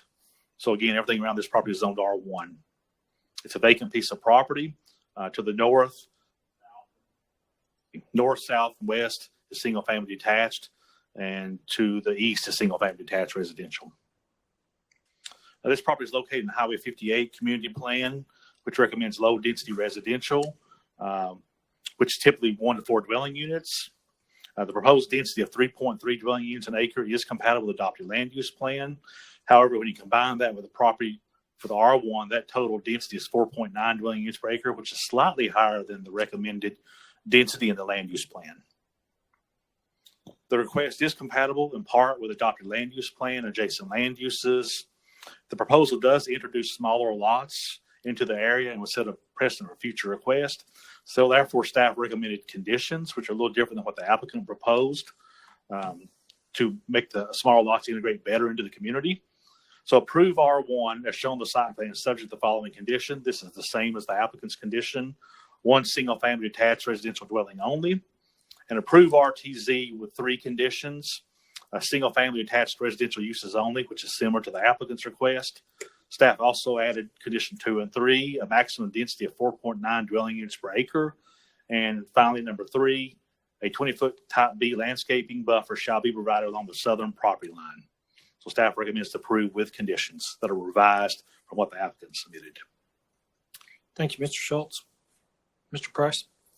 Yes, Mike Price, MAP Engineers. The request is for a single family development here, where we would be extending High School Drive and then ending it in a cul-de-sac. Brian, have you got the site plan you can pull up so everybody can see? Thank you.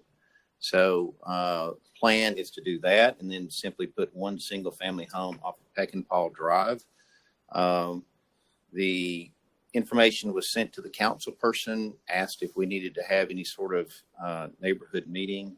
Honestly, one has not been had. I'd like to hear what the residents here maybe have concern, and maybe this might be one that would be deferred for a month and have a neighborhood meeting to find out maybe what concerns here are here.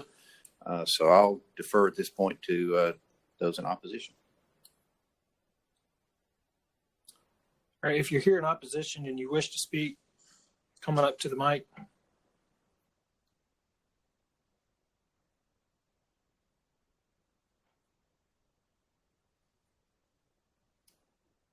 Hi, good afternoon. My name is Rhonda McPorter. I am one of the residents in the area.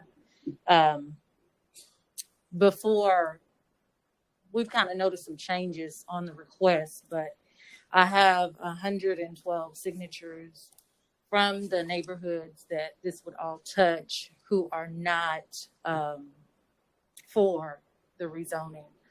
Of course, when we spoke initially, it was for more units. This is a little bit different than what we were aware of, but still, speaking to a lot of the residents this morning, they were still not in favor of that many units.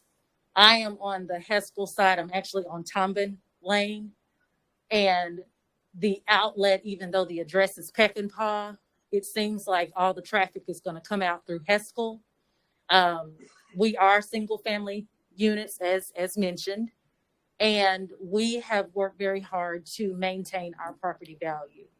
And we feel as though this would affect it, putting townhomes in the area versus the homes that are already there. We are concerned about all of the wildlife that currently is there in that area. I've been in the area for 47 years. There are raccoons, coyotes, deer. There's a lot in that particular area that will run them out into really basically, we don't know, because we have noticed an influx of that ever since Volkswagen has started building. We've seen a lot of animals that we've not necessarily seen before. And then our other concern is our community has a lot of retirees, and there's a few new homeowners as well.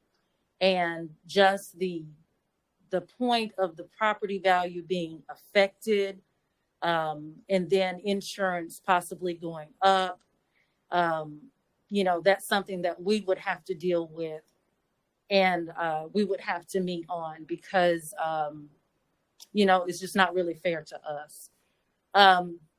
Where the proposed R1 is, on that side, which is the Peckinpah side, there is a pump station at the end of the street. On the other side of that land, it touches on Tricia Drive. Currently, Tricia Drive floods when it rains, and it's connected to this pump system that's not necessarily really, I guess, sufficient. And so that is a concern with some of the area there.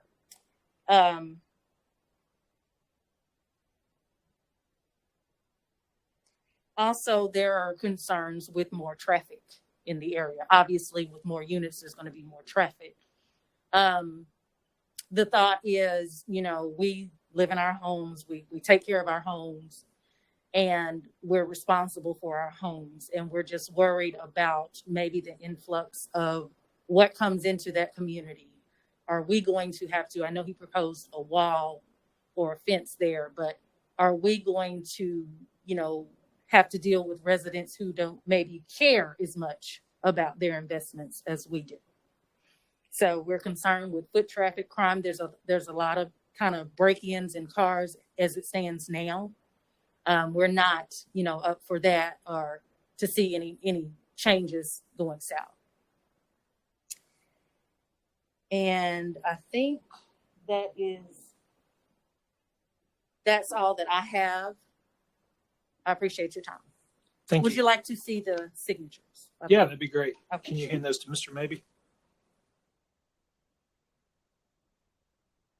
Thank you. My name is Cassandra Payne. I live at 4531 Tombin, where the cul-de-sac is going in, I live right on the side of Heskell, which is the corner lot. I am concerned mostly about the traffic. It's a very narrow street. It's one way in and one way out. Heskell runs down to a dead end, and so does Tombin.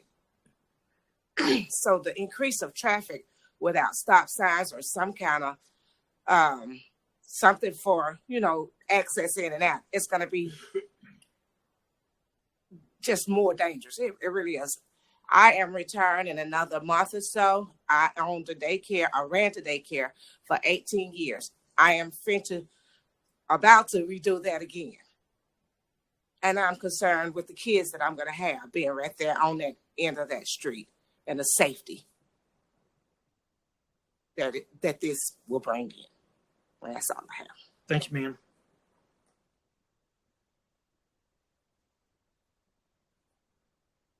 Hello, my name is Karen Collins, and I reside at 4522 Peckinpah Drive with my husband, my new husband. I'm concerned, I'm going to repeat a little bit of what the other resident has said, but I'm concerned on the Peckinpah end. I often ride my bike down that street, and just the greenery and the decimation of that space. I did not know that that was a pump station at the end, and so I am concerned and am asking if a study could be done around the decimation of that green space, along with a traffic study as well. I do come out of that street a lot, going down Peckinpah, and just our general neighborhood has a lot of density. And I think I heard that the density for this space was a little bit over maximum. And so I would really want us to do a density study to see, how that would affect the neighborhood. And I'm concerned about the other options, the other things that were said as well, but that's my main concern on that street. Thank you. Thank you, ma'am. Hey, my name is Molly Lancaster. I live at 4534 Peckinpah Drive, which is the last house on Peckinpah. You can see the red roof. So my lot is actually cornered on two sides. So yes, that's my house. So it actually is going to be proposed a house to the side and to the back. So I bought this property a year ago. I love the privacy, the quiet neighborhood, and I'm just very concerned that it's going to take all of my privacy away. All the extra, of course, I have the same concerns about traffic and, just more people being in the area and also the wildlife as well. But I think I'm in this unique situation, so I wanted to speak up because it's going to really be on two sides of my house. So that is my concern. Thank y'all. Thank you. Good afternoon. My name is Johnny Jones, and I live on Tomlin, 4529 Tomlin. I just recently retired early part of this year by the grace of God. I bought the house up there because of the neighborhood. It's quiet, it's pleasant. I lived there 2 years before I realized kids lived on my street. And if this is allowed to be built, these apartments, houses, townhouses, whatever they want to call them, it's going to literally be in my backyard. And what I mean by that, you can say my house, my deck is where that door at, and y'all is the woods behind my house. So that's literally in my back door. I won't feel comfortable about being single, living there by myself. Everything everybody else said about the traffic, the noise, and not knowing what people would be there, One of the conditions I would like, if y'all decide to pass it, is a big fence. So I won't be looking at them and they won't be looking at me sitting on my deck. I mean, a high fence or a high brick wall, so that maybe I can feel a little safe at night by being in my home by myself. But it'll literally be in my backyard if it's allowed to pass. Thank you. Thank you. All right, sir, I'm sorry. Time's up for the opposition. Yeah, we can. If you want to speak, go ahead. You've got an extra minute. I'm Michael Stevens, and I reside at 4519 Peckinpah. And one I was just reminded of about the flooding on Trisha Drive over there. But and as myself, I know Peckinpah, that's a very, very tight street. As you pass your neighbors coming by you at edges of mailboxes. That's a tight area over there. And I'm going through something with MS. My mom she's retired. And we have different vans. Sometimes we've had fire trucks come a lot. My mom falls and stuff a lot, and sometimes we have to have some help to get her going. And when something comes, the whole street is already blocked off. It's just not enough room over there to be expanding any kind of more vehicles coming through that area. But that's one of my main concerns there. And I know y'all push for time. You had a busy day, so I wrap it up with that. Okay. Well, thank you all for your comments. Mr. Price. So again, this is only a single family neighborhood, one house on Peck and Paul. The property, the value of the house is expected to be constructed should be in or above $300,000 each. But I would request a deferral so that we will have time to meet with the neighborhood and bring this back up next month.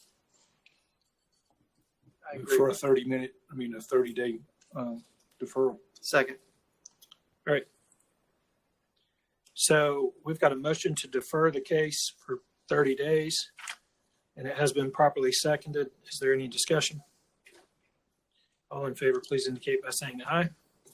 Aye. Aye. Any opposed? Motion carries. What that means is that what the applicant has requested is that we're going to hear this case again next month, and he's indicated that he'd like to meet with you folks and talk through what exactly his plans are, and we'll plan to take action on it next month. I think I might have said Mr. Chairman. next week, but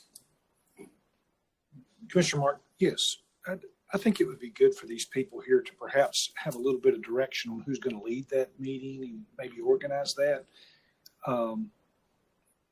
If that's possible, I would defer to Councilman Ledford as far as, I don't know who the city councilman is, but as far as getting them together. I was just about to. That's why I hit my light, Commissioner. Okay. Thank you very much. We're on the same page we're on- again. Again, that's becoming a habit. Mr. Price, you can get with Councilman Hester and make sure everybody in the area, you know the routine, correct? Yes, sir. Very good. Thank you very much. Ma'am, you've got a question?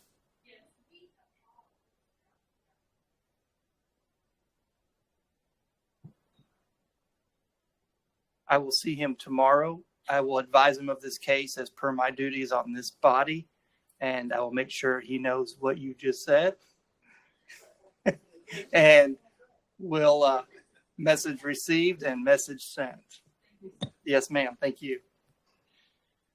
Next case on the agenda is it's item 22 on the agenda. It's case 2021-0185, and it's located at 9226 Amos Road, 6125, 6129, and 6135 Ottawa Georgetown Road.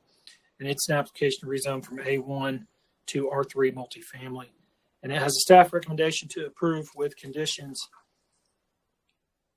Is there any opposition present? Okay. And is the applicant present? Mr. Price, well, I guess we'll go to Mr. Schultz first. Okay, this is 2021-185. A request to rezone from A1 Agriculture District to R3 multifamily. Proposed use is multifamily dwellings. Number of acres is 9.5. Number of proposed units is 144 with a density of 15.1 dwelling units per acre. This is out in Ottawa, off Ottawa Georgetown Road, Amos Road. It's actually 9226 Amos Road and 6125, 6129, and 6135 Ottawa Georgetown Road. It's about 2,100 feet to the north of Lee Highway. This is a site looking at it from Amos Road. Another view of the site from Amos Road. This is south of the site along Ottawa Georgetown Road. The apartments are just behind this tree line. This is a view looking south on Ottawa Georgetown Road. This is showing another view of some of the commercial development that's happening on Ottawa Georgetown Road, closer to Lee Highway. This property is currently zoned A1. To the north is A1. To the south is R3 and C2 and O1. To the west is A1 and M2. And to the east of this site, you see an O1 zone. That little triangle piece of property was before the Planning Commission last month to rezone that to O1. I think that goes to County Commission on Wednesday. It came from this body with a recommendation to approve with conditions. Here it is on the screen. You see those history of this property, adjacent property to this site. Also, 2015, the property located at 6143 Ottawa Georgetown Road was rezoned from A1 to O1. And then 2016, just a little further south of this property, this site was rezoned from A1 to C2, subject to conditions. And then 2012, just immediately south of this property was rezoned from A1 to R3 with conditions. So we had some zoning history in this area. This property is currently a single-family dwelling and vacant land. To the north is a church. To the west is a church. And if you go further west across the interstate, you have commercial and school. To the southeast side is multifamily. Further south is commercial. And then to the southeast is single family. That's Cambridge Square. And then to the east, you have single family and a golf course. This property is located in the White Oak Mountain Area 12 plan, which was adopted in 2019. The plan recommendation is mixed residential, and that typically includes its primary uses, single unit detached and attached, cottage courts, accessory dwelling units, and bed and breakfast. It also has secondary uses, which are apartment buildings over 12 units. So this use would be a secondary use as supported by the land use plan. This request is compatible with the Area 12 plan. It is compatible with adjacent land uses as you have apartments to the south.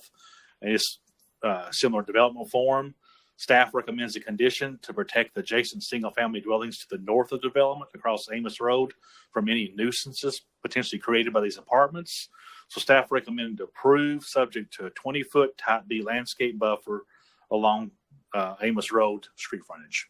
So staff recommends to approve with conditions or condition. Thank you, Mr. Schultz. Mr. Price.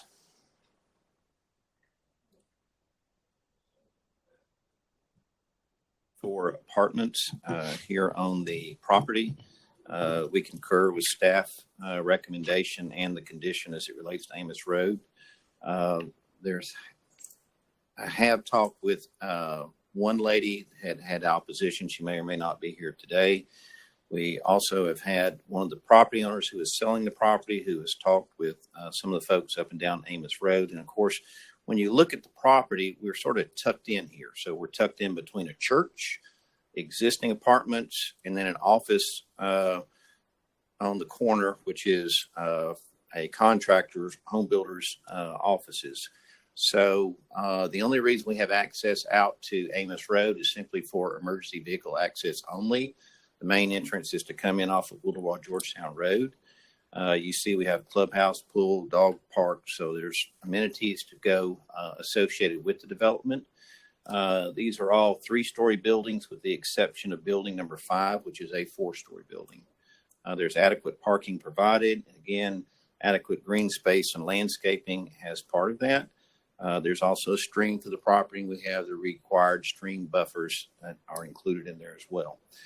So if there's any questions, be happy to answer them. But we believe this is an appropriate use given its location in the area and the fact that we do abut apartments that are just to the south of us. Thank you, Mr. Price. Are there any questions for the applicant before we hear from the opposition? All right. If you're here and you're in opposition and wish to speak, come on up to the mic. Hi there, my name is Amber Goins, and I own 2/3 of the property on Amos Road across from where this potential development is going to be. So obviously nobody wants an apartment complex and a parking lot directly across from their own property. Right now I have 2 quiet long-term neighbors that are across the street from me, and that's about to turn into 200 plus neighbors. So I'm not happy about that, and I won't know any of my neighbors anymore. I am concerned about the traffic situation already on Ottawa Georgetown Road. It's very congested, and I know that Mr. Price mentioned that the main entrance is not going to be on Amos Road. That's the emergency exit or back way in and out. But once the people realize that they can take that shortcut through Amos Road and to that church and miss all that traffic and having to wait in the turn lane to get where they want to go, if they were to take Ottawa Georgetown Road, more people are going to be using Amos Road. And there's already 2 churches there, but you failed to mention, I believe, that there's also a school at one of the churches. So there's there's traffic on Amos Road, and we really don't want any more people cutting through Amos Road to miss the traffic on Ooltewah Georgetown Road, because they fly through there and it's very dangerous. I also have concerns trying to rent out my properties here on this street while construction is going on, but I just, it's, you know, nobody wants to look at a parking lot. I do appreciate the buffer that you've the condition of the buffer being a little bit more with the landscaping. And I don't come here just to present my problems with your development, but I also wanted to offer a few solutions or other conditions that you might want to consider. One is that you also, at the applicant's expense, use a landscape buffer on my property too, so that there's even more of a noise reduction that could accomplish, and traffic, maybe you don't have to look at it even though it's going to be there. I'd also ask that the applicant allow my tenants, my future tenants, access to the dog park. I'm not really able to put a fence up on my property, and I'm dog friendly because I have field lines and septic tanks. And this would be a plus of having an apartment complex across the street that I could try to sell to my tenants in the future, that they might be able to access that for their pets. And lastly, since I don't know who my neighbors are going to be anymore, I could offer up my services as a property manager for this complex, and actually vet the people that would be moving in and out of this apartment complex, and have a little bit more reassurance that I'm getting good neighbors still. And if there's any questions, I'll let the other people speak. If not, Thank you, ma'am. thank you.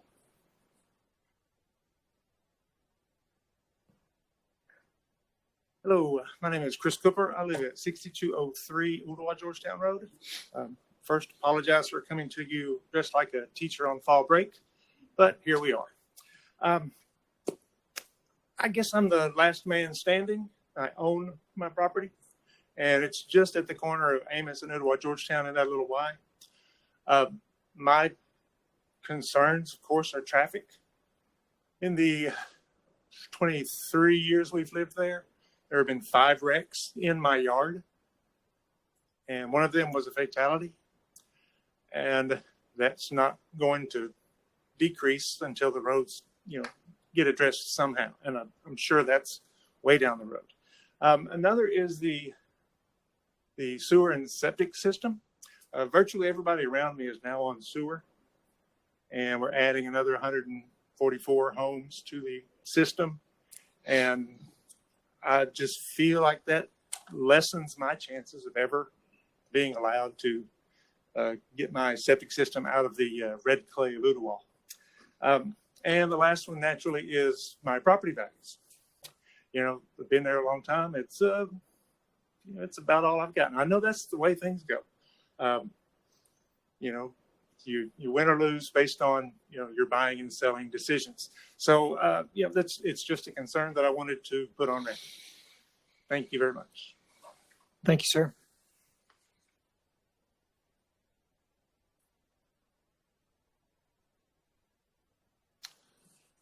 Good afternoon, everyone. My name is Kerry Davis. I'm the chairman of the board of trustees for Ooltewah United Methodist Church. We are the single biggest property owner adjacent to this property in question. We've had our primary concerns are traffic, pollution in the creek. There's a Blue Line Creek hadn't been brought up. It's Rogers Branch, and the buffer zone is proposed. So we're not totally against this. We know things move this way, but the density is pretty high, and the apartments have already caused problems on the traffic side. The shortest way to the freeway is through our church parking lot. We just finished a huge renovation, rebuilding of our parking lot, and we still have a couple $100,000 more to spend on the road. At the end of Amos to our church is a private road. We can close the gates and shut everybody off, but our pastor does not wish to close the gates. But we're getting no help on rebuilding the road. And we've gone through total rebuild. Anyway, we would suggest that the Amos Road curb cut not be approved to keep people off of Amos Road. We suggest they go out to Georgetown, Ottawa through the main road, put a signal there. If you've ever tried to come out of Amos and get on Ottawa to Georgetown, there are no breaks in the traffic anymore. You can't get out. You can come in. The people for that, the existing apartment complex, already cut through our parking lot down Amos because it's right. They can turn and make it work. We've put in speed bumps. We've slowed everybody down across our parking lot. We've had 2 near misses. We do have a preschool 2 days a week at our church, and the other church has a 5-day-a-week school. So Amos Road has got traffic on it, a good bit of it already, and it's not designed for heavy commercial traffic. And that is what has destroyed our private road. So I would really request that the traffic be stopped on Amos and do not approve that curb cut. I also would suggest somebody address the Little Georgetown traffic because they are cutting through our parking lot still. The last 10 years of our traffic has just been incredibly increased. So they could easily put a signal out there rather than spend $30,000 on a curb cut, spend $150 and put a signal in. It would save everybody a lot of trouble. The landscape buffer, people don't consider that we have an outdoor chapel in that little notch there that they have. And we have also a fire pit that's just been rebuilt by the Boy Scouts. And we like to avoid people using that facility without our permission. And we'd like to see a bigger buffer there. I don't know if you guys know, there's a blue line. I don't know if it's a blue line or not, but the creek flows 12 months a year. It's not a wet weather conveyance. It cuts through right there. We have a bridge built over it to get to our chapel. And we'd like that to stay private. And if we could get a fence and trees on their side, that it would stay in and grow in a wet weather condition, because it's very swampy through there. There's a flood area. So that would be our suggestion, is like a 6-foot fence, something that somebody can't hurdle, and some landscaping in the buffer, widen the buffer from 20 to maybe 30 feet, and plant some cypress or something that's conducive to that. The last thing is that we'd like oil water separators, trash separators, put on their storm system for the pond discharges, so that there is no oil contaminants getting into the creek. No siltation, being maintained, so the discharge is protected. Thank you, sir. Thank you. Commissioner Martin? Yeah, I'm curious. I'm seeing 2 churches, and I'm not familiar with which one is your church. Is yours We're the one? closest to the freeway. We're on the west side. You're the own one west closest side. to the yellow line right there. That's your church there. We're closest to the freeway. We're on the freeway, and we own the property in the notch, Okay. and all the way down that easement right there to the freeway. That if you extended Amos Road up the way there. Okay. So, and you had made this statement that people were going through your parking lot, but your pastor didn't want to stop the road, but you Well, I've wanted asked some him help point with the blank. road. So which one is it? Do you want help with the road, or do you want your pastor to stop people on the road? We want the traffic reduced. We don't want to stop it. But is it your private road? The It is church a private owns? road. The Amos Road stops right where your pointer is there. Okay. But so that's a private, that's a private privately owned road. So government's not going to get involved. No, they're not. Right. Okay. I It's just only want- county. There's a power station in there. Right. It's an easement. And then I guess my next question for Mr. Price, when you said that was a secondary on Amos Road entrance, can you describe what you mean by that? I mean, is that one like when I return my rental car, I better not back up because I'm going to put holes in my tires? How do you make that secondary or an emergency entrance as opposed to what this young lady said? You know, folks find the way through. They're going to do that. Elaborate on that for me. So one that is a 20-foot wide, which sort of discourages, versus a 30-foot wide drive, which is plenty and ample room. So it's really minimized to try to, again, let just emergency vehicles come in. It's also gated. So it's not intended for it to be open every day in use, but only for emergency vehicles in the event that they need to come through here. So we don't really see vehicles using this at all coming in and out of here unless for some reason we're blocked coming out of our current proposed entrance on Ooltewah Georgetown Road. So if it's gated and it's for emergency, how does that work? I mean, if they need to get in there, do they just ram the gate? Does everybody have a key? How's that work? They can, but fortunately they don't now. We have what are called Knox boxes. So the emergency responders, it emits a signal from their vehicles and it just causes the gate to flip right open or open up and they come right on in through. So the people that are residents in there, Don't have there's only one way in and out for them, and that's Ooltewah Georgetown Road. Correct. But the only way that that road is really accessed is by emergency vehicle. So it's to say it's a secondary entrance is really It's a secondary entrance in the true definition of the term. right, but it's only for emergency personnel. Or in the event that you, for instance, say you had road work needing to take place at the main entrance and it's shut down where people can't cross because there's a water leak or something along those lines where they have to work on that, then you can open this up and then that becomes for a day or two the primary. So that if the property manager and this lady was asking for the job, they would have the access to open that door up and They would. and they would be the only one. Correct. So Okay. for instance, if you had a tornado that came through recently, if you had a tornado, the entrance is shut down. This is a secondary access. So again, just emergency situations only is what that's intended to be for. Thank you. All right, Mr. Price, you've actually got a few minutes to respond to opposition. Okay, so thank you. So we'll be happy to install a 5-foot coated vinyl coated chain link fence around the church property. We don't really want to see any of our residents coming into the property that's owned by the church, especially that area down there that you refer to. I'm actually familiar with that, having done work for the church in years past. So I've been down in there. Our plan does take into account the fact that there is a creek and we've got the appropriate buffer zones. We've also got appropriate detention and retention ponds shown. And it's not a zoning issue, but we do meet the county's requirements or will as it relates to providing 80% total suspended solids removals for the pollutants post-construction, during construction. So we'll be able to handle those. As it relates to a traffic signal at Amos Road, I just don't see that that's in the offering, that we have that ability to do that. I recognize that there is quite a bit of traffic on Ooltewah Georgetown Road, but those are issues beyond our control or ability to be able to address.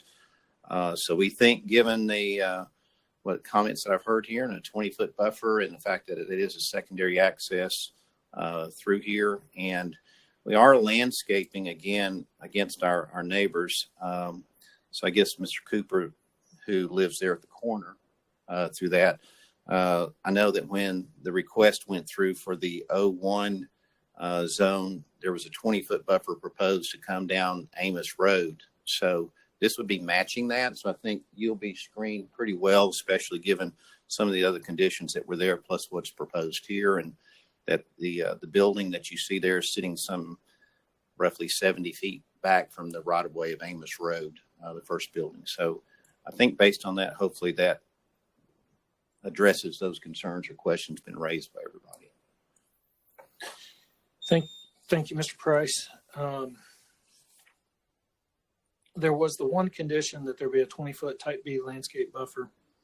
And I think you said that was fine. Yes, sir. Along Amos Road. And then did you want to propose adding the condition that there be a vinyl coated chain link fence Along the property owned by Ooltewah United Methodist Church? Yes, sir. Okay. Any other conditions that I missed that you were wanting to add? Not that I can think of, no, sir. Okay. Any questions? Chairman? Yeah. I move approval. We have a motion to approve. It has been properly seconded.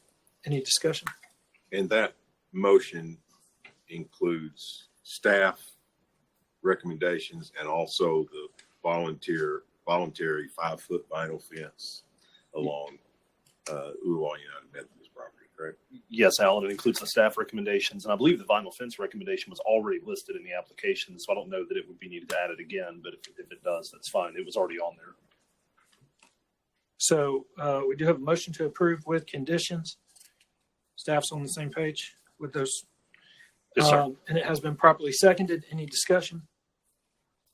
All in favor, please indicate by saying aye. Aye. Any opposed? Motion carries.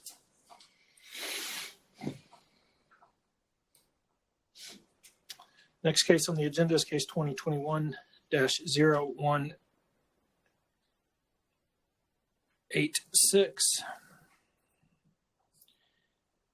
And it's located at 6420, 6418 Shalford Road and 2997 Edgemond Forest Lane. And it's an application to rezone from R1 residential zone to R3 residential with conditions. And there's 6 conditions listed here. Is there any opposition present? And is the applicant present? All right. Mr. Schultz. Yes, this is case 2021-186, a request to rezone from R1 residential zone to R3 residential zone with conditions for proposed multifamily dwellings. Proposed zoning acreage is 2.1. This is the extension of existing apartment complex. Look at total acreage is 7.7. Total number of units is 116, and total density is 15.1. Applicant did provide 5 conditions. All habitable buildings shall be set back a minimum of 40 feet from all exterior boundaries which adjoin R1 residential properties. All paved parking areas shall be no closer than 25 feet from all currently zoned R1 properties. Compactor and or dumpster shall be located no closer than 80 feet to any adjoining R1 zone properties. Garbage pickup limited to the hours of 8 to 7.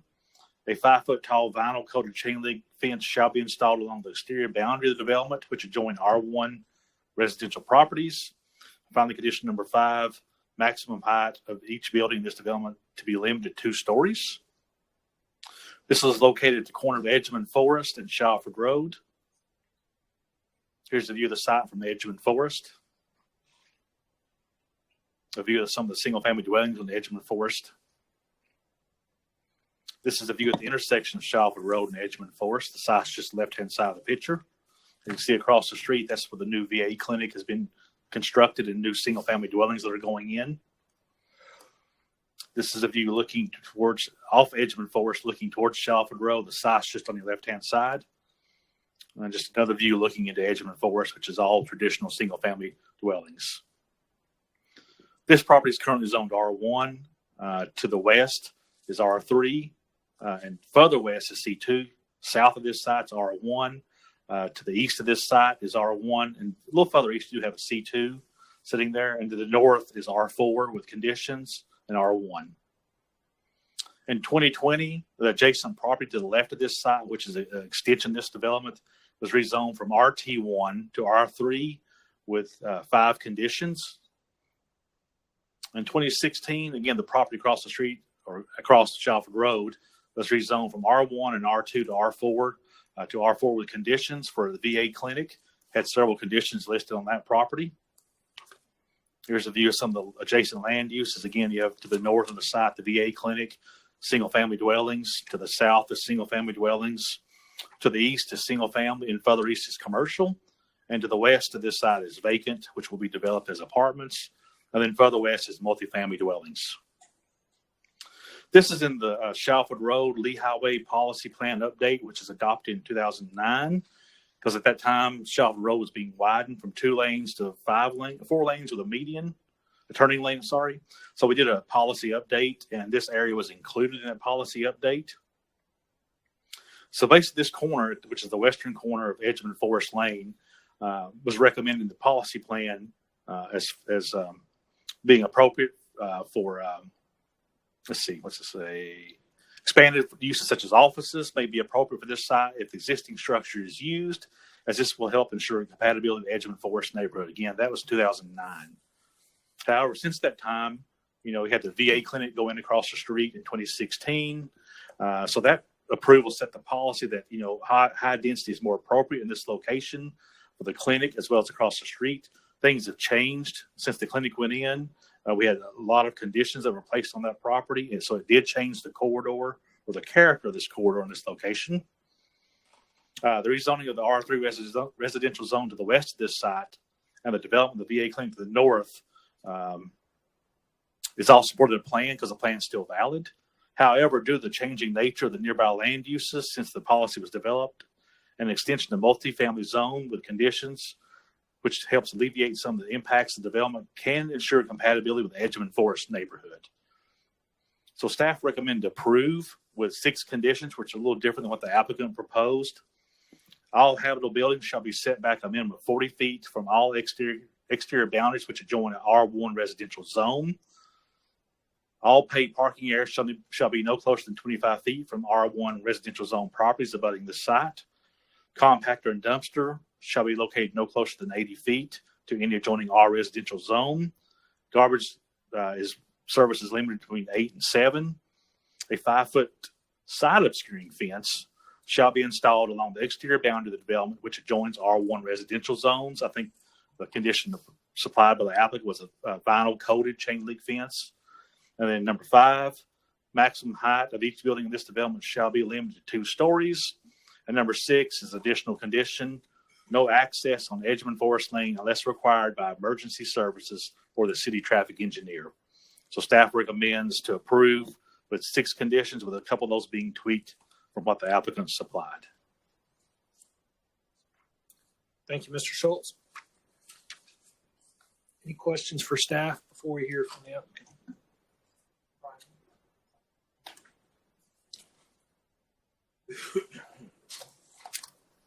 Mr. Anderson, did you have a question? Okay. Councilman Ledford? Okay. Mr. Price?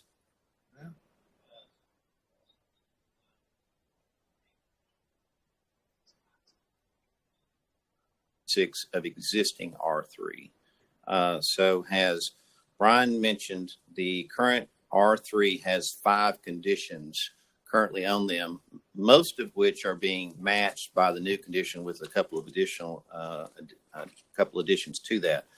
Let me point out that one of the conditions that we were limited to with the current R3 zone had buildings in here that were actually 3 stories in height on the previous plan. All these buildings now are proposed to be only 2 stories in height.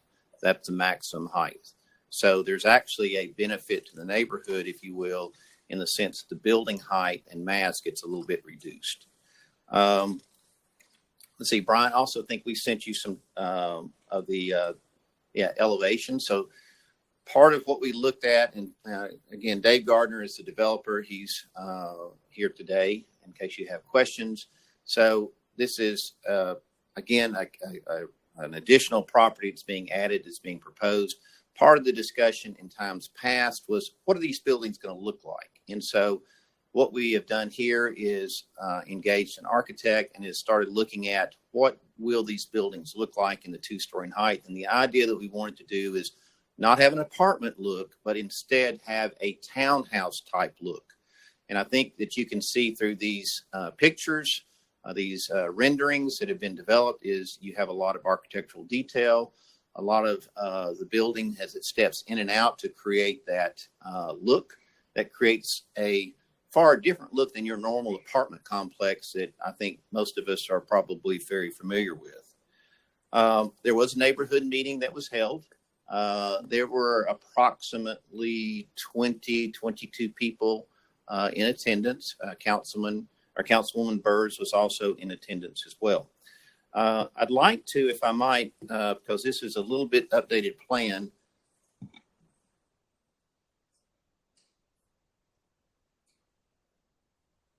I didn't get that to Brian in time to be able to put it on the screen, but what I want you to look at on here is this shows the relationship of the existing homes in Edgeman Forest as it relates to the proposed buildings, so that you get an idea of where we are in relationship to the other homes. Now, you'll see this little appendage that sort of sticks out on the screen. There's an existing single-family home that is purchased as part of this development, but it's to remain single-family.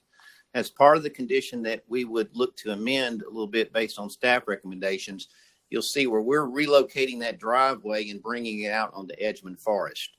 We need to have that ability to have that driveway so it doesn't continue as it does now all the way out to Shallowford Road through there. We actually then came up with some other additional conditions as it related coming out of the meeting. I'm going to just read these 3 off. The developer shall construct an entrance sign to Edgemond Forest subdivision located at the intersection of Edgemond Forest Lane and Shalford Road, and grant a permanent easement to the neighborhood to be able to maintain the entrance area moving forward. So part of the discussion that we had in that meeting is, and you'll see it on the plan that I have passed out to you, is it shows here's where the entrance sign would be located, actually on this property. I would subdivide it out and give it to the neighborhood, but I don't know that I can legally create that lot and do that. And so if I can't, then the best way for me to do is just simply give a permanent easement. If we can dedicate the land to the HOA, we'll be happy to do that. But for now, I'm at least showing it as an easement. The second thing that we had here is that a 20-foot type D buffer shall be provided along the perimeter of the development abutting R1 property. Said landscaping buffers to be generally depicted as on the site plan dated October 8, 2021.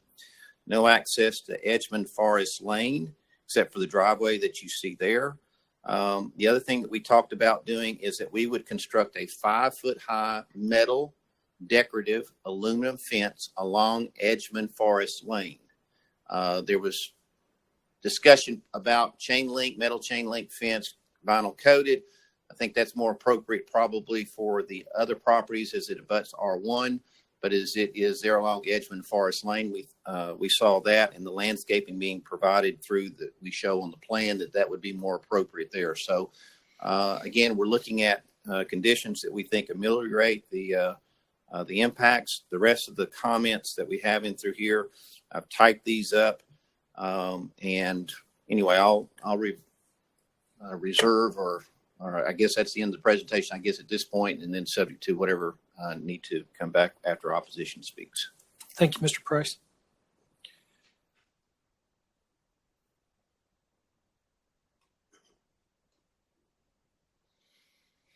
Hello, my name is Kathy Butler, 2244 Edgemond Forest Lane. Edgemond Forest is a middle-class working neighborhood. I speak on behalf of my neighbors that had such short notice they couldn't get off work to be here themselves. We feel misled and ill-informed about the rezoning increase in density, which will impact our neighborhood forever. We did not agree to any of the current conditions that was presented to RPA by the developer is one of our issues. This rezoning is occurring too quickly after COVID restrictions have been lifted. Our residents haven't been able to get themselves balanced and back in line with what they have had to do daily with their children and so forth. So we request the RPA deny today's request for rezoning or defer the process so our neighborhood has the opportunity to review documents that would allow us to make an informed decision on possible conditions to limit the nuisances to Edgemond Forest that may take place. Also, we'd like for you to know that the developer led the neighborhood to believe he was requesting to increase the number of brick condos on a wooded lot that was going to be for the elderly, not apartment complexes. I think that has something to do with what was done in 2020. We ask you to defer because there was no follow-up meeting held by the developer as he promised when we first started talking, and then COVID hit. Next thing we know, it's been changed from RT to R3. And we have not agreed to any type of vinyl coated chain link fence or the buffer on this issue. As far as the zoning history, we want to make sure that it is noted that all of us did not know about any kind of meeting in 2020. I don't even know what day it was. And currently, not all residents are receiving an RPA letter. Only 2 or 3 of them receive it. The whole neighborhood doesn't receive it when you all are sending them out. I don't even know who sends those out. Guesstimates on the impact of increased density will have on our property value, safety for traffic, and criminal acts are unacceptable. We want to review available documents that address and have been done in compliance with, I think on here, there's supposed to be a traffic study or something. We haven't even had the opportunity to see that. And an accurate and official traffic study we would like to see, because there's going to be 5 entrances within a block of that stretch of Shallowford Road, with an increase of, 100 and something new residents. We don't even know what the impact is from Forest Hills residents, because it's not full occupancy.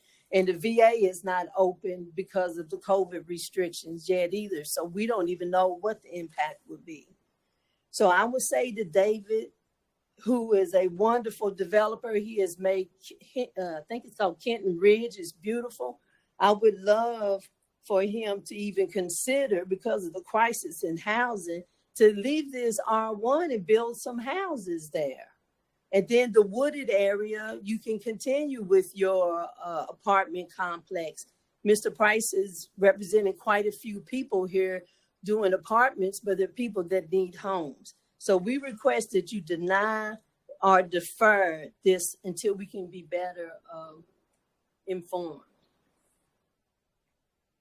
Afternoon. My name's Connie McCaleb. I live at 2242 Edgemond Forest Lane. This development butts up against my property. I just feel deceived. The meeting that we had in April discussing the wooded area and the condos going in, when we found out we were having a meeting last Thursday evening, all of a sudden our neighborhood was involved. And we had discussed buffers. We had agreed to a 30-foot buffer between our property lines. At this last meeting, I was told there would be no buffer at all. We have woods, natural area. I would like to keep that natural area and then let them put a fence along there 30 foot out. These trees have been there. I've been there 36 years. These trees have been here a lot longer than me. But I was told there would be no buffer at all. So we would like to defer this for 30 days so we could discuss it with our neighbors. Thank you, ma'am. Thank you.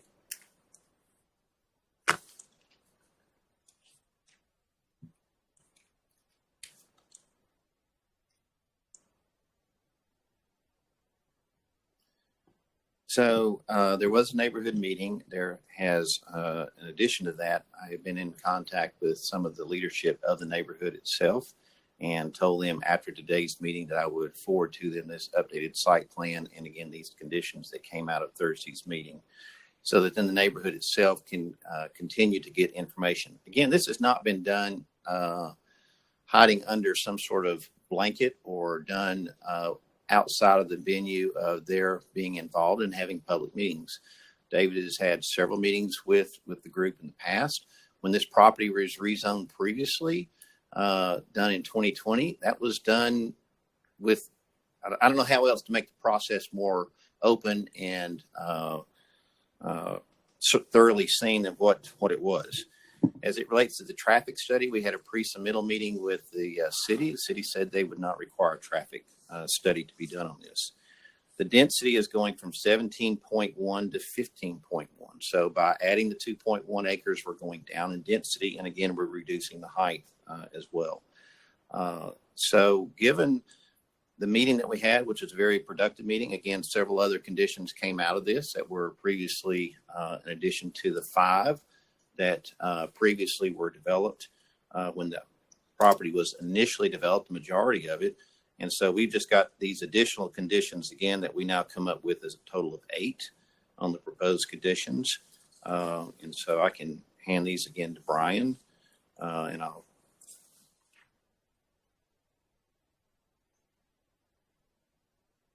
Again, the setback that I would point out the fact that these are 2-story buildings and we're set back 40 feet from any R1 properties for these buildings. That's 15 feet further than what is normally required. Plus, you've got a 20-foot buffer. The only area that we have a little bit of a nuance, and Brian, if you pull the site plan up, you see right there in the corner, there's this little building, little square with a dot. That's move your cursor straight up, down, down, down, down, down, down, down, down, down, down, down, down, down, right there. That's a little maintenance building. That's the only area where we're less than 40 feet. And so there we would ask to just have a 20-foot setback. And that's written in the conditions that I have handed to Brian. But everywhere else, we're 40 feet as we abut any R1 properties. And so given that it's matching up with what was there and actually adding additional conditions and decorative fencing and a sign for the neighborhood, I think this is, again, a step forward as it relates to the proposed development. Any questions, be happy to answer.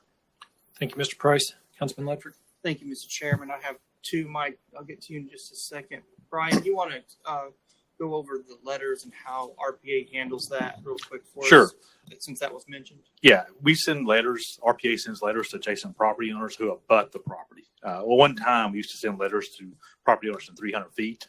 That was since changed years ago due to budget reasons, I believe. We now, per the zoning code, send letters to abutting property owners and the president of the neighborhood association. That's why everybody in the neighborhood may or may not get a letter. If you don't abut this property, you won't get the letter. The applicant's also required to put up yellow notification signs on each road that it fronts. That's another way we try to get word out, as well as our website. So were the signs posted on this property? Yes. RPA rules? Yes, we have, we always get pictures of the signs. You have pictures of the signs? I believe we do.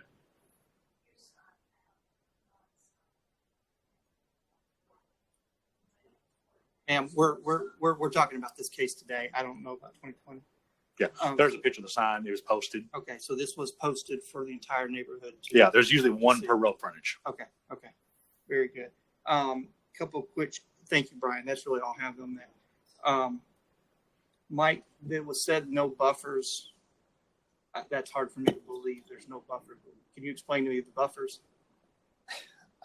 So the previous zoning conditions that I showed when this was approved back in 2020 stated, pull it up here.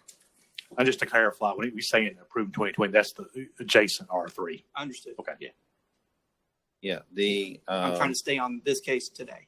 The previous case, when approved in 2020, the only reason I mentioned it shows no buffers. We are proposing the language be added in the buffers. It'd be a 20-foot buffer. So you're adding buffers. Versus a required, only 10 foot is required typically between these zones. We're doubling that. Okay. But only for the property in question here. Your site plan might show it for the entirety, but those buffers would only be, that we're discussing would only be for the property in question here. Correct, but we would be committing to doing that against any R1 properties. It's not a condition to the R3. It would only be for the 2.1 acres, Right. and then we would self-condition ourselves beyond that. Correct. And then you've already reduced the height from 3 stories to 2. Brian, can you go back to the architectural rendering? Okay.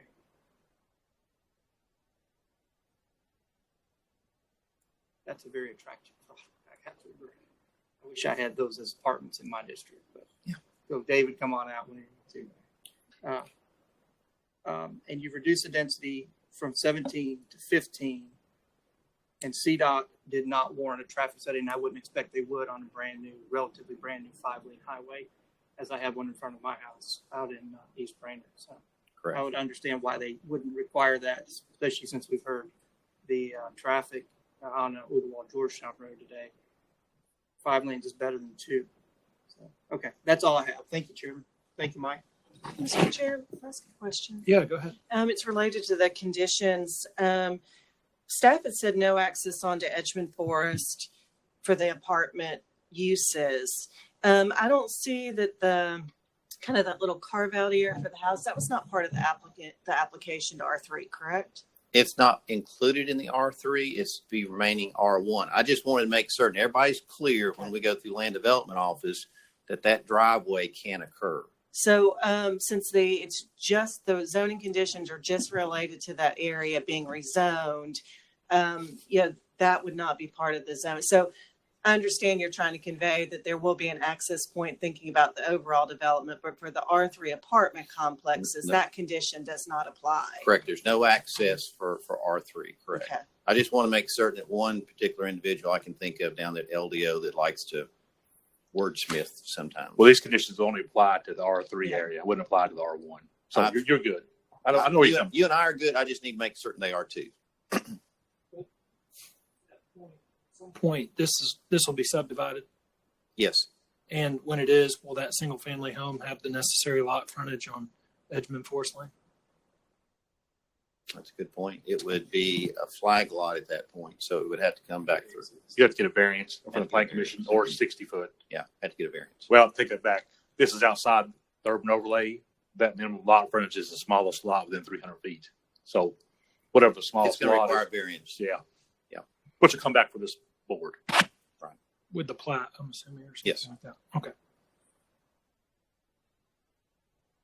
Councilman Ledford, Make a motion to approve with revised conditions.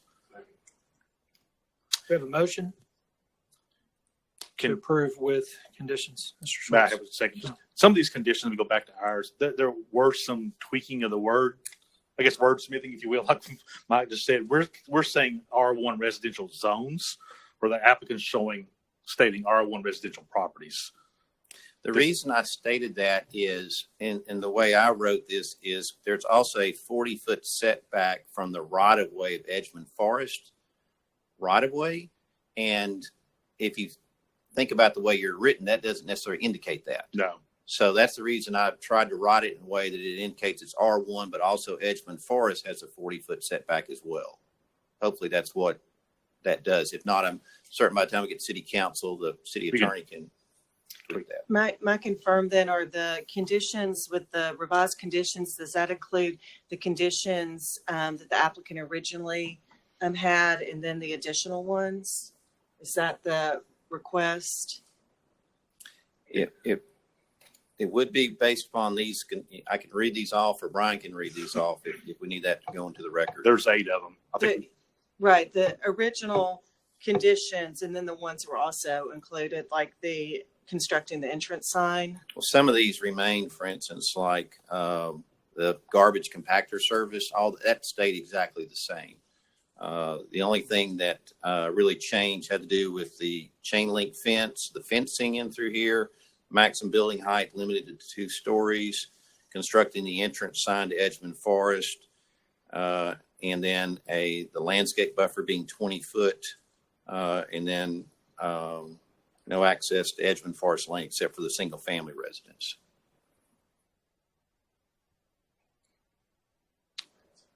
Would it be helpful if I have on the screen what staff's recommending these conditions? Do you want me to read these off that we can sort of compare them one for one?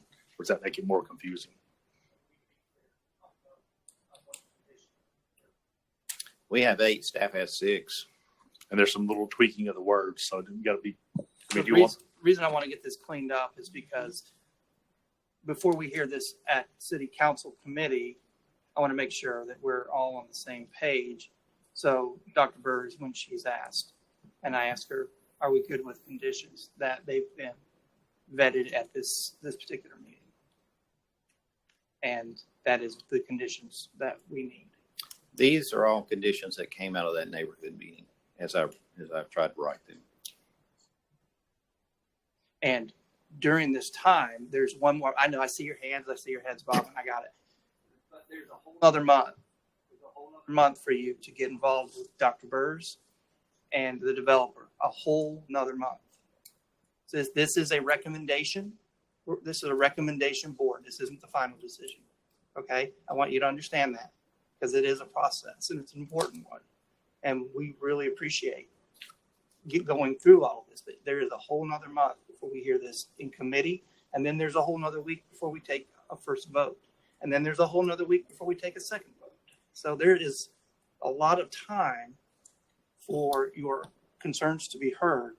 And we work through these very methodically. We do have a motion on the floor. It has been properly seconded. Opportunity for public comment has ended. Thank you, Councilman Woodford, for addressing that. In regards to the motion, who made it? Okay. And the motion was to approve with the 6 conditions. Is that what we have? What I have received from the applicant is 8 conditions. 8 conditions. You want to, Who seconded that motion? Thank you.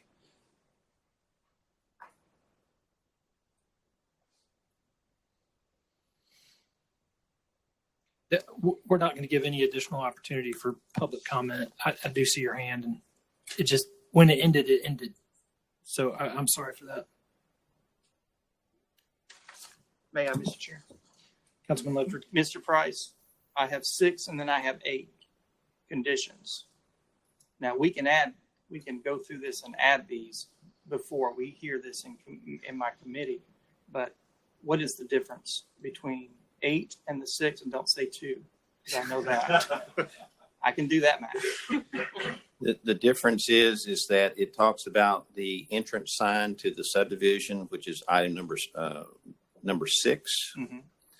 And then it also talks about on item number 4, doing a decorative fence along Edgemond Forest lane through there.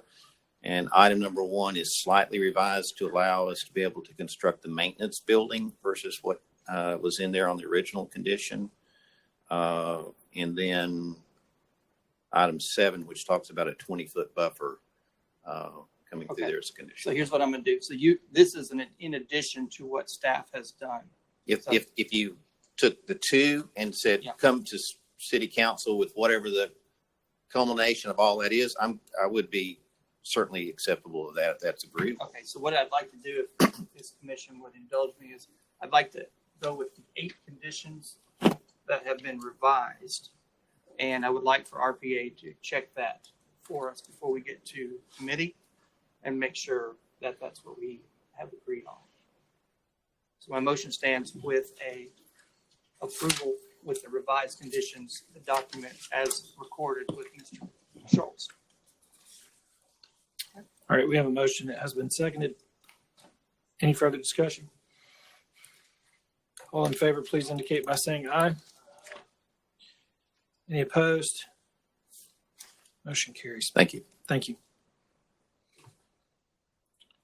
All right, next case on the agenda is a mandatory referral.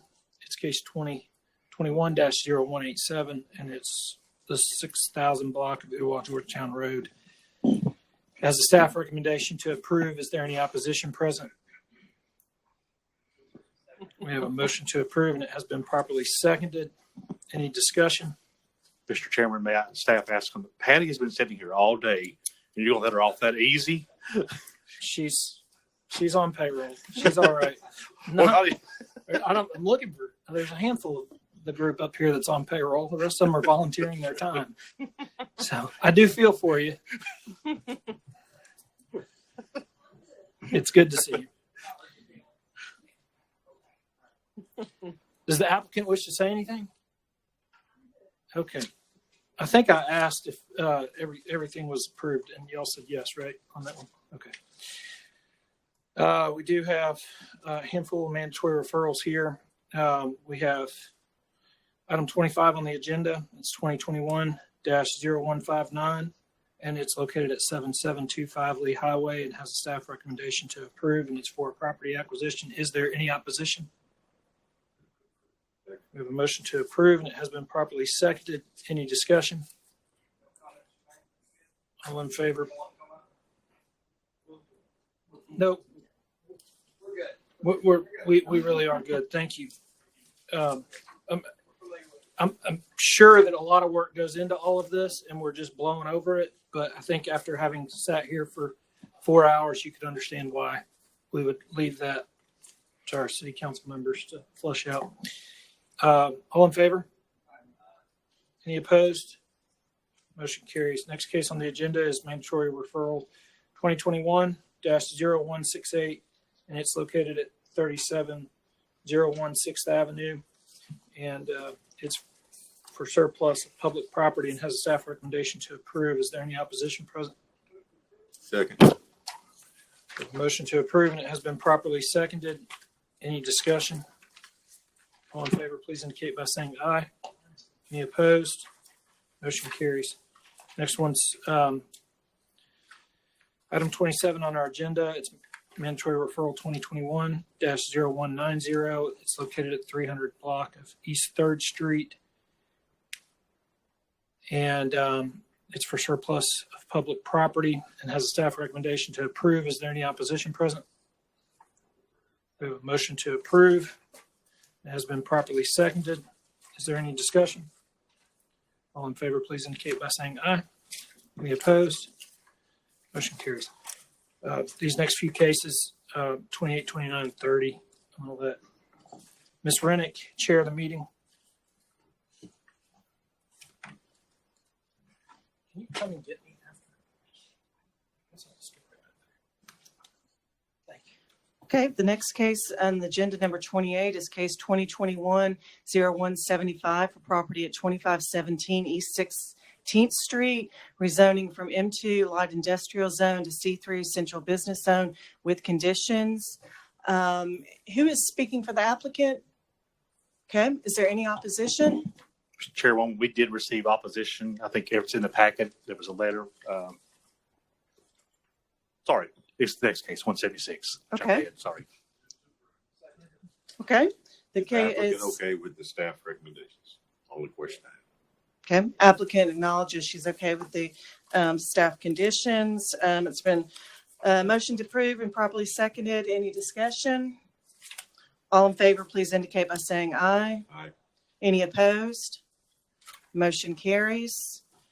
Case number 29 is case 2021-0176 for 1805, 1807, 1809, 1811 South Lyerly Street, a rezoning from R2 Residential Zone to C3 Central Business Zone with conditions.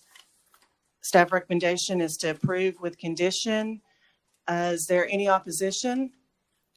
This is the case. We did receive an email in response to opposition. Should be in your packet. Most of it focused on was a lack of neighborhood meetings from the applicant. Property values going down. That's pretty much the high points. Okay, we have a motion to approve. It's been properly seconded. Any discussion? Residential use only is okay with the applicant. Applicant is acknowledging that she's okay with the condition. All in favor, please indicate by saying aye. Aye. Any opposed? Motion carries.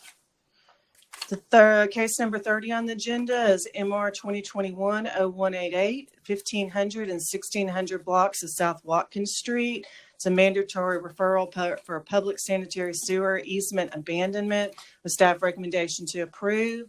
Is there any opposition? It's been motion to approve, properly seconded. Any discussion? All in favor, please indicate by saying aye. Any opposed? Motion carries. And Chairman Collier will join us for amendments and resolutions in the following.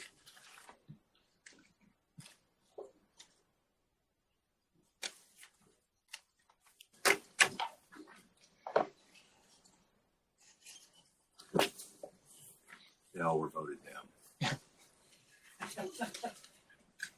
Thank you. Really appreciate that. Next case on the agenda is amendments and resolutions. All right, we have 31A, and I don't read resolutions onto the record, but it is to amend the Chattanooga City Code Part 2, Chapter 38, zoning ordinance to address exterior building material requirements. Is there any opposition present?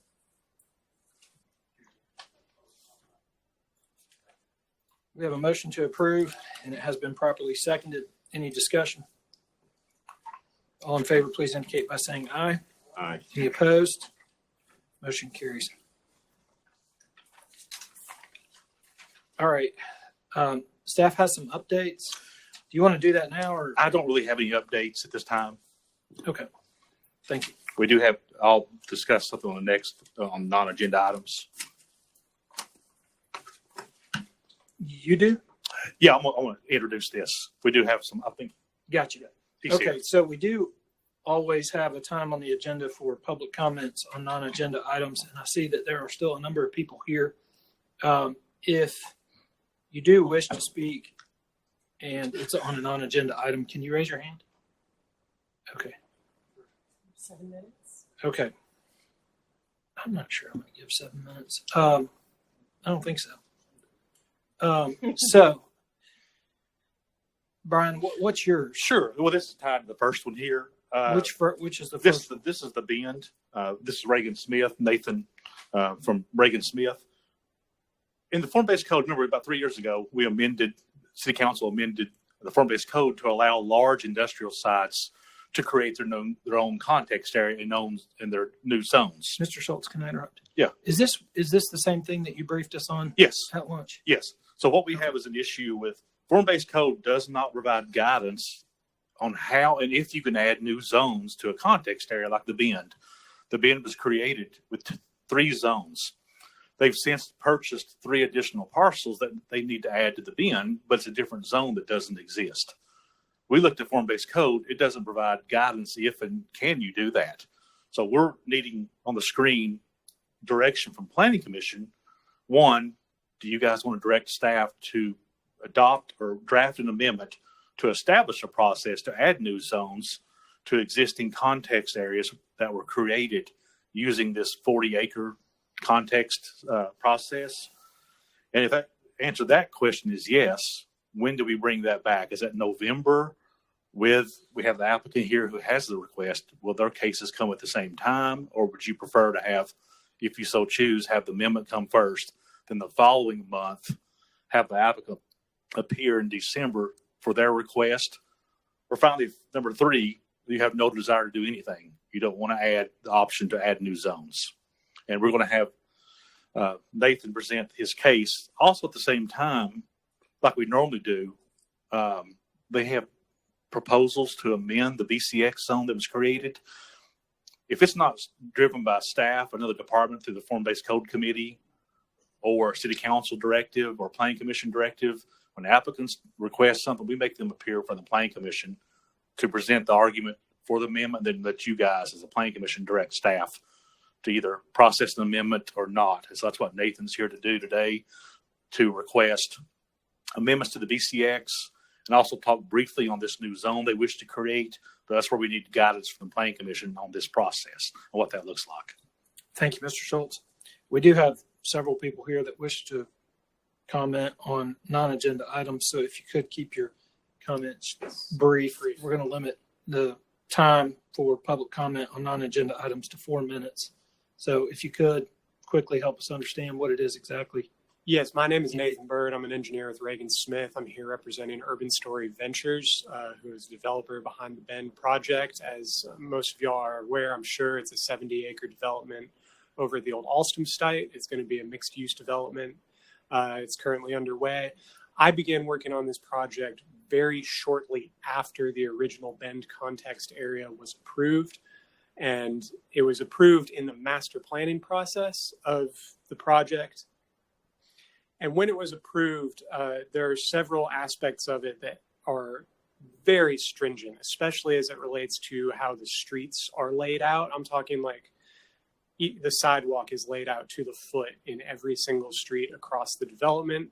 And this has led to a lot of issues. We've had to, for engineering purposes, move some roads, change some things around, mostly as it relates to existing buildings, mostly as it relates to existing utilities. And then also, as the project has kind of developed in the eyes of our client, we've made a couple changes to the road grid. As these changes have been necessary through our design process, we have been trying to work with the form-based code staff, especially Sarah Robbins, to try and figure out a process to make these changes. But what it boils down to is essentially the form-based code for the Bend context area as it currently exists is overly restrictive. It does not have enough flexibility either for the designer or for the reviewer. I mean, this has been a very collaborative process throughout this whole time. We've been coordinating with both the RPA staff and with the form-based code staff, and we're all running into these same issues of this particular context area being overly restrictive compared to the rest of the form-based code area. So we are requesting that you consider a process to amend the form-based code to make a few of these changes to allow some flexibility on our street atlas, as well as some flexibility to other smaller aspects of the form-based code to provide for some more traditional architecture, which is what our client is hoping for. And then with respect to the riverfront property, when the original Bend context area was approved, there was no riverfront property in that context area. Since then, our client has bought about 9 more acres of property right along the riverfront. And while it would be possible for us to work with the existing 2 zones that are in the Bend context area, we really feel that the Tennessee River is a resource that deserves its own consideration, and that these riverfront properties, to really be developed and protected in perpetuity, should have a specific zone that protects riverfront views and protects the development style to make sure it's contiguous with the rest of the Bend, but not exactly the same. Currently, the Bend is a very dense, it allows for 12-story buildings, 0 setbacks. There would be, if it were developed according to the 2 existing zones that we have, it would be a very dense zone, and there would be the possibility of somebody coming in, rezoning to that, and blocking views to the river. So we really believe that as part of this process, we'd like you to consider an amendment to add a new zone to the Bend context area specific to the riverfront. I'm happy to answer any questions about all of that. Thank you. Chris? Thank you, Mr. Chairman. The staff has laid out some potential options on how we move forward here, and wanted to get your feedback on those. You know, if we move forward with asking the staff to make a proposal on ways to amend the context areas and add new ones, in terms of a timeline, there's a question of whether or not in that same meeting we'd allow for your changes to be presented to that. Is that something that you're hoping for? Ideally, that would be the case, yes. Thank you. I guess question for the staff, is that possible for y'all to get done by November? Yeah. And matter of fact, all we need to do is just process how that amendment works. The applicant has already drafted the new zone. We'll just have to review that. But yes, we can have it for you in November. Are you looking for a motion or? Just, yeah, I think some kind of just an direction. approval or direction that we should move forward with this. Okay. So I think y'all feel that the planning commission feel comfortable establishing that process, and you feel comfortable bringing all 3 items or 4 items in November's PC. I personally feel comfortable with that. But I guess I'll put it in the form of a motion, though. I'd ask for the staff to come up with the ability to change the context areas, and also allow for the applicant to present his changes at the next meeting. All right, we have a motion, and it has been properly seconded. Any discussion? All in favor, please indicate by saying aye. Aye. Any opposed? Motion carries. Thank you for your time. Thank you. Mr. Price? Real quickly, thank you. So as we're all aware, the post office has made changes as it relates to having to provide on-site kiosk, and no longer we can do mailboxes. So in the city of Chattanooga, typically what we do is we will put some parallel on-street parking spaces, put in a kiosk so that it makes it easy for the residents just to pull in, get out, get a kiosk, or go to their kiosk, get their mail, drive on into their residence. We proposed the same thing recently in the county. The county highway department came back and said, no, we don't want that. We're not going to maintain any sort of on-street parking.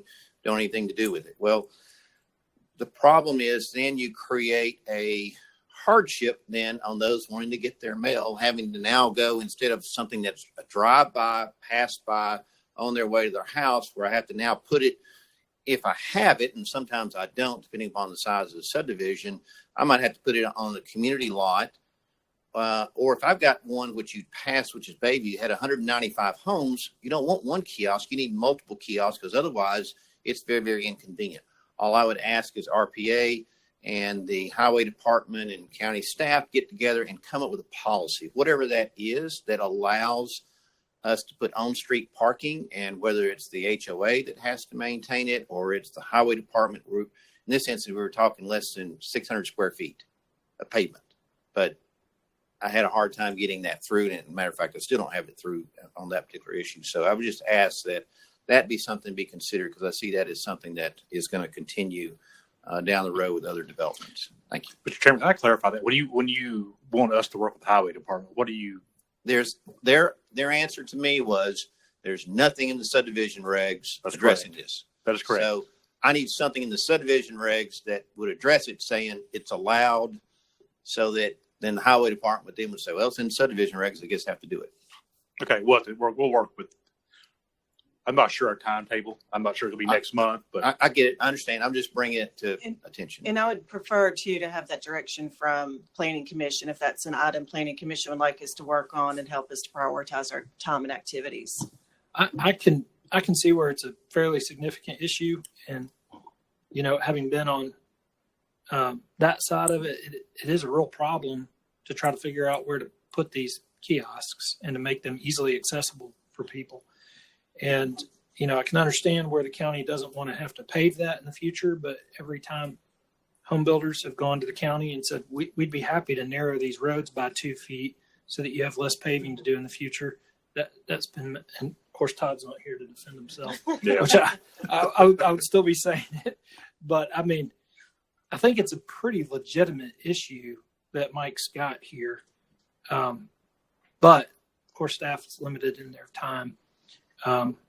So maybe it'd be nice if it popped back up on the agenda, maybe in December. I know November's within crazy. 60 days. I think November or December. If not, we can give you an update, maybe November, where we are or where we stand. That'd be great. Thank you. Thank you.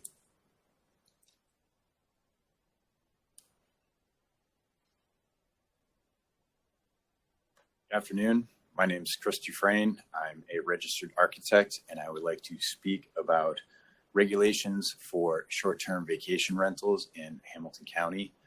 I was recently involved in a fairly arduous case. After that, I had followed up with some of the county commissioners with some recommendations, and I'm here to continue with that.